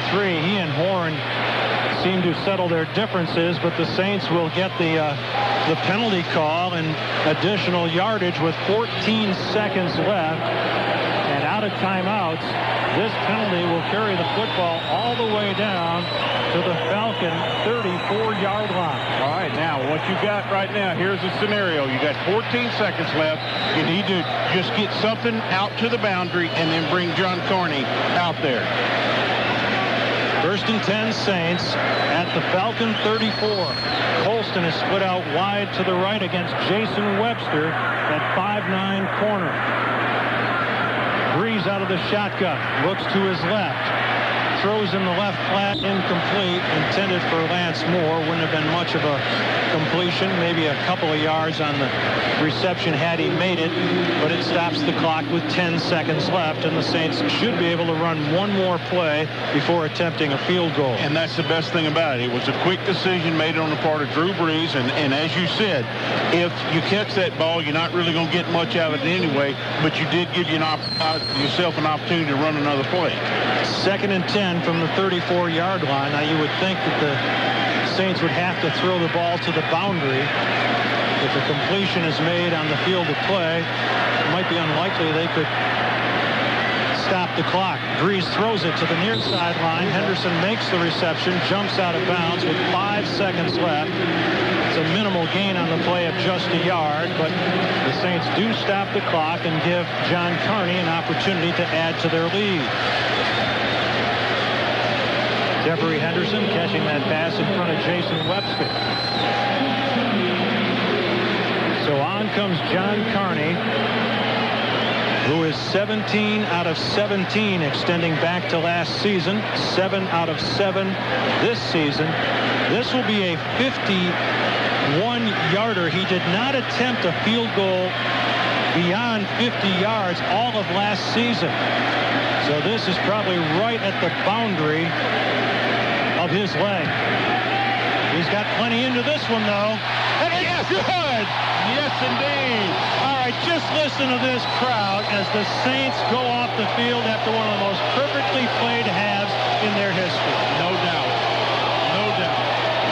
Congratulations to you fans out there. Your arch rival, how does it get any better than that, my friend? An unbelievable first half by the Saints, with John Carney putting some icing on a very impressive 30-minute cake as the Saints take a 20-3 lead to the halftime dressing room. This is the New Orleans Saints Radio Network.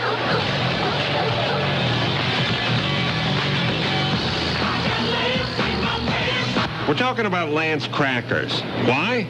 Because it's important. That's why. What do you do? Student and a bellhop. And a bellhop? Yeah. Do they even have those anymore? Telegram for Mr. Johnson. But all right. So you work, you get hungry. You study, you get hungry. This is brain food. I mean, it doesn't have any brain in it. Let me get that straight. But I mean, it's good for your brain. I'm going to urge you to name your first son Lance. I like it. You meet some kid. Now, what's your name? Nanuka? What's that mean? Proud warrior? Well, you could be, what's your name, sweetie? Lancy? Oh, what does that mean? Delicious cookie? Absolutely. Already a household name. Lance sandwich crackers and cookies. Big enough to keep hunger at bay. Small enough to keep in your pants. Create your own I Got Lance in My Pants commercial, and you could win exciting prizes. Go to lancesnacks.com for all the details. Hey, football fans, think you know more about the NFL than Bobby Hebert, Hokie Gajan, and WWL sports team? Bring it. Time to play the Veterans Ford Gridiron Challenge. Check out WWL.com. Click on Extreme Saints coverage, then the Gridiron Challenge. Follow the prompts and make your pick. Each week, compare your score to our sports team and other players. You could win gift certificates from Best Buy, an iPod, or the grand prize, an HD TV. So hit the field, well, the internet, and play the Gridiron Challenge from Veterans Ford, the Big 870, 105.3 WWL-FM, and WWL.com. Home of Sunday and Monday night football. These sports leaders, WWL AM and FM. Here's the Alltel halftime show on the Saints Radio Network. Alltel, official wireless of the Saints and the Superdome. And welcome to the Alltel halftime show here on the New Orleans Saints Radio Network. Alltel, the official wireless provider of the New Orleans Saints. Where in the first half, it has been all black and gold New Orleans Saints. The Saints get off on a great start on a 4th down 11. They block a punt. Steve Gleason gets it recovered by Curtis DeLope, and the Saints take a 7-0 lead with 13:30 in the first. Martin Anderson kicks a 26-yard field goal to cut the lead to 7-3, but then after that, the Saints would score 13 straight points, including a double reverse by Devery Henderson with an 11-yard run, giving the Saints a 14-3 lead late in the first quarter, and that's where we would end with the Saints on top 14-3 at the end of the first. Then John Carney connects on a 37-yard field goal with 6:44 into the second quarter, and the Saints take a 17-3 lead. Then the Saints defense strikes once again as Josh Bullocks and the special teams play come up by blocking a Martin Anderson field goal to hold on to that 17-3 lead. Then the Saints go on a short drive, and with the aid of some nice running by Reggie Bush and also a penalty on the Atlanta defense, John Carney attempts a 51-yard field goal as time expires. It is good, and that's where we stand at the halftime. The New Orleans Saints on top of the Atlanta Falcons 20-3. It's the Alltel halftime show. Alltel, the official wireless provider. Halftime score, New Orleans 20, Atlanta 3. This is the New Orleans Saints Radio Network. At your Jeep dealer, it's all about the best in American and German. And now through October 2nd, we're clearing out the 2006 models. It's the 96-hour clearance event where you'll make no monthly payments until March 07. Plus, well-qualified buyers get 0% APR financing for 72 months on an 06 Jeep Commander, the most capable 7-passenger 4x4 SUV. The 96-hour clearance event. Make no monthly payments until March 07. Plus, 0% financing for 72 months on the 06 Commander. It's our best offer ever, so get to your Jeep dealer before October 2nd. Based on 2005 Automotive News classification sales data, 0% APR for 72 months equals $1,389 for $1,000 financed for well-qualified buyers through Chrysler Financial with 10% down. Interest accrues from date of purchase. Must take delivery from dealer stock. Commander based on overall static scoring of available features versus 2005 competitive models. Jeep is a registered trademark of Daimler Chrysler. Sports Talk with Bobby Hebert and Kenny Wilkerson. Weekdays 5 to 8 on WWL. Welcome back to the Alltel halftime show on the New Orleans Saints Radio Network. We're at the half. The New Orleans Saints have not disappointed this capacity crowd as they have dominated the Atlanta Falcons, leading 20-3 at the halftime. Bobby Hebert's halftime commentary is brought to you by Subway. Eat fresh. And Bobby, so far the Saints have played. Yeah, that's the best way you could describe the first half. Hey, this is like made for TV. This is like a real movie. This is like living a dream. They told the media don't do the cheering before the half. During the press box, we said the hell with it. We've been cheering. Hey, the hell with it. I want the Saints to win. I'm going to cheer my butt off. I don't care if somebody tells me something. I tell you what, it couldn't have had a better start. I mean, look at Gleason. You know, people say, why you kept him instead of Fred McAfee? And then looking at Gleason come out with a big block. But you got to give Coach Bonamago all the credit in the world. Perfect scheme with that block punt. Gleason coming free and blocking it. I mean, it was just one thing after the other. Brian Young playing his butt off. Him and Hollis Thomas just stuff in the middle. The pass protection. Drew Brees has had a lot of time to throw the ball, making play after play. How about the imagination of Coach Payton on the double reverse to Henderson? Then you see Deuce having a great block. Drew Brees throwing a great block to get him in the end zone. No, and the huge goal line stands at the end. When have you seen Martin Anderson get a field goal, a 25-yard field goal block? In other words, a great scheme. Josh Bullock's busting in there, blocking the kick. No, this is like a fantasy dream come true. The Saints put it to the Falcons. They're not lucking out. They're whipping them right now. Bobby, and you know one thing, too, you got to give credit to Coach John Bonamago. His special teams have done a pretty good job on containing Allen Rossum. They blocked the punt. They blocked the field goal, and they have done a decent job of returning the ball and fielding punts as well. So far, I wouldn't say flawless, but damn near close to it, the Saints in the first half. Listen, right now, the Saints coaching staff have out-coached the Falcons staff. The scheme and their game plan, they focus. You see Coach Payton, he's going to demand that the players get it done. He looked at Jamal Brown one time, and he said, hey, that's totally unacceptable. He said, get your ass going when he got a holding penalty. You cannot have that. And he's on him. Deloach getting that stupid penalty. And that's what the fans want to see. They want to see their coach with passion. And a big key, Deke, right now, the third down efficiency. The Falcons are only 2 of 9. If you don't convert on third down, you can't sustain drives. And the defense is coming to play, and they're playing huge. Well, we're at halftime, folks, and the New Orleans Saints have dominated the first half. 1 half to go. The Saints lead 20-3 at the half. It's the Alltel halftime show right here, and you're listening to the New Orleans Saints Radio Network. The good stuff. Hey folks, Okie Gajan for Napa Auto Parts. Castrol GTX conventional motor oil is engineered to help your car beat the heat, and right now Castrol is on sale for just $2.19 a quart at Napa. And while you're at Napa, take a chance to win the Napa OCC Chopper valued at $65,000. All proceeds from ticket sales benefit CCA and its efforts to rebuild the natural treasures of the Gulf Coast. Napa, a proud sponsor of the New Orleans Saints Radio Network. Good things come in threes. Triple fortune. Triple fortune. Play Triple Fortune, the new $2 scratch-off from the Louisiana Lottery. Win up to $12,000. Over 129,000 doubled and triple prizes. Stop and ask for Triple Fortune today. Scratch it, you can see what your fortune will be. Good things come in threes. Must America's streetcars on Canal Street. WWL AM and FM. Hey, welcome back to the All-Tell Halftime Show on the New Orleans Saints Radio Network, where at halftime the Saints are leading the Atlanta Falcons by a score of 20-3. A dominant performance by the black and gold. Offense, defense, special teams, creative coaching. And Bobby, right now, you got to wonder, with only 50-plus yards rushing in the first half, Atlanta is well below their average. They run about 31 plays. They're averaging about 65 plays per ball game. But when you're down 20-3, they may have to go to the air a little more in the second half, providing that the Saints don't let them come out and get a big drive here to start the ball game in the third. Well, to start the third quarter, Deke, when the Saints get the ball, we need a sustained drive. Control the tempo of the game. We're controlling the line of scrimmage both offensively and defensively. That's going to be a key that they continue to do that. The Falcons don't like this type of game. They want to be able to run the ball. I think the Saints are in a great situation if they keep bringing it and make Michael Vick have to beat you with the pass, stay in the pocket, contain him, and just, keep playing hell-bent for leather. Just go out there and continue to make plays. One positive note for the Falcons was in the first quarter, Bobby, the long ball that was thrown to the far sideline to Ashley Lee. Is that something that J.L. Moore may try to go on, knowing that there's a size disadvantage between Lee and Mike McKenzie? Well, yeah, they're definitely going to try and exploit that one-on-one matchup, because as good as the Falcons can run, a lot of times you got to commit 7-8 guys to the run to stop their prolific running game. So you're going to have one-on-one coverage.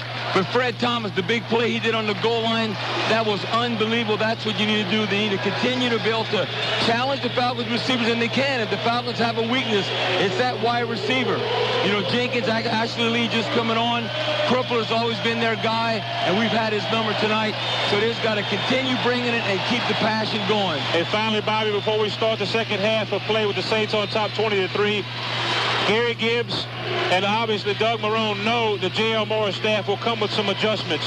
What do they expect Atlanta to do differently offensively and defensively in the second half to try and get back in this game? Well, they're not getting a pass rush just with a normal four-man rush, so don't be surprised if the Falcons take more chances than trying to blitz and get more pressure on Drew Brees. And the same thing, you're going to see them taking more shots probably up the field on longer balls like he did the first half at Ashley Lee, because when you're trying to play catch-up, you can't play ball control, and that's not the Falcons' game. That's the All-Tell Halftime Show here on the New Orleans Saints Radio Network, where we're getting ready to start the second half. The New Orleans Saints are on top of the Atlanta Falcons 20-3, and you're listening to the New Orleans Saints Radio Network. At Subway, All-Tell, official wireless of the Saints and the Superdome. Back to the Louisiana Superdome. Jim Henderson alongside Hokie Gajan. Kenny Wilkerson down on the field below. The Saints will have the opportunity to return the second half kickoff. Looking at some of these statistics, the Falcons just 2 out of 9 on third down conversions. That's 22%. Vick has been sacked twice. Brees has not. The Falcons in the red zone 0 for 2. The Saints are 1 for 2 and got a touchdown and a field goal out of their trips into the red zone. Warwick Dunn, 10 carries for about 39 yards. Vick has carried twice for 9. Bush 7 for 39. Vick is 5 out of 15 through the air. Has been sacked twice. Longest completion, 48 yards to Ashley Lee. Drew Brees, 13 out of 19 for 109 yards. Was not sacked or intercepted. Did not throw a touchdown pass. Crumpler leads them in receptions with 2 for 20 yards. Marcus Colson has 4 for 51. And Brian Lazar, our statistician, came up with another excellent observation. In the first half, the Falcons started from their own 40 on an average for their drives. The Saints started from their 17, and yet the Falcons ended up with just 3 points. They were but 2 of 9 on third down, as we said, primarily because on 11 first down plays, they were able to net but 22 yards, 2 yards per play. Well, we're fixing to have the second half kickoff, but I think that goes to show you right there, when you play pretty well mistake-free football, it keeps you in the ball game. Here's Kanan's kickoff, and it's a good one. Stecker will field it 3 yards deep.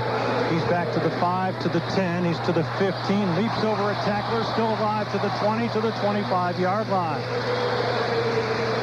And there's a Falcon shaken up back at the 14.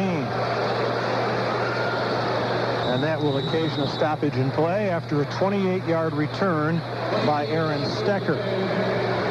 But when you don't have a whole bunch of self-inflicted wounds during the course of a ball game, you're always in it. And you know what?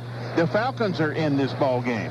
And it's just a matter of them getting a couple of breaks if they happen to get it. But right now, the Saints are doing exactly what Sean Payton wants them to do.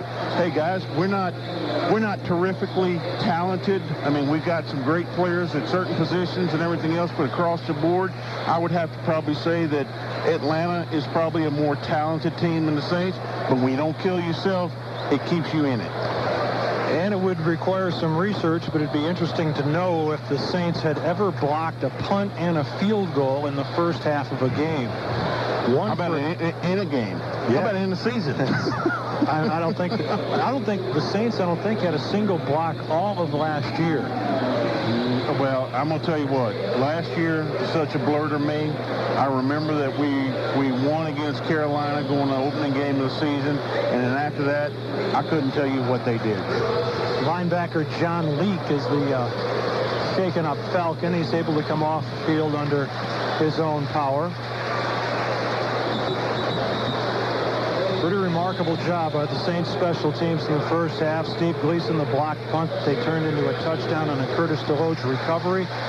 And then after the Falcons had it first and goal at the 2, they settle for a Morton Anderson 25-yard field goal attempt that Josh Bullets blocks with some great penetration. First and 10 Saints from the New Orleans 25 on the first play from scrimmage of the second half. Breeze, play action, has time, throwing near sideline. Colston has the reception, breaks the tackle, he's to midfield into Falcon territory. To the 46-yard line. Nice way to open the second half with a 29-yard gain. Well, I'll tell you what, Marcus Colston right there, we've talked about how much he's progressed during training camp and all that kind of stuff. That is the first piece of emotion I've ever seen from the young man. I don't even think when he scored his touchdown last week and the week prior to that he showed that much emotion that he did on the sideline, because the way he had the Falcons defenders just bouncing off of him. He was their leading receiver in the first half with 4. He now has 5. The Falcons backed up to their 46-yard line after the first play from scrimmage in the second half. The Saints will have it first and 10, and Breeze is going to come to the sideline after the Saints call timeout. We'll observe it as well. Just underway, some 50 seconds into the third quarter, and the Saints on top of the Falcons 20-3. This is the New Orleans Saints Radio Network. At your Dodge dealer, it's all about the best in American and German engineering and design. The best in durability. Ram 1500 and Ram Heavy Duty, part of the longest-lasting, most durable line of trucks. Best-in-class interior room. Dodge Durango and Dakota. The best combination of seating and storage of any minivan. Dodge Grand Caravan with Stow and Go. And right now, with our best offer ever, it's all about you. So get to your Dodge dealer today. Based on RL both vehicles in operation. Longevity stats 1986 to 2005. Durability based on longevity. Based on automotive use classification when properly equipped. Tolga the hostile and Thor the extraordinarily angry on the dark ages of banking. Before Capital One, banks could sack and pillage at will. Back then, customers really knew their places. Yeah. Which was usually face down in the dirt with spoons cluttered squarely in their backs. Those were the good old days. Yeah. No hassle banking from Capital One. We're bringing banking out of the dark ages.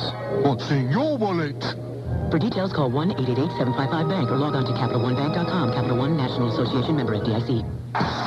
Score this Tuesday with Domino's Pizza and the New Orleans Saints $1.50 off for Saints Touchdown Special. For every touchdown the Saints score, get $1.50 off any large pizza purchase at regular menu price on Tuesday. It's the Domino's Pizza $1.50 off Saints Touchdown Special this Tuesday. Hey, Marcelli here.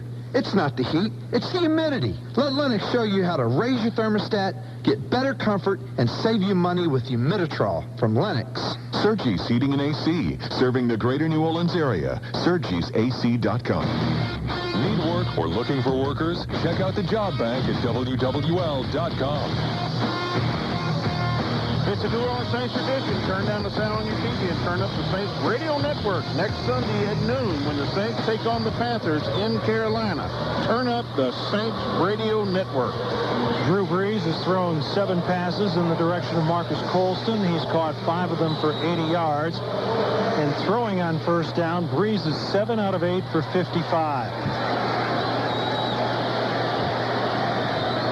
First and 10, New Orleans at the Falcon 46. Saints on top, 20-3. Bush in motion. McAllister behind Breeze, who drops, pumps, throws it in the left flat, into the flat to McAllister, and that'll be a substantial gain inside the 40 to around the 39-yard line. That's a 7-yard gain as Keith Brooking makes the stop. All right, now, I want you to tell me what you saw on that particular pass right there that is unusual from the pass. The ball was thrown to a running back in stride. He didn't have to make a circus catch on it. Right. He caught it with momentum moving forward. That's exactly right. Didn't have to reach on his back hip or anything like that. And it's, I mean, a great job of Drew Brees looking downfield. Says, you know, I don't really see what I want. Let me get it out here. A 7-yard gain. 2nd and 3 from the Falcon 39. Give it to McAllister, and he runs for the first down inside the 35 to the 34-yard line. Running behind the block of Jari Evans, along with John Stinchcomb and Michael Boley on the stop after a 5-yard gain. Well, that's why that I've always said, and you know this, after the 6 years that you and I have been doing this, I think arm strength is the most overrated thing that there is for a quarterback. Efficiency and, you know, where you put the ball, accuracy, get it in the guy's hands where he can make something happen once he catches it. 1st and 10 at the Falcon 34. 12:53 to play third quarter. Saints on top 20-3. They have not trailed. Colston in motion, handed off to McAllister, and he's going to take it straight ahead for a short gain down to around the 32-yard line. Saints are running that play a lot. They're taking a wide receiver, showing the end around, and I guess what that does is it slows down the pinching down of the outside linebacker to that side, because he's got to make sure that handoff doesn't occur, and he's responsible for run support. You are learning a lot of things doing this job with me, and you know, that's what it is. I mean, it's something that the defense has to be aware of, that at some point in time they're going to hand it off to the guy that's coming around. You just don't know when. 2nd and 8 from the Falcon 32. Bush splits out wide to the right. Colston and Horn wide to the left. Horn goes in motion left to right. Stecker behind Breeze. Here's Breeze throwing, and he's got Horn inside the 15 to the 13-yard line. A beautifully thrown ball by Drew Brees, who comes back to the line of scrimmage, clapping his hands after a 19-yard hookup with Horn. Demario Williams, the linebacker, on the stop. Well, you remember last week we're sitting up there, we're in Green Bay, you know, we're watching Brett Favre, we're talking about he's still got so much mustard on that fastball, but he's not getting the ball in the receiver's hands where they can catch it. Drew Brees right now sitting back there, just he's playing pitch and catch. 1st and 10 Saints at the Falcon 13. Colston and Horn wide to the left. Horn comes in motion left to right. Bush behind Breeze, gets the handoff right side. Takes it inside for a short gain before he's thrown backward. Keith Brooking on the stop. Short gain for Bush. Mike Carney looks like he might have got poked in the eye or something. He was down on the ground. He's coming to the sidelines right now. But, I mean, the good news is there's nothing wrong with his knee, or, you know, he had that calf pull. But he was kind of holding his eye as he got off the ground. He's coming to the sidelines right now. Bad news, he's the only fullback again on the roster for the Saints. Well, that is, but, I mean, Sean Payton has already showed that he can do adjustment on the run with that. 2nd and 8 from the 11-yard line of the Falcons. Henderson split out wide to the right. Horn wide left. Both McAllister and Breeze and Bush in the backfield with Breeze as Breeze has to call timeout. Now, that's a tough one right there. I mean, it's hard for me to argue what Drew Brees is doing, but they have just burned their second timeout on their first series of the third quarter. We'll take it as well. 10:33 to play third quarter. Saints 20 and the Falcons 3. This is the New Orleans Saints Radio Network. Hey folks, Deke Bellevue here for the Hood Automotive Group in Hammond and Amite. For over 80 years, the name Hood has been synonymous with good, honest automobile business. The last 3 generations of my family have bought their cars and trucks from Hood, including me. Hood offers every domestic and several import brands of cars and trucks at their beautiful new facilities in Hammond and Amite. So go see the fine folks at one of the Bill Hood Auto Stores and tell them the Big Chief sent. In the race for judge, the choice is clear. Con Reagan, a tough and respected prosecutor with 29 years' experience in the courtroom. For the last 10 years, Con Reagan has been the chief of trials in the Jefferson District Attorney's Office. His staunch record and unquestioned integrity have earned him the universal support of law enforcement officials in Jefferson Parish. Con Reagan, a fully qualified judge for Jefferson. Paid for by the committee to elect Con Reagan. Whether it's a football team or a community hospital, it's what's inside that matters. Like the cancer team at Slidell Memorial Hospital, who treat cancer with the most advanced and precise treatment known. Image-guided radiation therapy, IGRT. Like a surgical intensive care unit featuring private rooms with dedicated cardiac interventional services. Because for teams like the Saints and for your community hospital, it's what's inside that matters. Slidell Memorial Hospital. Your hospital for life. As New Orleans is chilling on the lakefront, the Big 870, 105.3 FM and WWL.com. Drew Brees, having talked with Sean Payton on the Saints sideline, returns to the huddle. He's hit his last 7 of his 8 passing attempts, 16 of 22 on the night for 174 yards. The Saints have scored touchdowns on a blocked punt and an 11-yard Devery Henderson reverse. 2nd and 8 from the Falcon 11 as the Saints drive with the second half opening kickoff. Colson is split out wide to the right where Jason Webster is singled up against him. Joe Horn wide to the left, Ernie Conwell in motion. Saints reset their backfield. Carney back in there now, along with McAllister throwing the slant to Colston to the 5-yard line. That's where they saw that mismatch. Webster at 5'9" and 187, trying to stay with Colson at 6'4" and 231. That's a 6-yard gain. This week's Allstate Insurance Saints Radio Network peak performer is George Huey in Gonzales, Louisiana. Call George Huey from Allstate Insurance. 3rd and 2 from the 5-yard line. Saints will go with 2 tight ends to the right side of the formation and Colston wide to the left. Backs in an eye, the tailback McAllister. He gets the call. Deuce down to around the 2, maybe to the 1, has the first down. First and goal, Saints. And they are just controlling that line of scrimmage incredibly against the Falcons. That's a gain of 4. You weren't supposed to be able to run on these guys.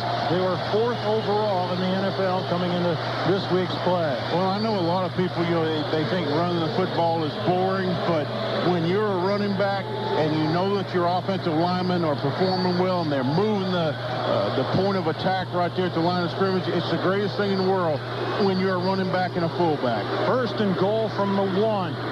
Tailback McAllister gets the call. Left side, hit in the backfield and dropped for a loss on the play as Jonathan Babineau comes firing across to drop McAllister for a loss of 1. Reggie Bush checks in along with Joe Horn. I know there's a lot of people wanting Reggie Bush to get in the end zone for the first time. Me being one of them. Him being another. You can hear the fans chanting, Reggie, Reggie. 2nd and goal from the 2. Backs offset. Wideouts to the left. Horn in motion left to right. Here's Reggie. Bounces it outside. Comes back inside. And he's back to about the original line of scrimmage. Down around the 1-yard line. Michael Boley, whose name we've called often from that linebacking position. They will mark the football at the 2. No gain on the play. And it'll bring up 3rd and goal from there. 8:13 to play 3rd quarter. Bush remains in there. Carney, the fullback. Colson and Horn wide to the left. Colson in motion left to right. Handoff Bush. Lowers his shoulder. I don't think so. Down to around the 1, it would appear, and it'll bring up 4th down. The Saints offense doesn't want to come off the field, and Sean Payton is not going to ask them to. And yes, now he is. It looks like as Jamie Martin comes out along with John Carney, the Saints will settle for the field goal attempt, apparently. tell you what, in a situation like this, I'm in all favor what Coach Payton is doing right here. You get the opening kickoff, you move the ball down, you gain some yards, you take a lot of time off the clock, you get points out of it. This is no more than extra point distance between the hash marks. John Carney puts a 20-yarder up and through, and the Saints add to their lead with an impressive drive to begin the second half. Saints going up by a score of 23-3 over the Falcons early in quarter number 3. 7:14 remaining in it. This is the New Orleans Saints Radio Network. Hello. Hey, buddy. Missed you at the Saints game. Where you at? I'm sitting on my brand new Caterpillar skid steer loader. This machine's so easy to operate, I lose track of time. I got it at Louisiana Rents, the cat rental store. They rent and sell compact cat equipment and attachments for every job. Their Equity Builder rent-to-own program applies my payments to the purchase price with no interest for 12 months. Saving you so much, you can pay for the next tailgate, right? Sure. And your tickets and your parking. Louisiana Rents. Call 866-843-7440. Champions accomplish extraordinary things. People's Health Champions accomplish extraordinary things after turning 65. They achieve excellence through experience. Do you know a New Orleans area resident who accomplished something extraordinary after age 65? Nominate them to be a People's Health Champion. All nominees will get a People's Health Champion certificate from the New Orleans Saints. And 8 people will be honored as People's Health Champions at a Saints game. Find out more on the Saints website or at www.peopleshealth.com. At your Jeep dealer, it's all about the best in American and German engineering and design. Like the best-selling SUV in its class, Jeep Liberty, the most capable 7-passenger 4x4 SUV, Jeep Commander, the fun and freedom machine, Jeep Wrangler, and the 5-star government crash test-rated Jeep Grand Cherokee. And right now, with our best offer ever, it's all about you. So get to your Jeep dealer today. Based on overall static scoring of available features versus 2005 competitive models, based on Automotive News classification sales data, Jeep is a registered trademark of Daimler Chrysler. Keeping it real with Big Chief Deke Bellavia, weeknights 10 to midnight on WWL AM and FM. Welcome back to the Louisiana Superdome. Hope you guys on Jim Henderson and Kenny Wilkerson when the Vita Springs Water Saints Sideline Report. I think that there's no question that Sean Payton wanted to make a point there by pounding it on the inside. They took it at him, and they had that defensive line of the Atlanta Falcons huffing and puffing. I mean, the entire drive. I know they mixed it up a little bit, but for the most part, they really took it at him, and I think that they felt like they would be able to wear him down. Here's the Carney kickoff. Rossum from his 5 to the 15 to the 20. Stop short of the 25-yard line. Aaron Stecker making first contact along with Terrence Melton. 21-yard return for Rossum. 7:09 to play, third quarter. Saints 23 and the Falcons 3. This is the New Orleans Saints Radio Network. All-Star Electric, your dependable regional electrical contractor serving 4 states, is proud to help bring New Orleans and the Gulf Coast back. Commercial, industrial, and residential electrical work. No job is too big or too small for All-Star Electric. Here's CEO Todd Trosclair talking about their service. We have a 24-hour emergency service department. We have well-trained technicians to do the work, and our vans are stocked with most materials we need to complete any residential job. Get your project started. Call All-Star Electric. Proud to be lighting up New Orleans. He's at the 20, the 10, the 5, touchdown Saints! How'd you like to win a Saints autographed football? Just log on to avitasprings.com and register. No purchase required. Winners will be chosen by drawing after every home game this season. And here's another way to win. Sign up for great-tasting, healthful Avita Springs water and get a case of convenient go-anywhere half-liter or 12-ounce bottles free. Delivered to your door by the Avita Man. Visit avitasprings.com today. At your Chrysler dealer, it's all about the best in American and German engineering and design. Like the most awarded new car ever, Chrysler 300C. One of the best in safety, the 5-star government crash test rated Pacifica. The Consumer Guide Best Buy PT Cruiser. And Town & Country, the highest ranked VIN in initial quality according to J.D. Power & Associates. And right now, with our best offer ever, it's all about you. So get to your Chrysler dealer today. Based on major automotive awards won with an introductory model year. One equipped with side curtain airbags. For J.D. Power & Associates award information, go to jdpower.com. Join Don Dubuque from Louisiana's Great Outdoors, Saturday mornings 5 to 7 on WWL. And let's pause 10 seconds for station identification on the New Orleans Saints Radio Network. From the heart of the Crescent City, it's Entercom Communication Stations, the Big 870 WWL New Orleans, and 105.3 WWL FM, Kenner, New Orleans. Absolute bedlam. 1st and 10 from the 23. Handoff. And this is done. Tripped up short of the 30-yard line. One of the Falcons, Matt Lair, the left guard, lost his helmet. Hollis Thomas on the tackle for the Saints. That's a 5-yard gain for Dunn. 11 carries for 44. Vick has carried twice for 9. The Saints, with Deuce and Bush carrying the football, have taken it 89 yards in 20. 2nd and 5 at the Falcon 30-yard line. They have never led. Backs in an eye. Tailback Dunn. He gets the call. Not much there this time as he is stood up and thrown backward by Brian Young along with Will Smith. Let's take our hats off to Brian Young for the way he's playing this season. That's a gain of 1 yard. Well, I'm going to tell you what, at halftime, after Bobby got done with his halftime report and everything else, he and I were talking. He said, I'm telling you what, he said, Hollis Thomas and Brian Young are just stuffing it up in the middle. And you know what? He's absolutely right. 3rd and 4 for the Falcons from the Atlanta 31. Vick in the shotgun. Saints show blitz. Vick drops. And he's under pressure, throws it low and incomplete. Intended for Crumpler. Charles Grant finally got there and was around his ankles as he tried to throw the ball downfield. And the Falcons head to the sideline offensively.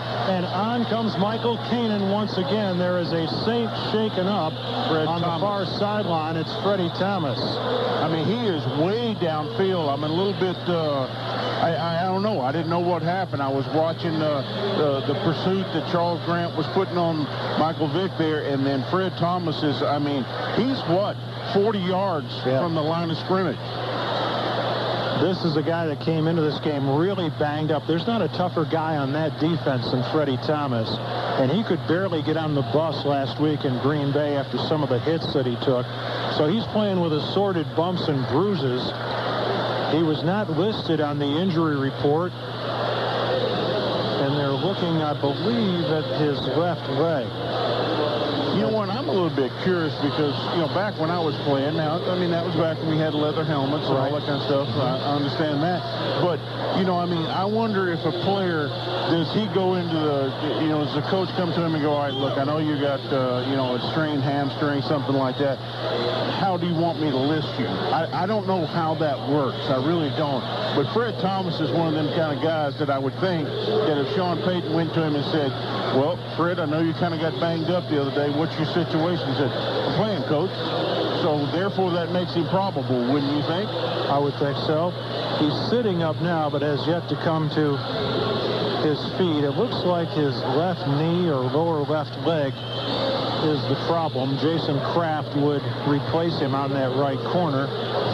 But for now, at least, he'll get a chance to rest up and perhaps get his legs back underneath him as the Falcons have been forced to punt, and Michael Kanan is on, awaiting that duty. Well, I certainly would not question his toughness nor his courage. And as he comes to his feet, and he's being assisted somewhat by the doctors and the training staff of the Saints, but I'm just curious how something like that could happen that far away from the ball. Maybe, hopefully, it's just cramps. Hopefully, that's all it is. Now he broke out into a jog and come to the sideline. Saints fans showing their appreciation. The guys played great. Every year they try to chase him off. 11 years out of Tennessee Martin. And he doesn't make Mike McKenzie money, but he makes a lot more plays than Mike McKenzie does. And you know what? Just a good guy. Yeah, really good guy. Lance Moore awaits the Kanan punt. Standing at the Saint 25. Saints with the return on. Kanan drills it. Moore will have a chance from the 19-yard line. Makes one move to the 25, and he is clobbered as he crosses the 25 up to around the 26-yard line. A 50-yard effort by Kanan. 9 on the return for Moore. Dwayne Blakely on the tackle for the Falcons. Now, what do you think? What's going to happen, for special teams coaches when Michael Lewis comes back in a few weeks? Because he'll be eligible to come off the PUP list, which means physically unable to perform. And if you go on that list before the season starts, you have to stay there a certain length of time. And I think he's coming back like the 4th, 5th game of the season. Now you got Michael Lewis returning punts and kickoffs. You got Reggie Bush back there. You got Lance Moore back there. Here you go, formation by the kicking team. Number 85 was not on the line of scrimmage. 5-yard penalty. Repeat 4th down. Saints will get them to re-kick it. But I had the opportunity to spend several hours with Michael the other day, and it was fascinating the way that he told me, just how he got from not playing any college football, anything else, to the NFL, and everybody knows he went through arena football, this, that, and the other thing, but he said the biggest influence was his grandfather, and excuse me if I get this wrong, but it's Willie D. Lewis, I believe is his grandfather's name, and he said that is the guy that I tried to perform for. He was the guy that I always went for guidance and everything else. And it was such a fascinating story because we only know him as the beer man. That's right. But believe me, the story he told me and how he made it to the NFL is certainly something fascinating. So, Grandpa Lewis, you did one heck of a job. And let's hope that Michael can return to the lineup. Kanan to punt once more. Drills this one. Moore watches it angled toward the sideline, takes a Falcon bounce, will eventually be down around the 23-yard line. That's a 50-yard effort. And let's go right down to Kenny Whippleson winning the Beta Springs Water Saints sideline report. All right, guys, Fred Thomas has a strained hip. He just got finished telling Scotty Patton moments ago that he's okay, should be able to return, but a strained hip for Fred Thomas. Yes, Scotty and Kevin Mangum are assisting him on the sideline. Old Pearl. Old Pearl. Kevin Mangum. Been around a long time, my friend. Sees all and tells all.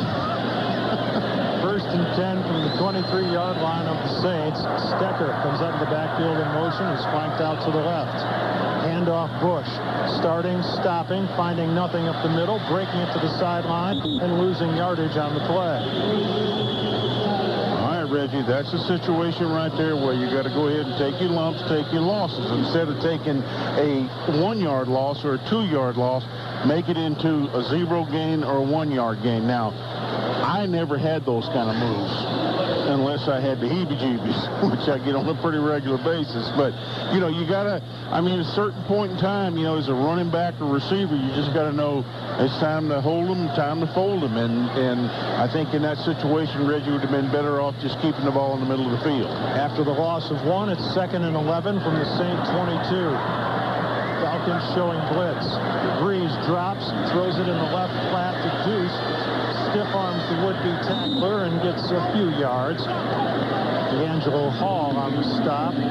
Crocker was there as well. At the 23-yard line of the Saints, that's just a 1-yard reception. Threw it over the outstretched arms of Paul Carrington, who was coming from his right defensive end position. Well, something you saw right there at the end of the run, and it's almost kind of like a lost art with running backs right now, is a stiff arm, where you shove it right into somebody's face. And as long as you don't grab that face mask, the official can't call anything on you. 3rd and 10 Saints from their 23. Henderson wide left. Horn and Colston stacked to the right. Breeze out of the shotgun. Steps up in the pocket. Can't find anybody. Now he does. Get upfield. That's going to be Reggie Bush, who's fighting his way up close to the sticks. But I don't think he's there. About a yard short. And see, that's what Drew Brees is telling him right now. Catch the ball, get the first down. That is the number one thing we need out of you right now, is for you to get the first down. We don't need you to make a 25-yard run out of this. We need the first down. 9-yard gain will bring up 4th and 2 from the 31. Weatherford's punt. Oh, goodness. Is a beauty. Rossum from his 16-yard line. Saints think there's going to clip, and now a late flag does come in as Rossum goes down around the 23. A 53-yard punt and a 7-yard return. Curtis DeLoach on the tackle. But it looked like there was a hit in the back of one of the Saints would-be tackles. During the return, holding by the receiving team, number 81. Half the distance to the goal, Atlanta keeps the ball. First down. It's Adam Jennings, a wide receiver, caught holding. I love to see J.L. Moore pissed off. You don't like him, do you? Well, it was a conversation that he and I had one time when we were in training camp up in La Crosse, and he sat at the breakfast table with us, and it was me and Half Cook and Bill Baker and some other guys talking and chatting and everything else. And I mean, he was just sitting there eating his breakfast, not saying anything. And I said, JL, you don't have much to say this morning. He said, maybe I just don't have anything to say to you. I don't know why he didn't kick his butt. First, I don't think I had it coming. From the 9. Here's Vick. Dropping to the 2, throwing it upfield. Catch is made by Crumpler. Bullocks drags him down after the first down reception. He'll mark the football just short of the 25-yard line of the Falcons for a 16-yard gain. But the point is, I didn't have that coming. No, you know, just said, hey, I'm not in a good mood this morning. It's training camp. I mean, he could have said anything. He said, maybe I just don't have anything to say to you. And you know what? I don't know if we've ever spoken since. Because I know I hadn't spoken to him. First and 10 from the 25-yard line of the Falcons. 2:41 to play third quarter. Saints up 23-3. Vick out of the shotgun once more. Has time. Throws short.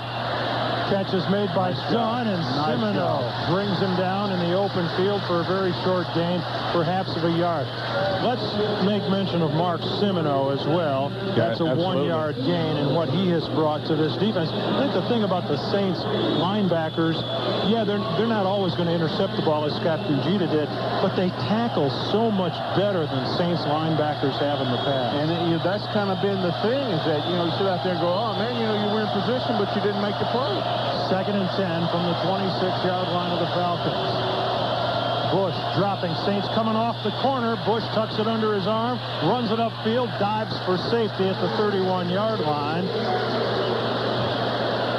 As Rodney Leslie, one of the Saint tacklers, along with the linebacker Mark Semino, that's a 5-yard gain. One of the very few times tonight that Michael Vick has actually been able to break out of the pocket. I mean, he has moved around from side to side.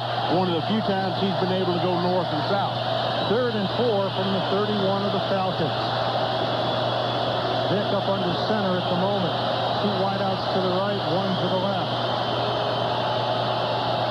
Vick drops straight back. Looks, going to throw it deep down the near sideline for Lee, and it's incomplete, broken up by McKenzie, but a flag will be thrown. Well, this is the play that they worked so well in the first half for their longest gainer of the night, and so they go back to it here on a 7-step drop, throwing it in the direction of Mike McKenzie, who appeared to make the play on the ball, but now the officials are huddling as well. Well, I think, I'm going to tell you what, Jim, in just my humble opinion, I think this is a no-call situation right there, because Mike McKenzie did turn around and look for the ball. Yes, there was some contact. There was no foul for pass interference on the play. The pass is Okay, complete. that's the point that I was making right there. Both guys were making an effort to try and get to the football, and in that case, I don't see, as an official, how you can justify throwing a flag on somebody. Another difference between Sean Payton and Jim Haslett. That happened right in front of Payton. He went on the field to say a few words. The official gestured to him. He just turned right around and came back to the sideline. If that's Jim Haslett, he's all over that official and probably gets this crew on his bad side far more often than he wins any points. Yeah, and the call goes against you. So the Saints force another Falcon punt. Kanan Hangs it high but short. Angling it for the sideline, and it hits on the Falcons sideline and goes out of bounds. You'll see where they mark this one off. It's going to be at the Saint 34-yard line. A 35-yard effort, but you can see as a flag is down back at the 40-yard line, indicating that this could go against the Falcons. Holding against Atlanta. I'm not so sure. I mean, if I'm Sean Payton, I might turn this down. I mean, the 35-yard, 34-yard line is actually where the ball would be spotted. That is good field position. On a night when the Saints haven't had much of it. And it looks like that's what they will do. As the Saints offense is coming on the field. As the officials continue to huddle. There's so much energy in this crowd to begin with. Nobody has left. Everybody is savoring this if they're Saints fans, and you have to think that most of the people holding by the receiving team number 27 during the kick. That 10-yard penalty is enforced from the end of the kick. First down. So the penalty goes against the Saints and Aaron Stecker. Okay. Well, but you're at the 24-yard line. So, I mean, I tell you what, to me, that's a heck of a lot better right now. I mean, as long as you can keep Michael Vick and Warwick Dunn off the field, the better I feel. It's almost like you have to get this crowd back into the game. Now, they're not far out of it, but it's been so one-sided and so positive in all Saints. Maybe this crowd feels a little comfortable right now, and maybe they have a reason to, but the Saints have pretty much been able to do everything they want to against this Falcon defense as far as moving the football. I'll tell you what, Jim, I'm not so sure that this crowd is not sitting here enjoying the fact that their team is not just killing themselves with their own mistakes. First and 10 Saints from the New Orleans 24. Now the line judge stops play, and he's going to confer with Ed Hochmuller. We got two people trying to start the wave down here, so. Right now it's barely a ripple. He's got a few guys. Yeah, it's going to get cranked up here in a minute, I think. I think the rest of the fans are afraid of spilling their beer. So they're not going to move anywhere. It's mostly a one-section wave. Well, now we're ready to go. First and 10 from the Saint 24-yard line. Reggie Bush behind Breeze gets the handoff. Bush breaks free to the 30, up to the 33-yard line, and he slams the football down in disgust. He's short of the first down, it would appear. But you can just see the frustration after that's a 9-yard gain. This kid wants to get in the open field so much and so badly to make a play. Lawyer Malloy brings him down. And this is a guy whose touchdowns average 31.4 yards apiece in college, and he's not used to not seeing that end zone through 2.5 games. Well, he's just going to have to learn to be patient. It's going to happen. Believe me, it's going to happen a lot. 2nd and 1 from the Saint 33. This is Deuce running right, and he'll be close to the first down. Looks like he has it, but not a lot more. This is probably going to be a measurement right here, Jim. I mean, that is right at the sticks, depending on where he was underneath the pile. I think Ed Hochmuller is going to bring out the sticks, and he's going to see.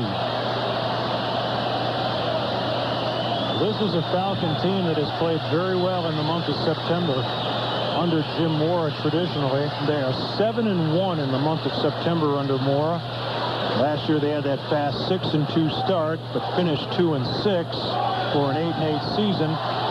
Saints have the first down on the measurement, and that will end the third quarter, buddy.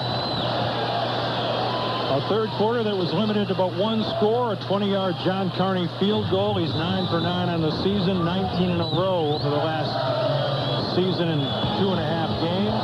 That's the end of the third quarter. 15 minutes of regulation remain, and these Saints fans are loving every single second of it. They lead the Falcons 23-3. This is the New Orleans Saints Radio Network. Lance, the on-the-go snack for people who've got it going on. Yeah.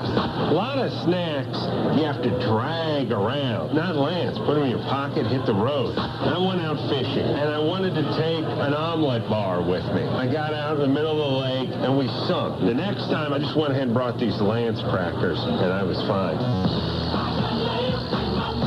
I like Lance. I enjoy them, but I enjoy them even more when I taste one of the competitors' crackers. The president of Lance said, believe it or not, there are other foolhardy companies that are attempting to compete with us and sell crackers. I yelled, don't lie to me, old man. Did security come in? They had to dart me with a Lance cracker.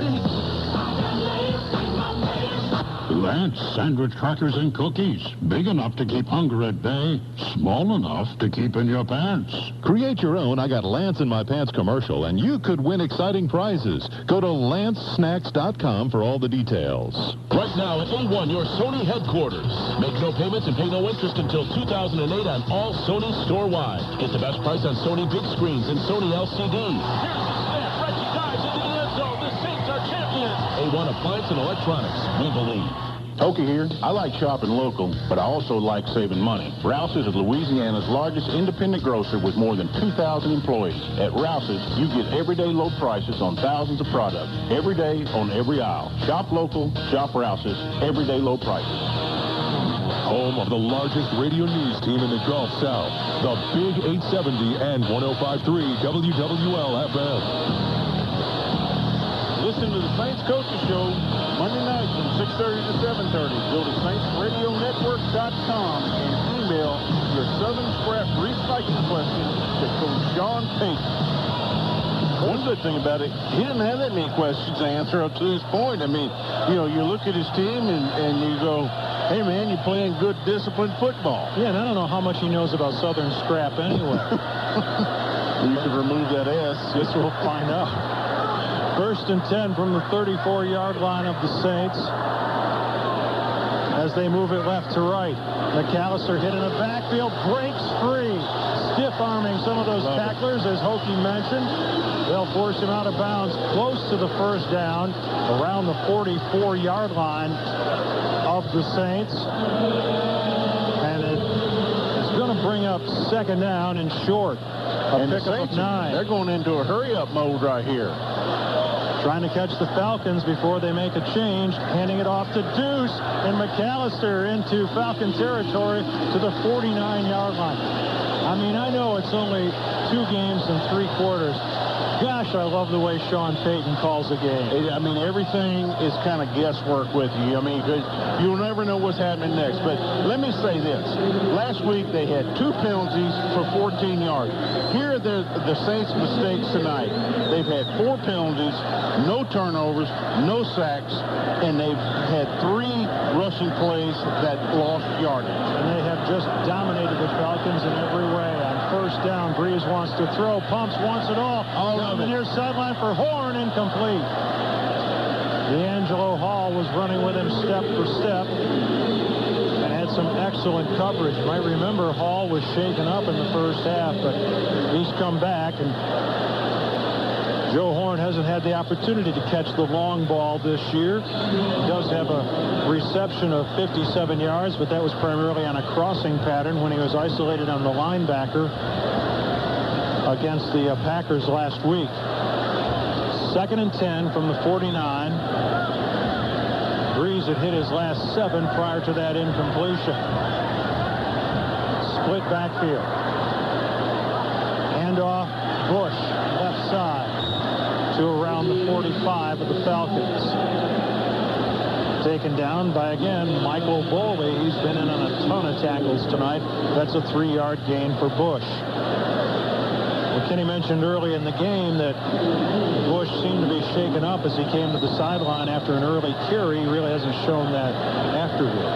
Well, I mean, you know, it's one of them things you get in there at halftime, they put a little ice on it, maybe they inject it with something to, you know, kind of dull the pain, and then you go out there and play with it. But right now, I like what I'm seeing out of Reggie Bush. 3rd and 6 from the Falcon 45. Breeze, empty backfield as he stands in the shotgun, and he's going to... And that will will be the Saints' last timeout. We'll take it as well. 13:19 to play. Quarter number 4, Saints 23 and the Falcons 3. This is the New Orleans Saints Radio Network. Olga the hostile and Thor the extraordinarily angry on the dark ages of banking. Before Capital One, banks could sack and pillage at will. Back then, customers really knew their places. Yeah. Which was usually face down in the dirt with spokes truckers squarely in their backs. Those were the good old days. Yeah. No hassle banking from Capital One. We're bringing banking out of the dark ages. What's in your wallet? For details, call 1-888-755-BANK or log on to CapitalOneBank.com. Capital One National Association, member FDIC.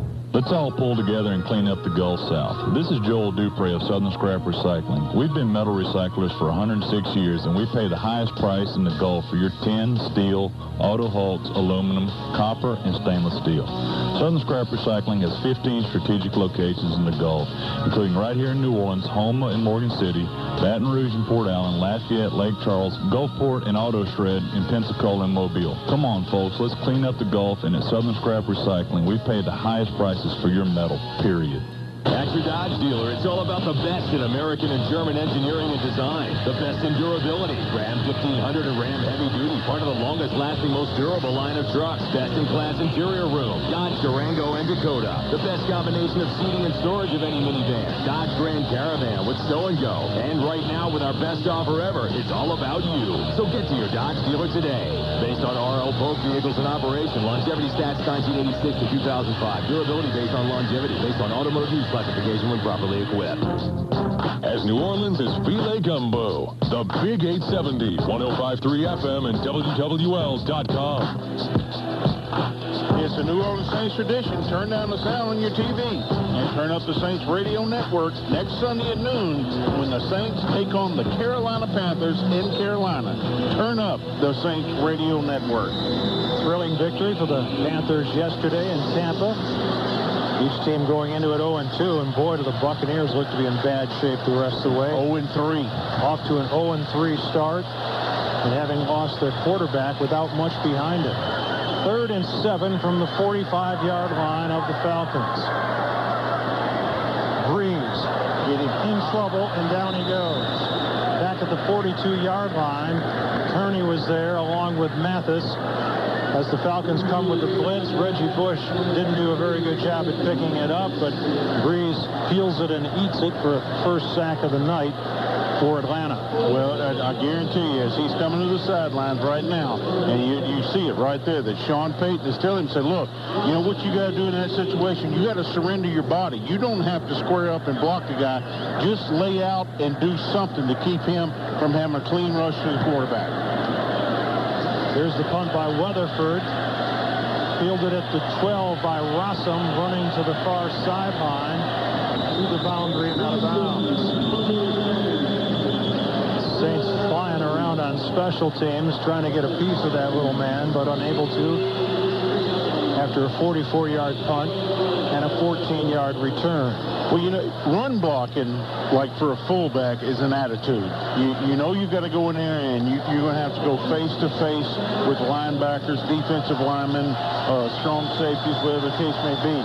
When you're a pass protector, all you need to do is get your body in the way of the on-rushing man, whatever position he's coming from. Mathis gets the sack for the Falcons. 1st and 10 for them from their 26-yard line. Here's Vick in trouble, but he escapes and rolls to his right, being strung out there by the linebacker. Very good. And that was an excellent job by Scott Shanley, who, again, stayed in his lane, stayed on his feet, made Vick commit, and then the Saints' pursuit had gotten there shortly thereafter. And let's go right down to Kenny Wilkerson real quick. And that's is a prime example of what they worked on over and over again all week, as far as having different players run around in the backfield and just keep him in front of you and not necessarily containing him in the pocket, but keeping him in front of the defense. 2nd and 10 from the Falcon 26. Here's Vick. Lots of time, going to throw it deep, looking for Jenkins, and it's incomplete. Freddie Thomas did a great job He got in front of Jenkins, got position on him, and just slowed up and made Jenkins run right up his back. He had no opportunity to catch the ball, and Thomas had no opportunity to be flagged. And I'll tell you what, I mean, that's just a classic play right there. Yeah, a lot of times a guy wants to get up there and try and intercept the ball or anything else. Squeeze that guy to the boundary. Fred didn't have to do it. He had the inside position. The only way Jenkins was going to catch that ball was to commit offensive pass interference. 3rd and 10 from the Falcon 26. These fans want blood. They can't get enough of beating the Falcons and Michael Vick.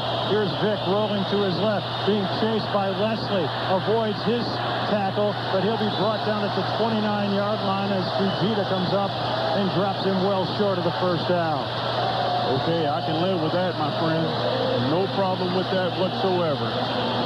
That's just a gain of 3 on a Michael Vick scramble as the Saints continue to hold him in check as well as perhaps anybody in the NFL ever has. Well, you know what, Jim? But I think that's a matter of being disciplined. Just do what the coaches ask you to do.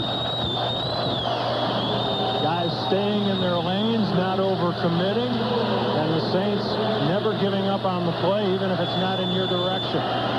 Here's the punt by Kanan. Short and wobbly. Moore fields it at the 32, back to the 35, to the 40, up the sideline, out of bounds, short of the Saints' 45-yard line. Well, you know, but you sit there and you watch that. I mean, even though that wasn't a long return by Lance Moore, he did the right thing. He had a bunch of red jerseys come out, and he hit the boundary and got what he could out of it. After a 39-yard punt and 11-yard return, we'll take the timeout with 11:04 to play. It's all Saints tonight, 23-3 over the Falcons. Whether you're an all-pro, a student athlete, or just a weekend warrior, all our hopes and dreams started out as little boys and girls on the playground. This is Bobby Hebert. Sometimes organized sports may be the first time a youngster is introduced to goal setting, discipline, and teamwork. That's why every time the Saints score a rushing touchdown this season, Shell will donate $500 to the Deuce McAllister Catch-22 Foundation to help rebuild local playgrounds. Shell, committed to helping rebuild a greater community. He's at the 20, the 10, the 5, touchdown Saints! How'd you like to win a Saints autographed football? Just log on to AbitaSprings.com and register. No purchase required. Winners will be chosen by drawing after every home game this season. And here's another way to win. Sign up for great-tasting, healthful Abita Springs water and get a case of convenient go-anywhere half-liter or 12-ounce bottles free. Delivered to your door by the Abita Man. Visit AbitaSprings.com today. There's never been a better time to plan a luxurious getaway to the historic Hotel Monteleone, the oldest and largest hotel in the New Orleans French Quarter. Now through September 30th, guest rooms are as low as $89 per night, Sunday through Thursday, and $99 during the weekend. This special rate is exclusive of taxes and based on availability. For reservations, call the Hotel Monteleone at 1-800-315-6199 or email to reservations@hotelmonteleone.com. Winner of 9 Regional Edward R. Murrow Awards, WWL, AM and FM. I think this Falcon offense hasn't been held in check tonight, and Michael Vick in particular. He has run for 17 yards, lost 13 on sacks for a total of 4 yards rushing. The Falcons have 2 catches from their wide receivers, one from Jenkins and one from Lee. Here's Deuce McAllister, who slips a tackle in the backfield. Would have been a loss on the play, able to make positive yardage as he crosses his 45 to the Saint 46, give him 3 yards. Chris Crocker, the free safety, on the stop. As we pause 10 seconds for station identification on the New Orleans Saints Radio Network. From the heart of the Crescent City, it's Entercom Communication Stations, the Big 870 WWL New Orleans, and 105.3 WWL FM Kenner, New Orleans. 2nd and 7 from the Saint 46. Campbell in motion. Play action Breeze. Looks over the secondary and decides to take off with it himself. Avoids the sack and picks up about half a yard. Earlier, by the way, the Saints did get a sack on the Vick scramble, and that's their 3rd of the night. And on the season now, the Saints defense has 10 sacks. I think they went the last 5 games of last season without one total. 3rd and 6 from the 47-yard line of New Orleans. Breeze up under center with 2 wide receivers to the left and Reggie Bush behind it. Breeze drops, pumps, looks, throws for Colston, and it's incomplete. Poorly thrown ball. It was a stop route, and it was thrown short of Colston, who did stop but had no opportunity to catch it.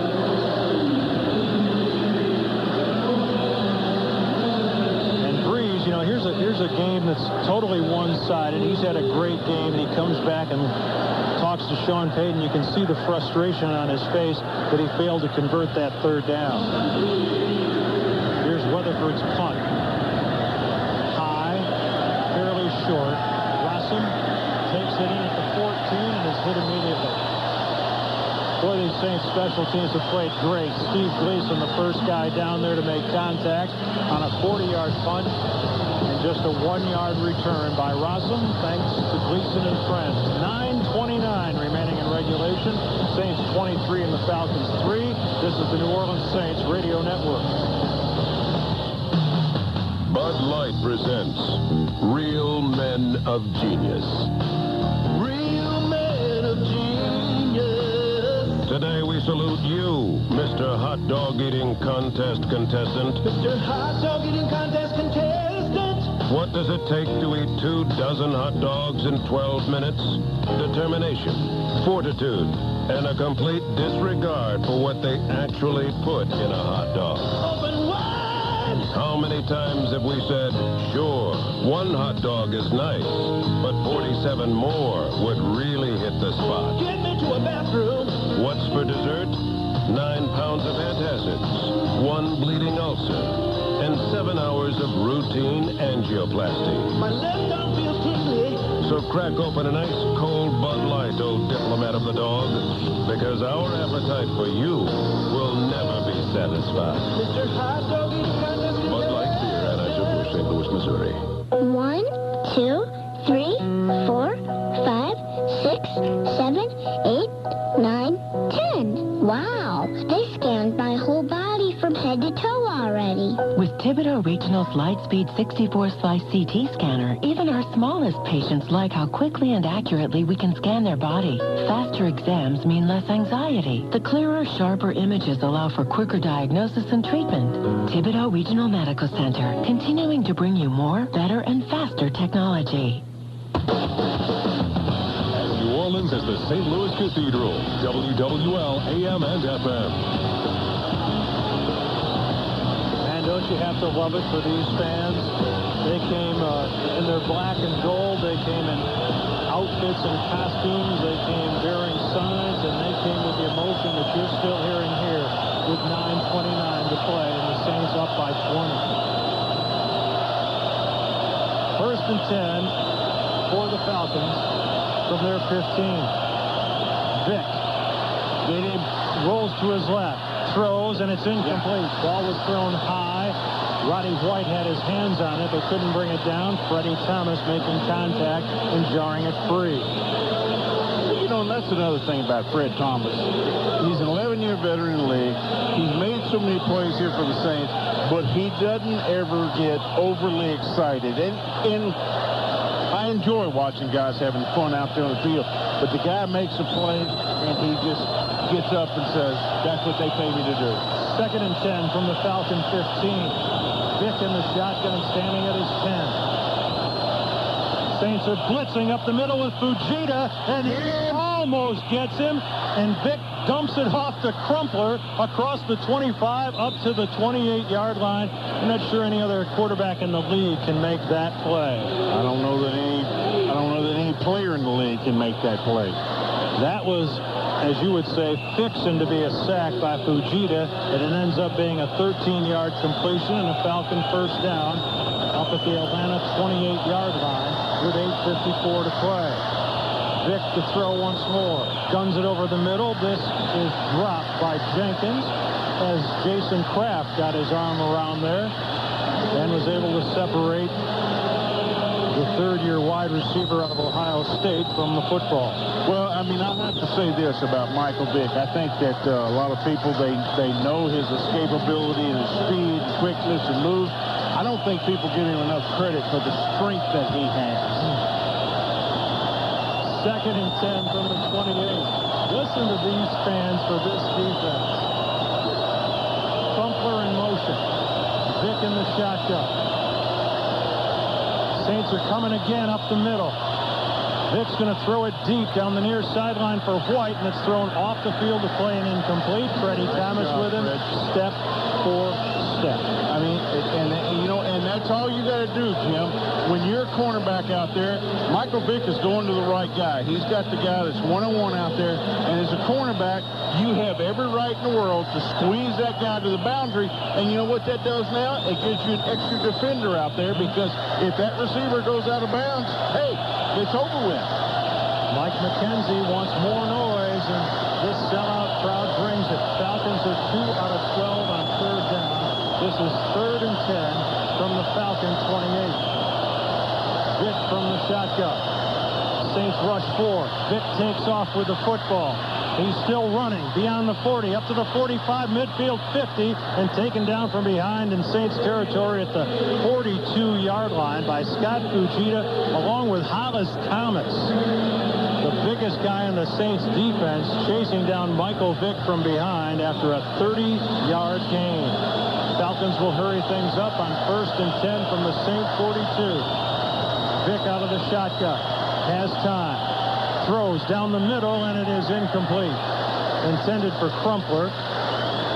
Stoutmeyer was there, along with Josh Bullocks. All right, well, I'm going to stick my 2 cents in. I think what the Saints defense did on that prior play, when Michael Vick went for the 30-yard gain, that they just got a little bit, not complacent with themselves, but they got a little bit lazy, and they said, hey, man, we smell blood. We're going after him, and with that kind of ability that he has, he'll make you pay for it.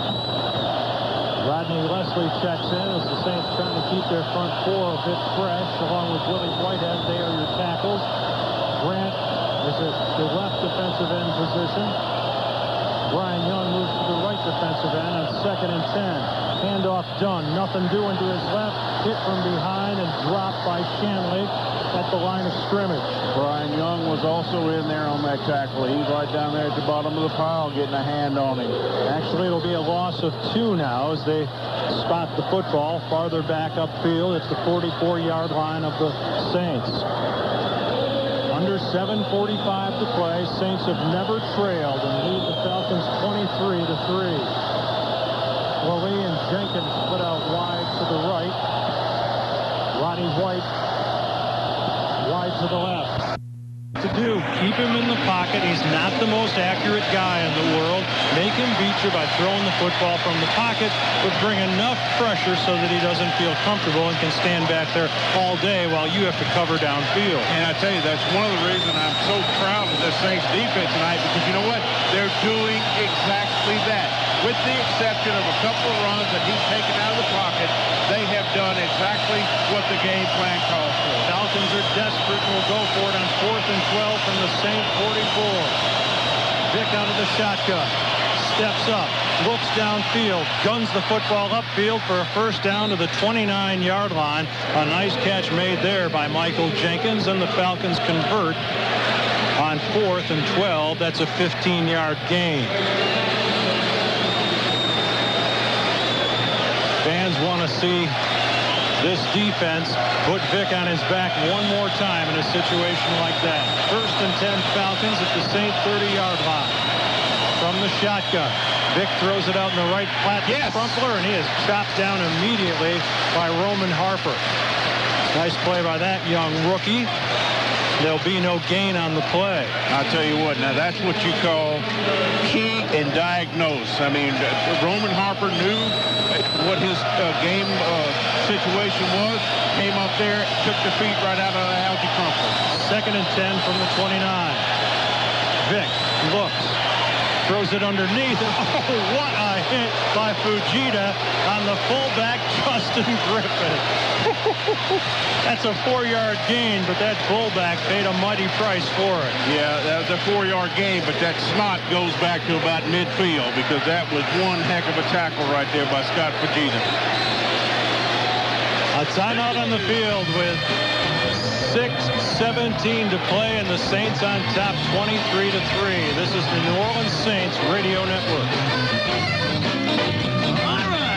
All-Star Electric, your dependable regional electrical contractor serving 4 states, is proud to help bring New Orleans and the Gulf Coast back. Commercial, industrial, and residential electrical work. No job is too big or too small for All-Star Electric. Here's CEO Todd Trosclair talking about their service. We have a 24-hour emergency service department. We have well-trained technicians to do the work, and our vans are stocked with most materials we need to complete any residential job. Get your project started. Call All-Star Electric. Proud to be lighting up New Orleans. Alltel Wireless presents another My Circle dedication. I want to shout out to my sorority sisters. I don't care that you're all with different networks. We've been through so much. Like that situation on spring break in 03. You all kept your mouths shut. So you're all in my circle. Hey, friends are friends no matter what network they're on. Dig My Circle from Alltel Wireless, America's largest network. You can call the people you talk to most and call for free. Any number, any network. Stop by your nearest Alltel store or visit AlltelCircle.com, baby. Come and get your love. Are you looking for lower prices on your auto parts? Well, come to O'Reilly. You'll find lower prices on top quality brand name parts every day. Our products are manufactured by the very best in the business. Wix, Monroe, Wagner, Borg-Warner, Motorcraft, Fram, Gates, Champion, Bosch, Castrol, Pennzoil, Valvoline, and the list goes on and on. Over 100,000 parts and counting. Save more at O'Reilly Auto Parts. O'Reilly Auto Parts. Catch the Home Improvement Show with Bob Mitchell and Paul LaGrange. Saturdays 10 to noon on WWL. Well, there have been no challenges this half, but if there is, it'll be brought to you by Capital One. No hassle banking. Referee's challenge. Banking with Capital One is not a challenge. Capital One, no hassle banking. Saints continue to do a great job on Michael Vick on first down pass plays. He's but 3 of 11 for 17 yards while being sacked twice. This is 3rd and 6 from the Saint 25. Crumpler in motion. Vick in the shotgun. Saints rush 4. Vick in trouble. And he's going to go down. A flag has been thrown. Charles Grant gets the sack. There's also a flag that will go against the Falcons for holding. Is that Brian Young that came through and almost had Vick again.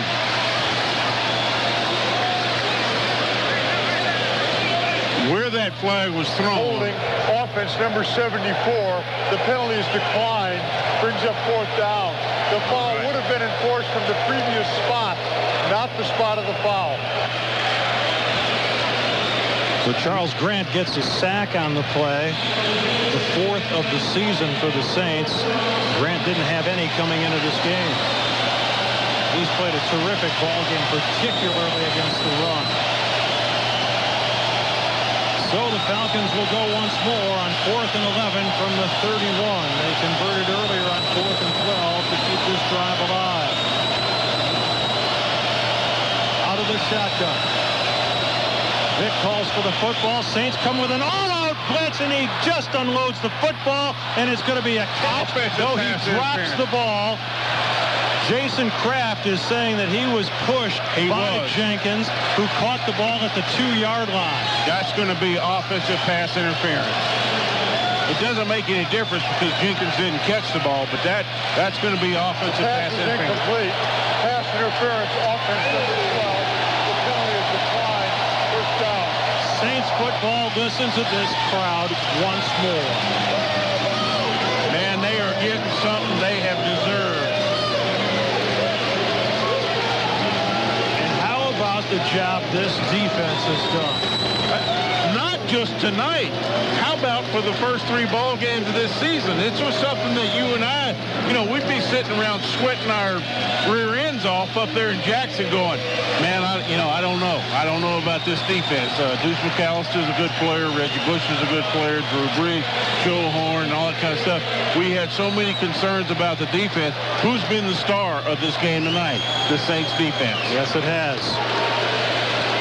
First and 10 for the Saints after they get the football back at their 31-yard line. The tailback is McAllister. Fullback Carney. This is Deuce running left, stacked up at the line of scrimmage.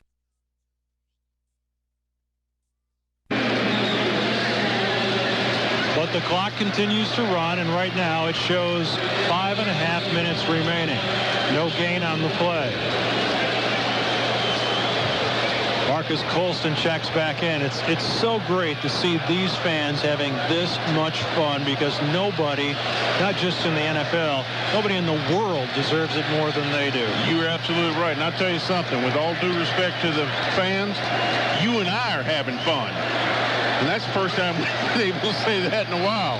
Yeah, apart from the first 2 games of this year, last year was just a total blur. 2nd and 10 from the 31 of the Saints. Colston in motion.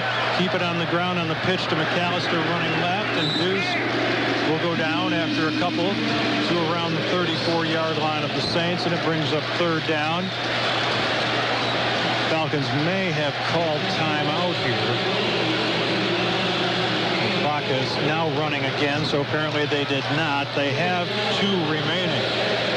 Well, and right here we're gonna get a little bit of an opportunity to see what Sean Payton is all about. What does he do? Does he do it conservatively, keep the ball on the ground? Does he put it in the air and say, "Hey, man, we want to give these fans something to cheer about"? My guess is they put it in the air, and they do, with Breeze throwing to Colston for an easy first down. He had D'Angelo Hall playing way off him, and the young man snatches the football away from his body, as he does so well, picks up the first down, makes it look easy to the 45-yard line. That's an 11-yard gain. And I tell you what, I give a lot of credit right there to Sean Payton and Drew Brees to say, look, this is a good, safe play, but Marcus Colston, you have to make sure you get the right depth to get the first down. 1st and 10 for the Saints from the New Orleans 45. Less than 3:45 remaining. It's been All Saints, an All Saints day, and an All Saints night. 23-3. McAllister running left for 1, maybe 2 yards, up to around the 47-yard line. Falcons have 2 timeouts remaining, but they don't seem to have any inclination to burn them. 2-yard gain. They have been dominated in every phase. The tone of this evening was set just 1 minute and 30 seconds into it, when Steve Gleason blocked the punt and Curtis DeLoach recovered in the Falcon end zone. Just 1 minute and 30 seconds into this game, the Saints were on top 7-0. The closest the Falcons got was 7-3 on a 26-yard Morton Anderson field goal. After that, it's been the Saints entirely. 2nd and 8 from the 47. Here's Deuce again, left side, close to the 50-yard line. It'll bring up 3rd down. And now it looks like the Falcons will call timeout. That's a gain of 3. Timeout Atlanta. That's their 2nd. It's a 30-second timeout. Well, Jim Mora has had a lot of success against the Saints, in particular against Jim Haslett, who he really seemed to enjoy beating. You know, they were coaches best of on friends. the Saints. Yeah. And he was 3-1 against the Saints when Jim Haslett was the head coach. He's had a lot of success recently on Monday night, a 3-game win streak, all coming last year on Monday night. The national focus was on this game, obviously, with a pair of 2-0 football teams. And tonight, the spotlight has been stolen by the Saints and these rabid 68,000 fans who have just screamed their lungs out for them from beginning to end. Yeah, and I mean, if anybody out there is still listening to the radio right now, I would like for y'all to look up at the booth, because Jim Henderson said the Hurricanes are on him down at Pat O'Brien's after this ball game. Well, you notice nobody turned around and looked at us. Like Wayne Mack used to say, they'll be dancing on the tabletops at Pat O'Brien's. And I'm not sure I'll be one of them, but I may be there. Oh, man. Is this great stuff. 3rd and 5 for the Saints from midfield. 2 wideouts to the left, 1 to the right. Handoff, McAllister, right side. Turns it up, drags 2 tacklers with him. He'll be short of the first down by about 1 yard. And the Saints will punt it away. That's a gain of 4. Well, you know, there's so much. 4th news that comes out of this game as the Falcons take their final timeout with 2:41 to play. There's so much good that comes out of this game, but one of the great things for the Saints this year is their health. Yeah. There haven't been any serious injuries that we have seen here tonight. They didn't have anybody unable to play tonight because of an injury that occurred in the first two games, and that's another thing that you got to have a successful season. You know what, and when people say things like it's better to be lucky than good and all that kind of stuff, now we know that Rob Ninkovich went down with an injury earlier in the ball game on a kickoff return. Don't know the extent of that injury, but there again, I'm not going to say he's not one of their key players because he is as a special teams guy, but no front line. Right, exactly. The Saints with 4th and 1 bring on Weatherford to punt it away. Falcons coming. Weatherford straight up the elevator shaft. Rossum calls for and makes the fair catch around his 19-yard line. As a few extracurriculars break out, they quickly subside. Deuce tonight unofficially, 19 carries for 81. Bush 13 for 53. That's 32 for 134. 27-yard punt there for Weatherford against a Falcon defense that was 4th overall in the NFL against the run prior to this game. So the Falcons will have it with 2:33 remaining.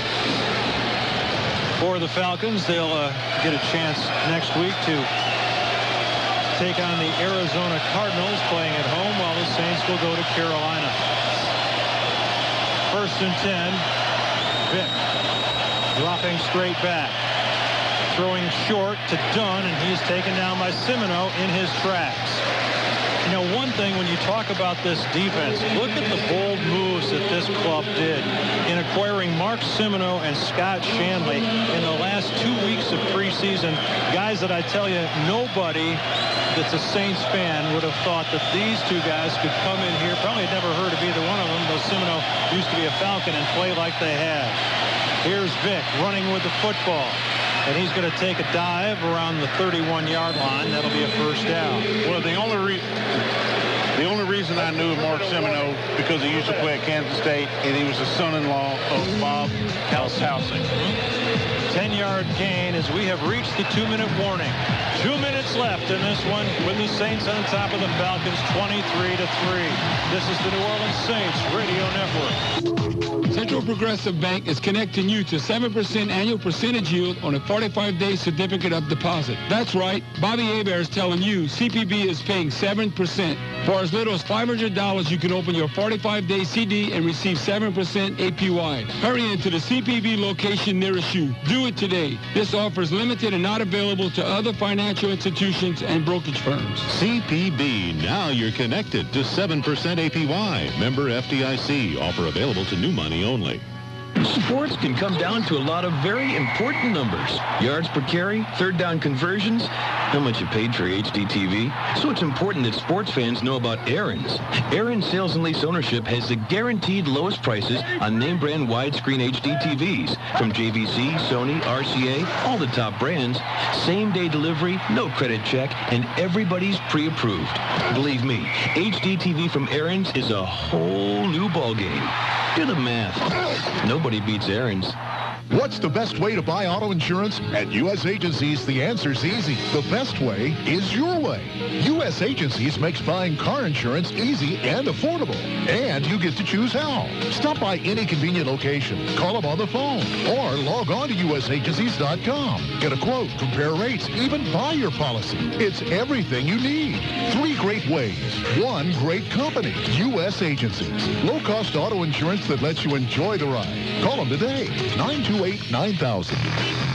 As New Orleans is Mardi Gras and Jazz Fest. WWL AM and FM. And let's pause 10 seconds for station identification on the New Orleans Saints Radio Network. From the heart of the Crescent City, it's Entercom Communication Station, the Big 870 WWL New Orleans, and 105.3 WWL FM Kenner, New Orleans. First and 10 Falcons at the Atlanta 30.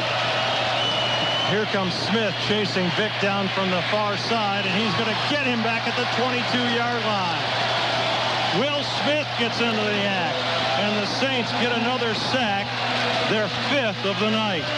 And that just don't happen very often against a guy like Michael Vick. He's got so much escapability, and then a guy like Will Smith, doing this exactly what he's supposed to do. He went upfield, kept him in the pocket, and when Michael Vick went up, he collapsed on him, made a tackle. 2nd and 16 from the Falcon 24. This could go on all night as far as the Saints fans are concerned.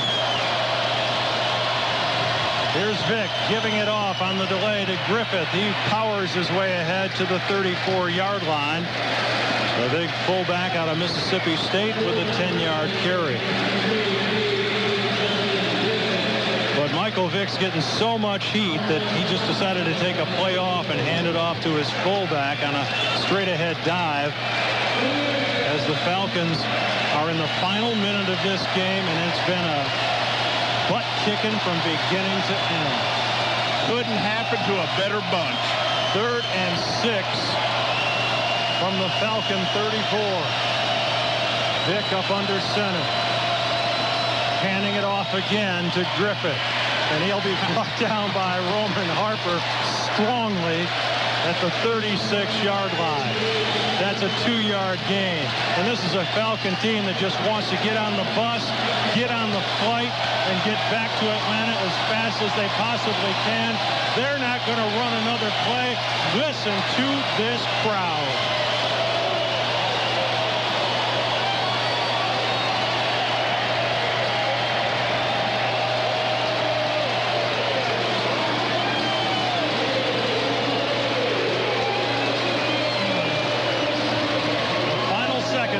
This clock. This is a 3-0 New Orleans Saints football team. And who would have figured? This is the leader of the NFC South. And this is not your father's Saints. No, it's not. This is a good football team.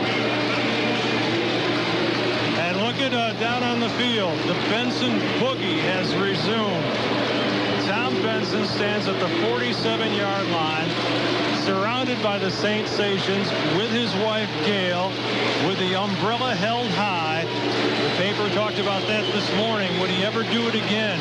Here's a man who was reviled a year ago, reviled in this city. He was afraid for his life when he went to Baton Rouge. Now he's perhaps its most popular citizen, along with the likes of Sean Payton and Drew Brees and Reggie Bush and Deuce McAllister and Joe Horn. Absolutely. I tell you what, great team effort across the board tonight to hold the Falcons the #1 rushing team in the league. We haven't got the final stats as of yet as to what their rushing total was tonight. But I'll tell you what, Saints defense came out to play. They were the guys that made this game happen. On first down, the Falcons ran 21 plays for 39 yards, an average of 1.9 on third down. They were 3 of 16. There are so many heroes tonight for the Saints, you can't begin to count them. Much less me and you. We'll take the break and be back with more of the post-game festivities right after this on the New Orleans Saints Radio Network. You wouldn't want your favorite team to play only one side of the ball. So when it comes to insurance, why settle for someone that can only handle your auto policy? Bring your home and auto insurance to Allstate now, and you can save big on both. You deserve someone that can tackle more. That's Allstate stand. Are you in good hands? Hey, football fans, to learn more, call your local Allstate agent. Subject to availability and qualifications, Allstate Insurance Company, Allstate Property and Casualty Insurance Company, and Allstate Indemnity Company, Northbrook, Illinois. There's no way to rebuild the Gulf before you clean up. Earn the cleanup. We pay the highest prices in the Gulf for your metals. We offer industrial container service, crane service, and torch cutting. With 15 Gulf Coast sites to help you in New Orleans, Baton Rouge and Port Allen, Lafayette, Morgan City and Houma, Lake Charles, Gulfport, and Auto Shred in Pensacola and Mobile, we are positioned to help the Gulf Coast rebuild. Southern Scrap Recycling since 1900. At your Dodge dealer, it's all about the best in American and German engineering and design. The best in durability. Ram 1500 and Ram Heavy Duty, part of the longest-lasting, most durable line of trucks. Best-in-class interior room. Dodge Durango and Dakota. The best combination of seating and storage of any minivan. Dodge Grand Caravan with stow and go. And right now, with our best offer ever, it's all about you. So get to your Dodge dealer today. Based on R.L. Pope vehicles in operation, longevity stats 1986 to 2005. Durability based on longevity, based on automotive use classification when properly equipped. Catch the Food Show with Tom Fitzmaurice, Saturdays at noon on WWL, AM, FM, and WWL.com. And let's go right down to Kenny Whipperson down on the field. Kenny, what you got for us, buddy? Hokie walking off with Steve Gleason. Steve, you set the tone early on with the block punt. And from after that, it was just all Saints all night. Yeah, man, that was just drawn up well. We knew that was kind of one of their weaknesses. And bottom line, man, I'm just so proud of this team, coaching staff, the city of New Orleans, all the players that have been through the hurricane, came back, and the players that aren't here, man, that went through it, you know. So I just feel a ton of relief and joy. See, this team continues to play smart. I mean, you just say it over and over and over again, but it's a fact. Yeah, I mean, you just look at all the teams around the league. The smartest teams are the teams that are winning. And, I mean, I got to attribute a lot of that to Coach Payton, man, the guys that he kept around here. He stresses it all the time. He doesn't put up with any disciplinary problems. And that's, you know, we've always had the talent here. We've always had the talent here in New Orleans. And now we're just, you know, we're playing smart. And that's how you win games. And he challenged you guys this past week as far as telling you over and over again, all this hoopla was wonderful, but it would mean nothing unless y'all won it. Yeah, man, we just really tried to stay focused on that. This is our third game of the year, and you know, you can start 2-0. There's tons of teams that started 2-0 haven't made the playoffs, and that's our goal. Our goal is not to, you know, run around and the fans and the people in the city can have all the fun. Our job is winning. Congratulations, Steve. Thanks, Kenny. All right, Steve Gleason down here on the field. We're heading into the locker room. We'll talk to you guys shortly. Kenny, great job. Thank you so much. Hokie, you as well. Brian Lazar, Bob Carroll. What a night. What a night. Let's rehash it tomorrow again. I think a lot of these people will rehash it all night long. Well, and I'm going to be one of them. That's the end of our game with the score. The Saints 23 and the Falcons 3. We'll be back in 60 seconds on the New Orleans Saints Radio Network. Whether you're hauling a large load or a large family, GMC has the right vehicle. Like the 320 horsepower 2007 Yukon and Sierra with more maximum payload capacity than any half-ton crew cab. Engineering to the highest standard. See your local GMC dealer. 4.8-liter V8 two-wheel drive, 15 city, 20 highway, based on large utility segment. Excludes other GM vehicles. Cargo and load capacity limited by weight and distribution. All claims exclude other GM vehicles. Timeout, New Orleans. Bob Del Giorno Jr. at the biggest game the Saints have ever been in. 4th down, 3 to go, 2 seconds left. If the Saints score, they'll be world champs. Okay, it is a dream, but the prices at A1 are for real. Right now, make no payments and pay no interest until 2008 on all Sony store-wide. Get the best price on Sony big screen TVs and Sony LCDs. A1, your Sony headquarters. Here's the snap. Reggie dives into the end zone. The Saints are champions. A1 Appliance and Electronics. We believe. As New Orleans as red beans and rice. WWL, AM and FM. The Saints come up huge tonight in their home opener, the first time they return back to the Dome since August 26th of 2005. And what a way to welcome back the Saints and the city of New Orleans as they beat the Atlanta Falcons tonight 23-3 to improve to 3-0. And they are in sole possession of first place in the NFC South. Final score here from the Louisiana Superdome. The Saints 23, the Falcons 3. Up next, the Dodge Locker Room Show. And you're listening to the New Orleans Saints Radio Network. Game's over. But hey, Saints Nation, time for the fifth quarter on the New Orleans Saints Radio Network. Brought to you by Dodge. Grab life by the horns. Louisiana Lottery Corporation. Need a reason to smile? Alltel. Official wireless of the Saints and Superdome. Capital One. No hassle banking. Lennox. It's not the heat, it's the humidity. Southern Scrap Recycling. Metal scrap recyclers since 1900. Also brought to you by these local sponsors. Today's Saints game was also brought to you by Bud and Bud Light, official beer of the Saints. Subway. Eat fresh. O'Reilly Auto Parts. Better parts at better prices every day. Get great tasting healthy Abita Springs water delivered by the Abita Man. River Parish Disposal. Our business stinks, but it's picking up. Jeep. See your local Jeep dealer. Cintas. The uniform people. Allstate Insurance and your local Allstate agents. Chrysler. See your local Chrysler dealer. A1 Appliance and Electronics. And All-Star Electric. No job too big or too small.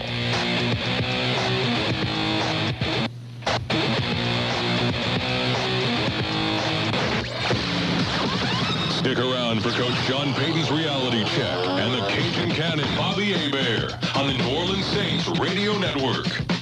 Some places got leaves that turn pretty colors, but nowhere can they beat our Four Seasons. I'm talking about crawfish, shrimp, crabs, and oysters. So stop taking it for granted and go to Dini's Seafood. They've got the biggest platters of fried seafood you've ever seen and the tastiest raw oysters and boiled seafood in town. Shoot, you can go to Dini's Market and buy bags of crawfish like people in Utah buy potatoes. Dini's Seafood Restaurant and Market, 1713 Lake Avenue, Bucktown, and reopening soon in the French Quarter. Not every jeweler gets to display the Rolex crown. If you're considering investing in a Rolex, protect your investment by visiting an official Rolex jeweler. Only they can provide you with a Rolex warranty bearing the store's name. And this warranty is backed by the renowned Rolex Service Network. Adler's, a New Orleans tradition since 1898, and your official Rolex jeweler, 722 Canal Street, Lakeside Shopping Center. The Dodge Locker Room Show on the New Orleans Saints Radio Network. We're going into overdrive. Wilkerson's got Coach Payton, player interviews, and game highlights. Brought to you by Dodge, your local Dodge dealers. Grab life by the horns. Napa Auto Parts. Napa, let's fix it. Cintas, the uniform people. Train air conditioning. It's hard to stop a train. Louisiana Lottery Corporation. Need a reason to smile? Southern Scrap Recycling. Metal scrap recyclers since 1900. The Saints Dodge Locker Room Show is also brought to you by the Dodge Locker Room Show in stereo and on the net. The Big 870, 105.3 WWL FM and WWL.com. Brought to you by Aaron's. Nobody beats Aaron's. Nobody. Get great tasting, healthy Abita Springs water delivered by the Abita Man. Briggs Equipment. Quality forklift service is not an accident. It's a promise. Rouse's. Louisiana's best. All-Star Electric. No job too big or too small. On the Dodge Locker Room Show.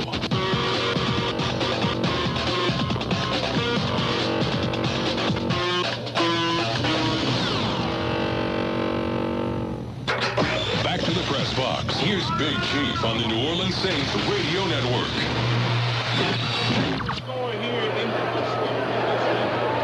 It's a final score here in the Louisiana Superdome as the New Orleans Saints beat the Atlanta Falcons 23-3. Welcome to the Dodge Locker Room Show here on the New Orleans Saints Radio Network. And Hokey Gajon, I don't know what else you can say, but I would tell you like this. I went to eat lunch today and I ordered red beans and sausage. And when they put a turkey neck in my red beans, I said, something good's going to happen today. And Hokey, it damn sure did. Well, I tell you what then, Deke, I mean, it's like a guy that has to have, when you got superstitions and everything else. That's our pregame. Yeah, next week, you better get a turkey neck and them beans. Hokey, I don't know if Steven Spielberg, any type of big-time Hollywood producer, scriptwriter could have dreamed up anything, much less written a script.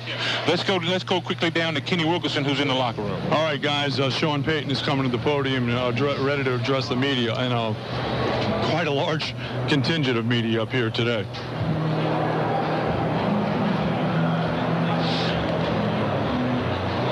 We got everybody? Good, Coach. I'm fired up for this team tonight now. I don't know if you can hear me that well. We got the music going next door, but it's a special night.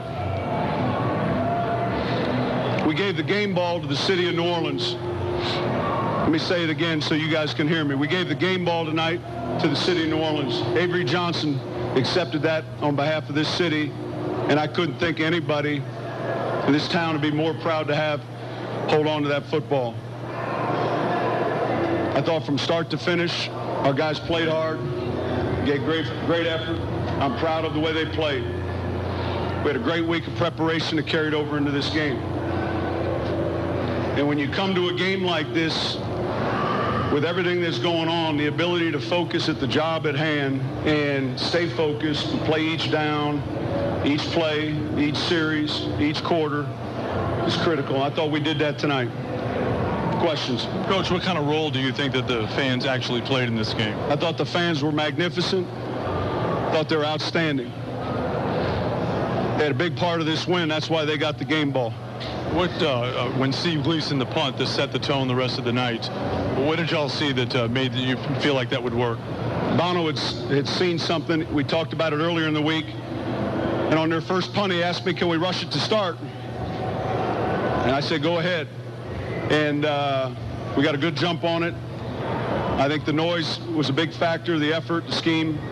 Our guys did a great job of filling the gaps, and Gleason came up big with the block. And those type of plays are game changers, especially in a game like this. And you change the field position, score 7 points right off the bat. So it was a great effort and significant in this win. Your team spent a lot of time during the week working on contain. It seemed to work very well against Vic tonight. Well, you don't ever just contain that player, but you just try to minimize the big gains. And I thought defensively we did a great job of that.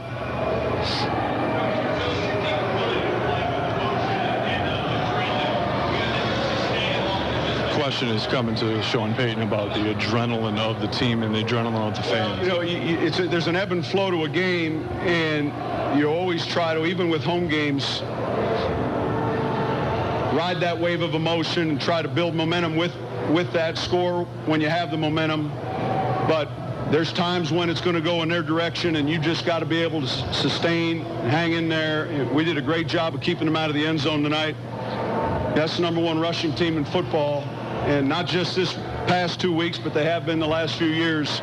And I thought our guys did a pretty good job on the offensive line part of it as well. We started pushing them. We made some big plays when we needed it.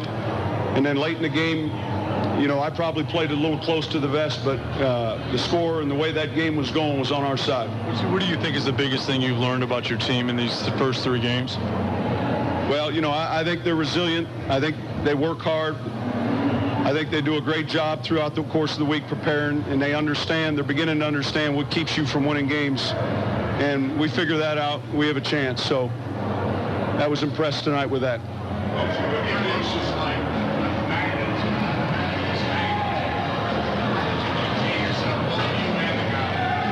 It's difficult to hear, but they're talking about the emotions once again here from some of the questions. Well, I mean, I think the question was about the emotions of the game, and I think we knew coming in that it was going to be a game of emotion, that there was going to be some distraction. It was going to be, and we spent all week long about this focus, and the night being special if you win it, and the night's special. We'll always have this night, this team, this staff, this organization, these people in that locker room will always have this night. And this night belongs to the city. It belongs to the state of Louisiana, everyone in the Gulf South. And there's a lot of work to be done still, but this night belongs to the people of New Orleans. They deserve something. All right. That's head coach Sean Payton still at the podium. He'll take some more questions from the media. While he does that, we'll make our way into the locker room. Guys, we'll talk to you shortly. Okay, Kenny, Sean Payton's locker room interview is brought to you by Napa Auto Parts. Napa, let's fix it. Final score here from the Louisiana Superdome. The Saints are 3-0 after a 23-3 win over the Atlanta Falcons. We will continue with the Dodge Locker Room Show right here on the New Orleans Saints Radio Network. At your Jeep dealer, it's all about the best in American and German engineering and design. Like the best-selling SUV in its class, Jeep Liberty, the most capable 7-passenger 4x4 SUV, Jeep Commander, the fun and freedom machine, Jeep Wrangler, and the 5-star government crash test-rated Jeep Grand Cherokee. And right now, with our best offer ever, it's all about you. So get to your Jeep dealer today. Based on overall static scoring of available features versus 2005 competitive models, based on Automotive News classification sales data, Jeep is a registered trademark of Daimler Chrysler. Whether you're an all-pro, a student athlete, or just a weekend warrior, all our hopes and dreams started out as little boys and girls on the playground. This is Bobby Hebert. Sometimes organized sports may be the first time a youngster is introduced to goal setting, discipline, and teamwork. That's why every time the Saints score a rushing touchdown this season, Shell will donate $500 to the Deuce McAllister Catch-22 Foundation to help rebuild local playgrounds. Shell, committed to helping rebuild a greater community. Get the good stuff. Hey folks, Hokey Guy Jump at Napa Auto Parts. Castrol GTX conventional motor oil is engineered to help your car beat the heat, and right now Castrol is on sale for just $2.19 a quart at Napa. And while you're at Napa, take a chance to win the Napa OCC Chopper valued at $65,000. All proceeds from ticket sales benefit CCA in its efforts to rebuild the natural treasures of the Gulf Coast. Napa, a proud sponsor of the New Orleans Saints Radio Network. What's the best part of your day? It could be melting your worries away in a new Cal Spa from the Spa Shop. With 6-person spas starting at only $19.95, now is the time to make the best part of your day a new Cal Spa from the Spa Shop in Mandeville. Call 800-289-SPAS. It's not the heat, it's the humidity. Marcelli here. Only at Lennox can you make your AC system a whole house dehumidifier. Humiditrol from Lennox means more comfort for less money. Tiger Air Conditioning, serving the Baton Rouge area. Saints Radio, home of extreme Saints coverage. WWL AM and FM. Hey, welcome back to the Dogs Locker Room Show. Final score, the Saints 23, the Falcons 3. The Saints are one of 5 Hokie NFL undefeated teams right now. They are 3-0 on the top of the NFC South. And time now for the post-game injury report. Hope? Yeah, that's exactly right. And the post-game injury report is brought to you by Thibodeau Regional Medical Center, dedicated to bringing you the best of health. Now, we know that Brian Scott went in. We didn't see when he got hurt on the field, but we did see him going in the locker room. Haven't the faintest idea of what that injury might be. And we also saw Rob Ninkovich on one of the return teams. He had to be helped off the field. Looked like a knee injury, but I'm sure that Kenny, as he's down there in the locker room, he'll get with Coach Payton and find out what those are.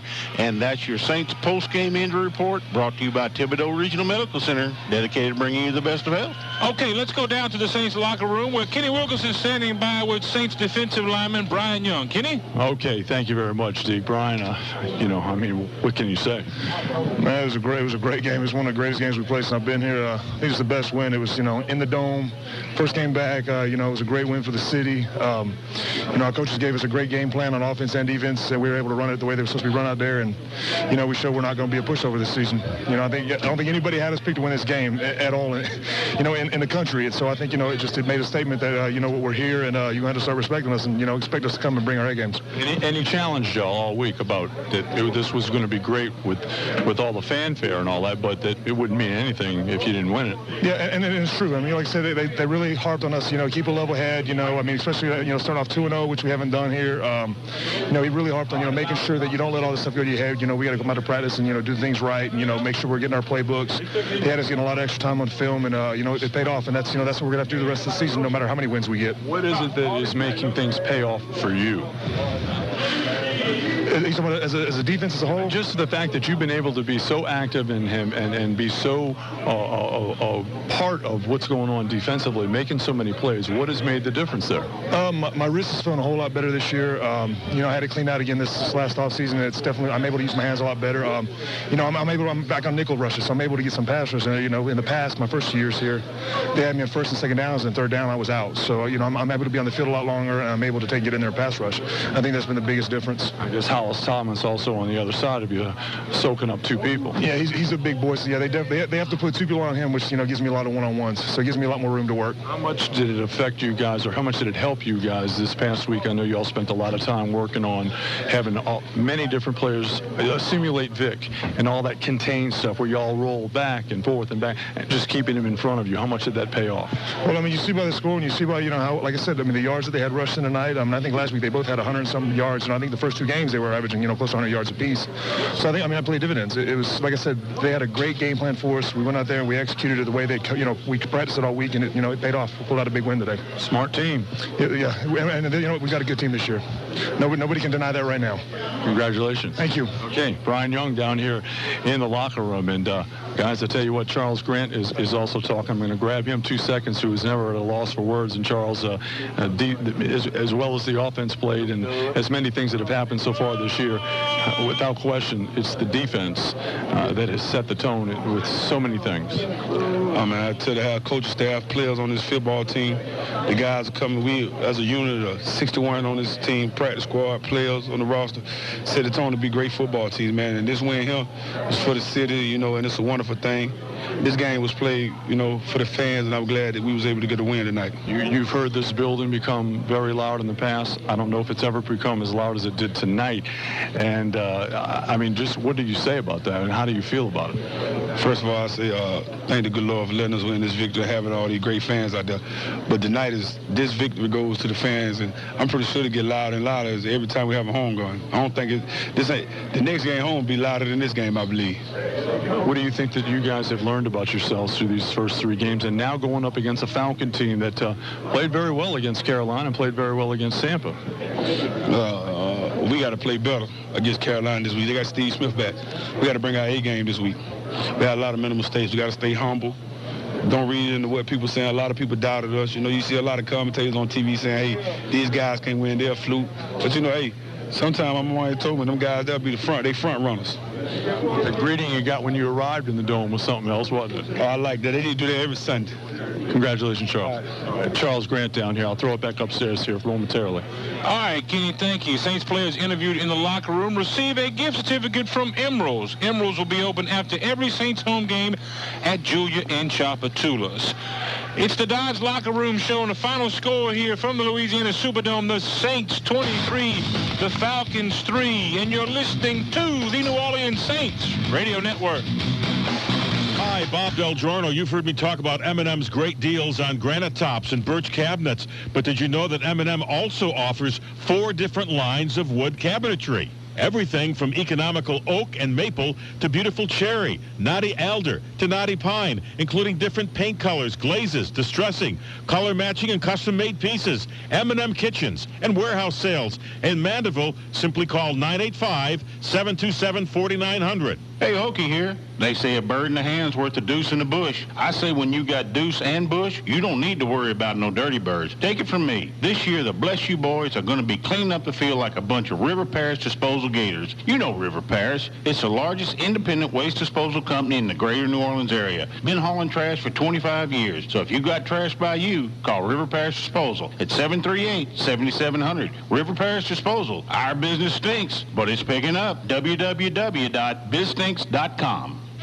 It's been a long road home for the Saints, but for some people in Louisiana, that journey is just beginning. Hi, this is Mickey Brown, president of First Bank & Trust. First Bank & Trust is the exclusive official banking partner of the New Orleans Saints. With millions to lend, we can help you get the money you need to rebuild your home or business right now. Hey, don't go nowhere. The rebirth's on his way. I say, hey, Dad, don't go nowhere. The rebirth is here. First Bank & Trust. In Louisiana, we trust. Member FDIC, Equal Housing Lender. Acadian Ambulance Company is proud to be the ambulance provider for the New Orleans Saints, covering 21,258 miles, employing 1,019 highly skilled medics and serving 241,000 patients annually. The largest privately owned ambulance company in America. Acadian Ambulance, proud to serve your community and the New Orleans Saints. Be careful. You never know what's in the air you're breathing, unless you have a trained clean effect system.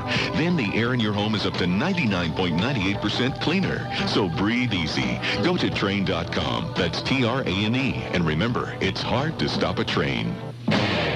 Talk Talking to Spud is like talking to family. John Spud McConnell, weekdays 9 to 11 on WWL. It's the Dodge Locker Room Show, and the Saints win tonight 23-3 over the Falcons. Let's go back down live to the Saints locker room where Kenny Wilkerson standing by with Fred Thomas. Kenny? Okay, Deke, and Fred is already talking with the meeting. We're going to jump right in here. He just, everybody out there was just emotional and out just out there screaming their hearts out, man. And we just built off that. The adrenaline was flowing, and we used them. We used the fans as 12 men, and they did a heck of a job tonight. Did you, coming into the game, we all walked in that black carpet out front. Could you sense it even before the game started it was going to be different with the emotion of the crowd, the way they treated the fans, the players coming in? Oh, man, that was great. They showed their, that they were happy for us to be back and to be able to experience that. It was great, man.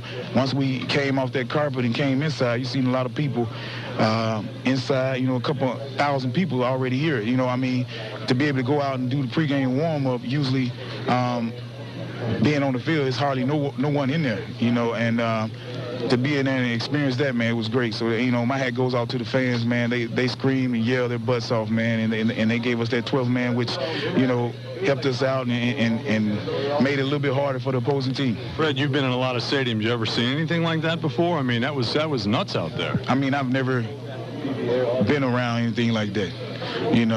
Fans came out. They were very excited for us to come home, and being that it was a rival game and that we were going against one of the better teams in the NFL right now, they screamed their butts off.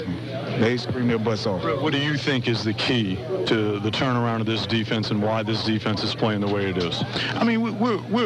I think, to be honest with you, I just think we're more poised. Nothing affects us right now. We just, we understand that the other team, they get paid. They study us just like we study them, and they're going to make plays. And right now, we're just being real poised and understanding that and not panicking. And it's helping out for us. We're here to play 4 quarters and not let anybody make a play and get down about it. So as long as we play our type of defense, we're going to be okay. We talked this past week, you and I, about that, about the poise of this team, about how nobody's panicking, nobody's pointing fingers when mistakes are made, because that's going to happen in football games, and it just continues to carry over each and every week. Mm-hmm. Oh, yeah, you just got to understand that, those guys are game playing you, and they're going to make plays. We've made a couple mistakes out there, and for us to come back and perform the way we did in the red zone, it says a lot about this defense. But like I said, we're growing. We're still learning the system. We're still learning one another. And for us to be poised the way we do and perform the way we do, man, my hat goes off to everybody, even the offense, because they play their butts off. Final question for you. In the past and in the last couple of years, while you have not been successful in beating him, y'all have had a lot of success against Michael Vick and doing some different things, especially that game last year that was in San Antonio. I really got after him on that day. Did y'all even take any of that into account, what y'all have done in the past with this new coaching staff, or was it just, okay, we're starting from scratch and this is what we're going to do against him? The coaches did a heck of a job playing, game playing this guy. We didn't do anything we did last year. We just come out and just played our defense, and just contain the guy. Like I said, we put him in a situation where he had to make his teammates make plays, and that team is a heck of a team. They didn't win 2 games in a row for no reason. We knew we had to come out and perform well with our A game because we knew they was gonna come with their A game. So we didn't do anything, outrageous to contain this guy. We just played our type of football. Congratulations. Thank you. Okay, that's Fred Thomas down here in the locker room, and we'll send it back upstairs. Okay, Kenny, final score, the Saints beat the Falcons 23-3. We will continue with the Dodge Locker Room Show, and you're listening to the New Orleans Saints Radio Network. At your Jeep dealer, it's all about the best in American and German engineering and design. Like the best-selling SUV in its class, Jeep Liberty. The most capable 7-passenger 4x4 SUV, Jeep Commander. The fun and freedom machine, Jeep Wrangler. And the 5-star government crash test-rated Jeep Grand Cherokee. And right now, with our best offer ever, it's all about you. So get to your Jeep dealer today. Based on overall static scoring of available features versus 2005 competitive models. Based on Automotive News classification sales data. Jeep is a registered trademark of Daimler Chrysler. For all Alltel Wireless presents another My Circle dedication. I want to shout out to my sorority sisters. I don't care that you're all with different networks. We've been through so much. Like that situation on spring break in 03. You all kept your mouths shut. So you're all in my circle. Hey, friends are friends no matter what network they're on. Dig My Circle from Alltel Wireless, America's largest network. You can call the people you talk to most and call for free. Any number, any network. Stop by your nearest Alltel store or visit AlltelCircle.com, baby. Come and get your love.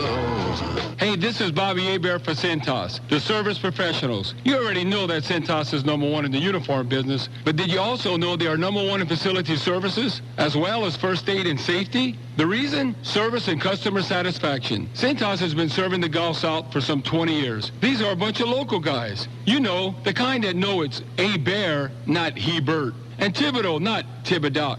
Cintas is a local team committed to helping your business grow. Call Cintas at 1-800-CINTAS-1. At your Chrysler dealer, it's all about the best in American and German engineering and design. Like the most awarded new car ever, Chrysler 300C. One of the best in safety, the 5-star government crash test rated Pacifica. The Consumer Guide Best Buy PT Cruiser. And Town & Country, the highest ranked VIN in initial quality according to J.D. Power & Associates. And right now, with our best offer ever, it's all about you. So get to your Chrysler dealer today.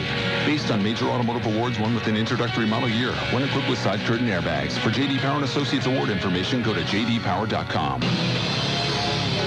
Need work or looking for workers? Check out the job bank at wwl.com. Hey, welcome back to the Dodge Locker Room Show here on the New Orleans Saints Radio Network, where it's a final score. The Saints are all over the Falcons tonight. They win it by a final 23-3. Now, the locker room stats are brought to you by Cintas. Great service, super products, and fantastic people. That's Cintas. Looking at the team stats here, total net yards, the New Orleans Saints get 326.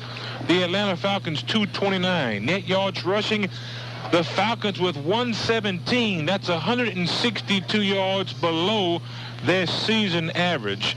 And the Saints get 146. Looking at individual stats, Michael Vick was completed 6 passes tonight, 57 yards, and a long of 30. That was rushing, Warwick Dunn rushed the ball 13 times for 44 yards, and Griffith had 3 carries for 16. Passing, Vick was 12 of 31, 137 yards, and his rating was 52.8. In the receiving department for the Falcons, Crumpler had 5 receptions for 49 yards, a 9.8 yard average per catch. On the Saints side, Deuce McAllister, 19 carries, 81 yards, a long of 22 for an average of 4.3 yards per carry. Reggie Bush, 13 carries, 53 yards, a long of 13, and 4.1 yards per average. And Devery Henderson, 1 carry, 11 yards, and a touchdown for the Saints. Passing, Drew Brees, pretty sharp night, 20 of 28, 191 yards, and of course, a rating of 90. In the receiving department,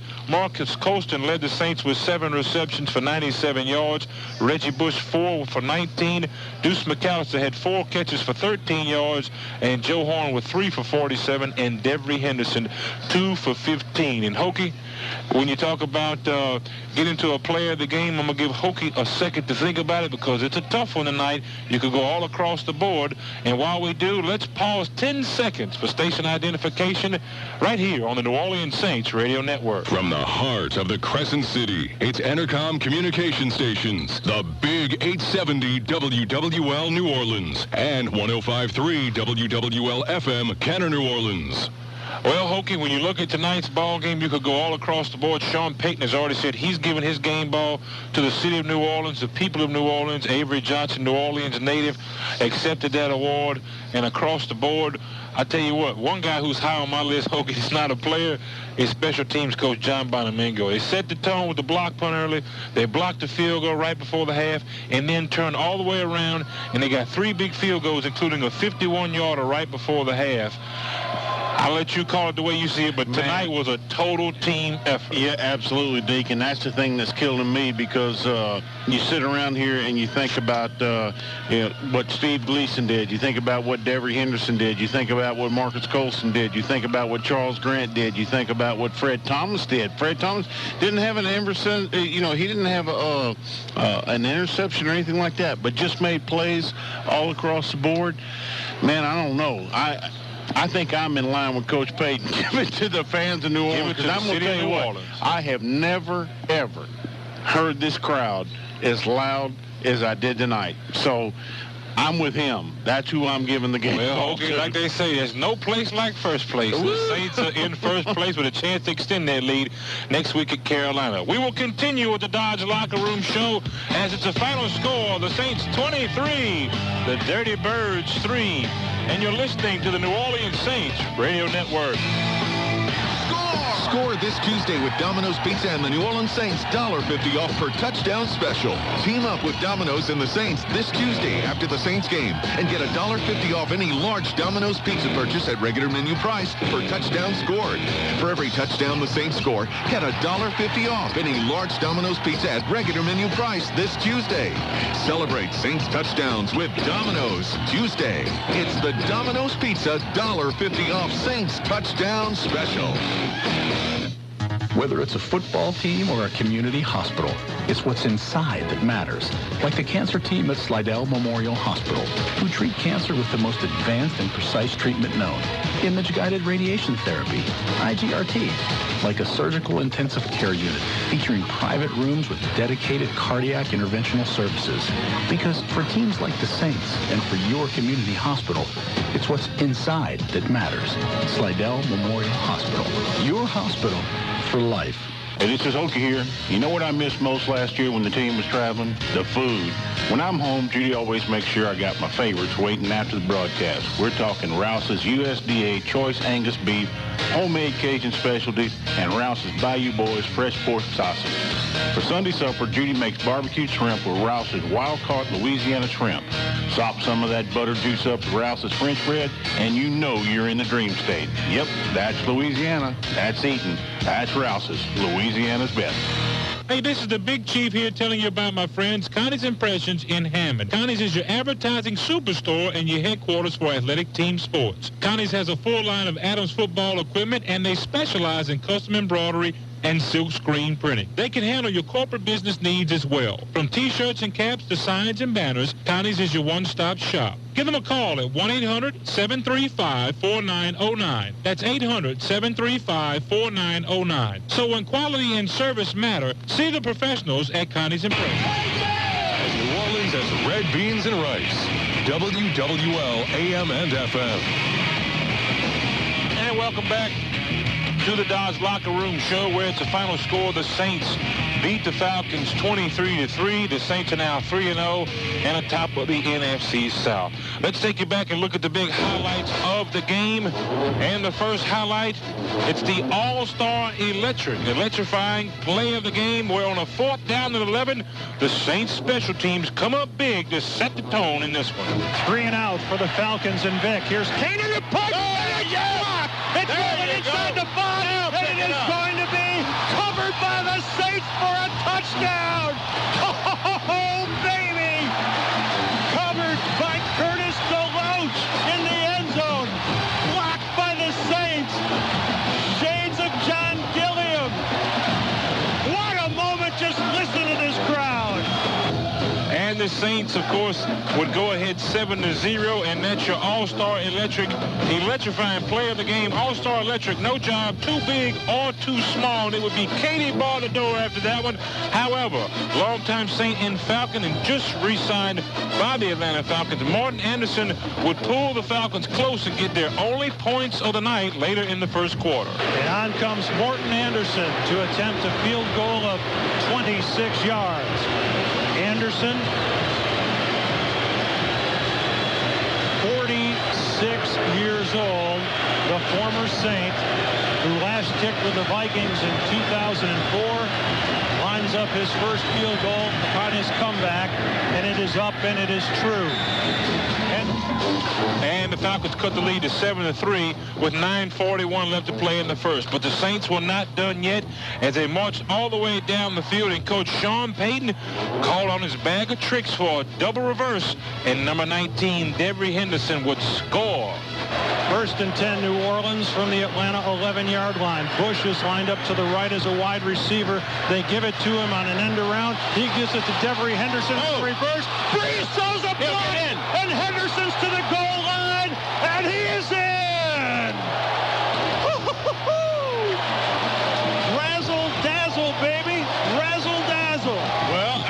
officials, okay, they finally went ahead and gave the signal. They kind of had to confer. And the Saints went on an 8-play, 80-yard drive in 4 minutes and 5 seconds. They took a 14-3 lead. Later in the quarter, the Saints would get, later in the second quarter, the Saints would get a 37-yard field goal from John Carney to take a 17-3 lead with 6:44 left to play in the second half. Then Atlanta threatened to get back in the ball game, but once again, the Saints special teams would come up a big one, and they would call on second-year safety Josh Bullocks. And so it'll be a 25-yard field goal attempt from the right hash mark for Morton Anderson, who is hit from 26. Falcons again in the red zone, but having to settle for a field goal attempt, and it's blocked! It's blocked, and the Saints fall on the football. Freddie Thomas comes up with it. And the Saints go on and lead at halftime 17-3, and had a field goal later at the end of the first half with a 51-yarder by Carney. They would lead 20-3 and then get one more field goal in the third quarter and go on to win 23-3, shutting out the Falcons for 3 straight quarters and allowing only 3 points. And your final score, the Saints 23, the Falcons 3. The Saints are now 3-0, and they'll head to Carolina for a noon kickoff next Sunday in Carolina. Our coverage will begin at 9 a.m. And, of course, we'll have the countdown to kickoff right here on the New Orleans Saints Radio Network. That's going to do it for the Dodge Locker Room Show. For Robert Carroll, Kenny Wilkerson, Jim Henderson, Hokie Gajan, I'm Deke Bellavia bidding you adieu from the beautiful Louisiana Superdome. It's great to be back. Final score, the Saints 23, the Falcons 3. Up next, it's the point after with the Cajun Cannon, Bobby Hebert. Give him a call at 504-260-1870 or toll free 866-889-0870. Saints 23, Falcons 3, and this is the New Orleans Saints Radio Network. Today's Dodge Ram Locker Room Show is brought to you by Dodge, your local Dodge dealers. Grab life by the horns. Napa Auto Parts. Napa, let's fix it. Cintas, the uniform people. Train air conditioning. It's hard to stop a train. Louisiana Lottery Corporation. Need a reason to smile? Southern Scrap Recycling. Metal scrap recyclers since 1900. The Dodge Ram Locker Room Show was also brought to you by the Dodge Locker Room Show in stereo and on the net. The Big 870, 105.3 WWL FM and WWL.com. Brought to you by Aaron's. Nobody beats Aaron's. Nobody. Get great tasting, healthy Abita Springs water delivered by the Abita Man. Briggs Equipment. Quality forklift service is not an accident, it's a promise. Rouse's, Louisiana's best. All-Star Electric. No job too big or too small. On the Dodge Locker Room Show.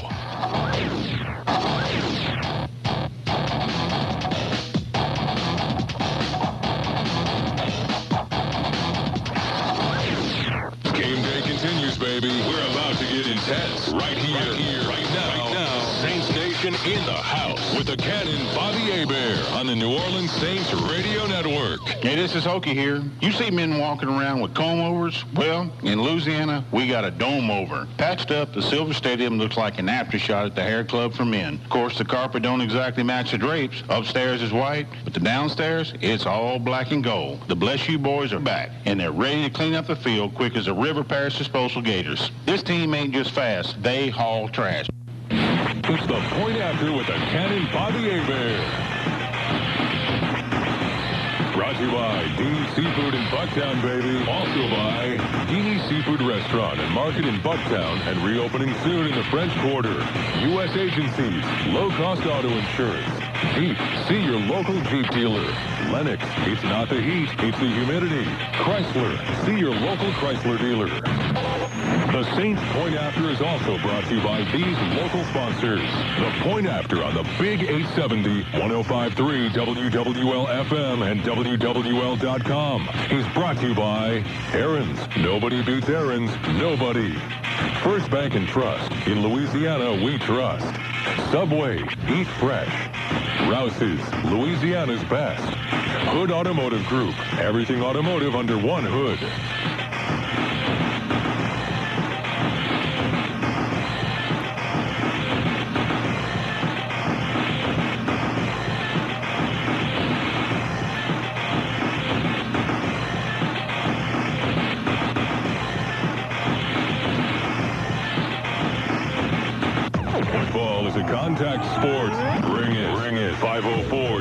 260-1870 or 866-889-0870. The Point After with the Cannon on the New Orleans Saints Radio Network. Woo! How about them Saints? Who that?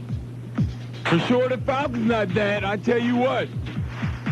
Man, what more can you say? What a great win for the city of New Orleans, a great win for the Saints. Unbelievable. Welcome to the Point After. You're talking with the Cannon, Bobby Hebert, on the Saints Radio Network, brought to you by Deanie's in Bucktown and Zatarans, a New Orleans tradition since 1889. Give me a call at 260-1870 or 866-0870. What a way to start the game. You couldn't have had a better start. I mean, the script couldn't have been written better. Gleason in there to block the punt. I mean, it was just unbelievable. The fans in it from the get-go. Coach Payton acknowledged him. And then the true 12th man coming to the forefront. I tell you what, looking at this game, the Saints staff out-coached the Falcons staff. I mean, the game plan, everything they were doing, they were pushing the right buttons. I mean, talking about the offense, look at the pass protection. I mean, it was unbelievable. Drew Brees got hit a couple of times, but he was managing the game, making plays throughout. The line is coming together. They start off slow with the run, but they control the line of scrimmage throughout the game. And the running game finally got off to, a good start. What you really would want, Deuce McAllister, 19 yards. 19 carries for 81 yards. Reggie Bush, 13 carries for 53. But the offense controlled the tempo, but the defense, they came to play. You got to like Coach Payton. You see him getting on all the players. I don't care who you are. I seen him getting on Jamal Brown at the beginning when he got that holding penalty and nullified the big run by Deuce. He said, get your ass going. Come on. You got to come off the ball. You got to get things going out there. And that's what you want in your coach. Then you have Deloach, who just came here. Here's a guy trying to make this team and be here for the long term. He's on special teams, kickoff coverage. He pushes the guy out of bounds. Coach Payton's telling him that's unacceptable. We can't have that. I think that's why, the fans truly embrace Coach Payton because he's out there with so much passion. And then even Reggie Bush. You look at Reggie Bush, you want to play all the time? He's in a blitz pickup situation. He misses block. He gives up a sack. Coach Payton is on his behind. There's no prima donnas on this team. And just looking at the defense, where do you start with them? They had 5 sacks. You look at all the tackles. Scott Fujita, 6 tackles, 2 assists, 1 sack. Charles Grant, 5 tackles, 1 sack. Scott Shanley had another sack. Brian Young, how about the play of Brian Young? 4 tackles, 1 assist, also had a sack. Will Smith ended up with a sack. The defense just flying around the football. But the bottom line was, let me tell you right now, no turnovers. The Falcons, they didn't really turn over the ball, but the Saints didn't. So the bottom line is, if the giveaway takeaway ratio is right at 0, you're not going to lose games when you protect the football. And what more can you say about those New Orleans Saints? How about Steve Gleason? Steve Gleason coming to the forefront. The fans' favorite, Fred McAfee, making plays on special teams. You say, well, why did you keep Steve Gleason? He comes in there with a big block punt, and I tell you what, you got to give all the credit to special teams coach Bonamego for that perfect scheme. Talking with Coach Payton, I think now's the time to run it. They block it. Like I said, you couldn't have had a better start. The fans in the game were winning 7-0. It was just a total butt whooping. And how about Drew Brees standing in the pocket? I tell you what, it takes some big cojones, if you know what I'm talking about, hanging in there. He gets a late hit that helps in the drive. And how about the imagination of Coach Payton with the double reverse to Henderson? That's all something they seen on film that they knew would work, and they executed it. They had a great block by Deuce McAllister. He had a great block by Drew Brees to get Henderson in the end zone. That's what it takes to have winning football. But I tell you what, it all started in the middle. The Falcons, I'm telling you, the first 2 games almost ran for 600 yards. Well, they got freaking stuffed. They got stuffed by the Saints. They ended up giving up 117 yards rushing. Michael Vick made some big plays the second half, but not enough. Warwick Dunn, here's a guy that has been running over the whole league for the past couple of years. He only had 44 yards rushing, and that's because of the Saints defense flying to the ball. About plugging up the middle, you look at Hollis Thomas, Bryant Young. Those guys occupying linemen so the linebackers can flow. Shanley, Fujita, Seminole. I mean, look at Seminole and Shanley. They wasn't even training camp, but Coach Payton said, I know those guys can play. I'm going to give them an opportunity, and that's the bottom line. They went out there and was kicking butt. I tell you what, I don't know what else to say. I want to hear from you because this is unbelievable. New Orleans Saints, 23. Atlanta Falcons, 3. That ain't no misprint. It ain't 23-20. It's 23-3. They got their freaking butt whipped. The Saints took it to them. Don't come to the Dome half-stepping because the Saints ain't half-stepping. Give me a call, 504-260-1870 or 866-889-0870. I'm Bobby Hebert, and we talking Saints football. Who that, people? You're listening to The Point After, New Orleans Saints Radio Network. Let's all pull together and clean up the Gulf South. This is Joel Dupre of Southern Scrap Recycling. We've been metal recyclers for 106 years, and we pay the highest price in the Gulf for your tin, steel, auto hulks, aluminum, copper, and stainless steel. Southern Scrap Recycling has 15 strategic locations in the Gulf, including right here in New Orleans, Houma and Morgan City, Baton Rouge and Port Allen, Lafayette, Lake Charles, Gulfport, and Auto Shred in Pensacola and Mobile. Come on, folks, let's clean up the Gulf, and at Southern Scrap Recycling, we pay the highest prices for your metal, period. Good things come in threes. Triple fortune. Play Triple Fortune, the new $2 scratch-off from the Louisiana Lottery. Win up to $12,000. Over 129,000 doubled and triple prizes. Stop and ask for Triple Fortune today. Scratch it, you can see what your fortune will be. Good things come in threes. Must be at least 21 to purchase. At your Dodge dealer, it's all about the best in American and German engineering and design. The best in durability. Ram 1500 and Ram Heavy Duty, part of the longest-lasting, most durable line of trucks. Best-in-class interior room. Dodge Durango and Dakota. The best combination of seating and storage of any minivan. Dodge Grand Caravan with stow and go. And right now, with our best offer ever, it's all about you. So get to your Dodge dealer today. Based on RL both vehicles in operation. Longevity stats 1986 to 2005. Durability based on longevity. Based on automotive use classification when properly equipped. Would you like to be in a new home by Christmas? Phoenix Home Solutions can get you there. To find out how, visit our website, phoenixhomesolutions.net. Call 866-590-MODS, M-O-D-S, or go to phoenixhomesolutions.net. Hey, Marcelli here. It's not the heat, it's the humidity. Let Lennox show you how to raise your thermostat, get better comfort, and save you money with Humiditrol from Lennox. Tiger Air Conditioning, serving the Baton Rouge area. Winner of 9 Regional Edward R. Murrow Awards. WWL, AM and FM. The Point After. Bobby Hebert's in the house on the New Orleans Saints Radio Network. 504-260-1870 or 866-889-0870. You're with the Cannon, Bobby Hebert for The Point After on the Saints Radio Network, brought to you by Deanie's in Bucktown and Zeterans. And New Orleans tradition since 1889. Give me a call because I want to hear from you because I tell you what, who wouldn't want to talk about the Saints these days? Give me a call at 260-1870 or 866-0870. Listen, we nominated 4 players for Player of the Games are just a team effort. So cast your vote for M&M Kitchen Cabinet, Saints Radio Network Player of the Game. Go to saintsradionetwork.com.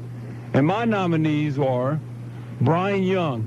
Brian Young is playing like a bat out of hell. I mean, I mean, that's all I can say.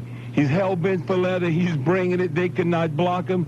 And how about the play of Fred Thomas at cornerback?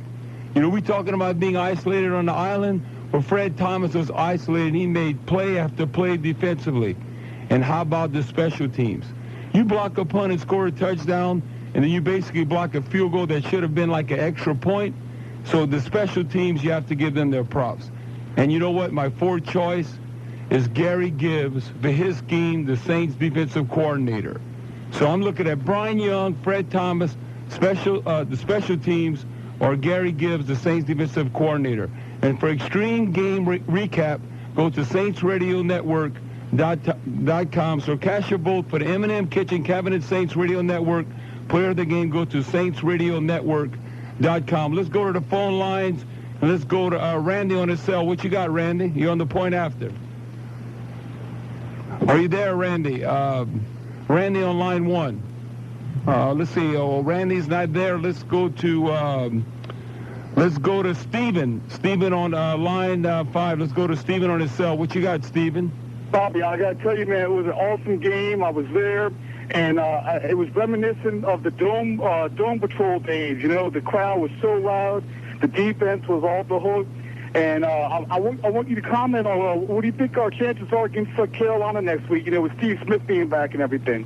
And I'll hang up and listen. All right, thanks for the call, Steven. I tell you what, defense wins championships. And when you play like you played today, like the Saints played tonight, I mean, they're going to be in every game.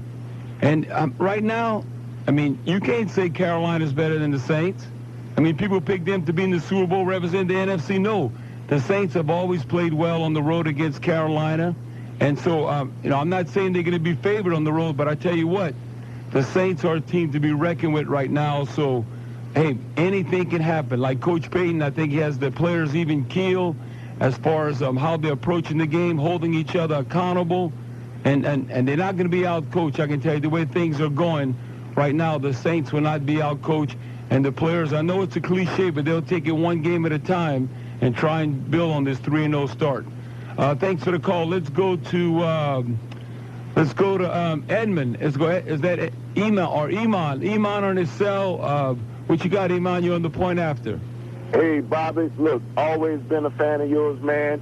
And I just had to call in tonight and said, not only was this win for the city of New Orleans as a native New Orleanian, I can't tell you how good it feels, but what I love about it the most is all of the naysayers, all of the doubters, the HBO show with Bob Costas, ESPN, the so-called analysts, Michael Irvin, Dan Marino, all of them were wrong. They doubted the Saints. I tried to tell them, Atlanta beat us 2 years ago because we didn't have a running game, and it forced Aaron Brooks to have to put the ball up a whole lot, and we didn't really have a running game. But the year before that, we took it to Atlanta because of Deuce McAllister. And you know what? I love Reggie Bush.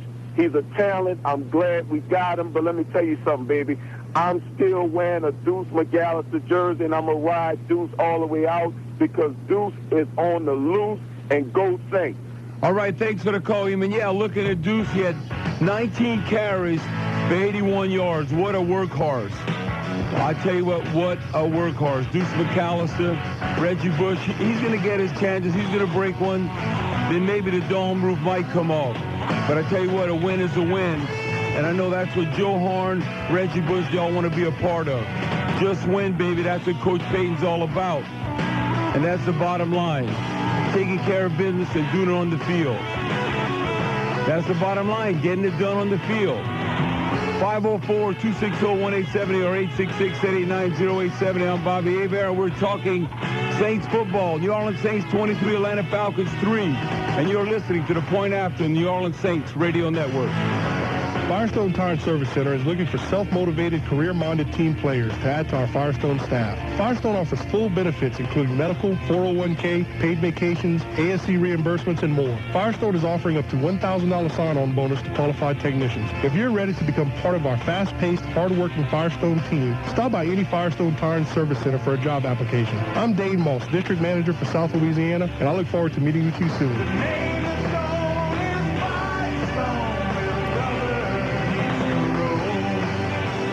Sports can come down to a lot of very important numbers. Yards per carry, third down conversions, how much you paid for HDTV. So it's important that sports fans know about Aaron's. Aaron's Sales and Lease Ownership has the guaranteed lowest prices on name brand widescreen HDTVs from JVC, Sony, RCA, all the top brands.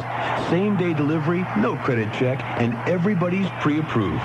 Believe me, HDTV from Aaron's is a whole new ballgame. Do the math. Nobody beats Aaron's. At Subway restaurants, we take care of more than just growling stomachs. We are proud sponsors of the LSU Tigers, too.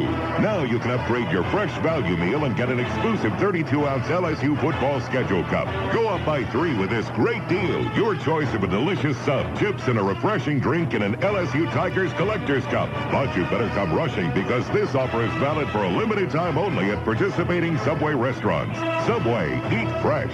Subway is a registered trademark of Doctors Associates Incorporated. At After a year on the road, the New Orleans Saints are back home in the Dome. Hi, this is Mickey Brown, president of First Bank & Trust. First Bank & Trust is proud to be the exclusive official banking partner of the New Orleans Saints. If you need help with your financial game plan, give us a call. We have millions to lend right now. Hey, don't go nowhere. The rebirth's on his way. I say, hey, Dad, don't go nowhere. The rebirth is a First Bank & Trust. In Louisiana, we trust. Member FDIC, Equal Housing Lender. Catch the Home Improvement Show with Bob Mitchell and Paul LaGrange. Saturdays 10 to noon on WWL. The Point After with the Cannon, Bobby Hebert on the New Orleans Saints Radio Network. Get mobile, 504-260-1870 or 866-889-0870. Let's pause 10 seconds for station identification. You're listening to the New Orleans Saints Radio Network. From the heart of the Crescent City, it's Entercom Communication Stations, the Big 870 WWL New Orleans, and 105.3 WWL FM Kenner, New Orleans. How about them Saints? New Orleans Saints 23, Atlanta Falcons 3. You're with the Cannon, Bobby Hebert for the Point After on the Saints Radio Network, brought to you by Deanie's in Bucktown and Zatarain's in New Orleans tradition since 1889. Give me a call at 260-1870 or 866-889-0870. And I said a key before the game in the pregame show. You have to make Michael Vick beat you with the pass. Keep him in the pocket. Don't let him run around crazy. Because he hasn't been an accurate quarterback throughout his career. He was 12 of 31 for 137 yards. And I'm telling you, that's the Falcons' weak point. Jenkins, Roddy White, there's 2 number 1 draft picks. They brought in Ashley Lee from the Broncos, except for that one deep play where he beat McKenzie. Other than that, the Saints' defensive backs and the pass rush, getting sacking Vick 5 times, they were shutting them down. And when you do that, you can have a great chance to win and only hold your opponent to 3 points. Let's go to the phone lines. Let's go to Jose in Pensacola. Jose, you're with Bobby Hebert on the Point After. What you got? Bobby, first of all, I'm speechless, but I got to give you 2 notes. The first little comment I have is that ESPN, I've been in Pensacola watching ESPN all day today, and they represented the city very well. They gave the city props when it needed props, and they made sure that everybody knew we still need help in New Orleans. And now I can't wait to move back to Louisiana, and I'll be back in Baton Rouge soon. But I got to say, ESPN did their job. I think the city looked great. I love the way the Dome looked. The people looked awesome on TV. I mean, it made my heart swell with joy and proud to be a New Orleanian tonight. My second comment is, the Saints showed up with their defense. I mean, I know they were pumped up. I thought they might be, just run out of gas towards the end, but they were bringing it on all night. And I thought that they just showed up. Vegeta showed up. Everybody showed up. I went to Shreveport to watch the game, and this is a completely different team from there. But these guys showed up. Peyton's got them on the right track. Props to Joe Horn for just, he took a big hit on that one catch, and I thought he was out completely. But he just showed up, and he got back up, and you could tell on TV that the crowd was just happy that he rose up and met the demand and did his job. And like I said, I got to give props to ESPN for doing their job, but also the Saints and the fans and everybody. I'm proud to be New Orleans tonight, and I can't wait to get back home, and hopefully I can catch a game. Tickets are sold out. It's tough to get a ticket now. Right. I'm happy, man. I'm happy to be a New Orleanian, and I can't wait. I can't wait to see the game at home.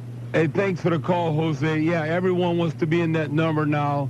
And I tell you what, I know Mr. Benson and the whole Saints organization really appreciate those Florida Panhandle fans. There's a lot of Saints fans, all in the Gulf Coast region and the Gulf South, Pensacola, Mobile, Biloxi, Gulfport, all the way up to Jackson. And that's what it's going to take for the Saints to truly be here long term. I'm telling you, regionalize it, very similar to like the Packers up north, the Gulf South Saints, because that's what it's going to take. And what a great gift with Coach Payton and the Saints to come back, opening up the Dome, and put that type of performance on the field.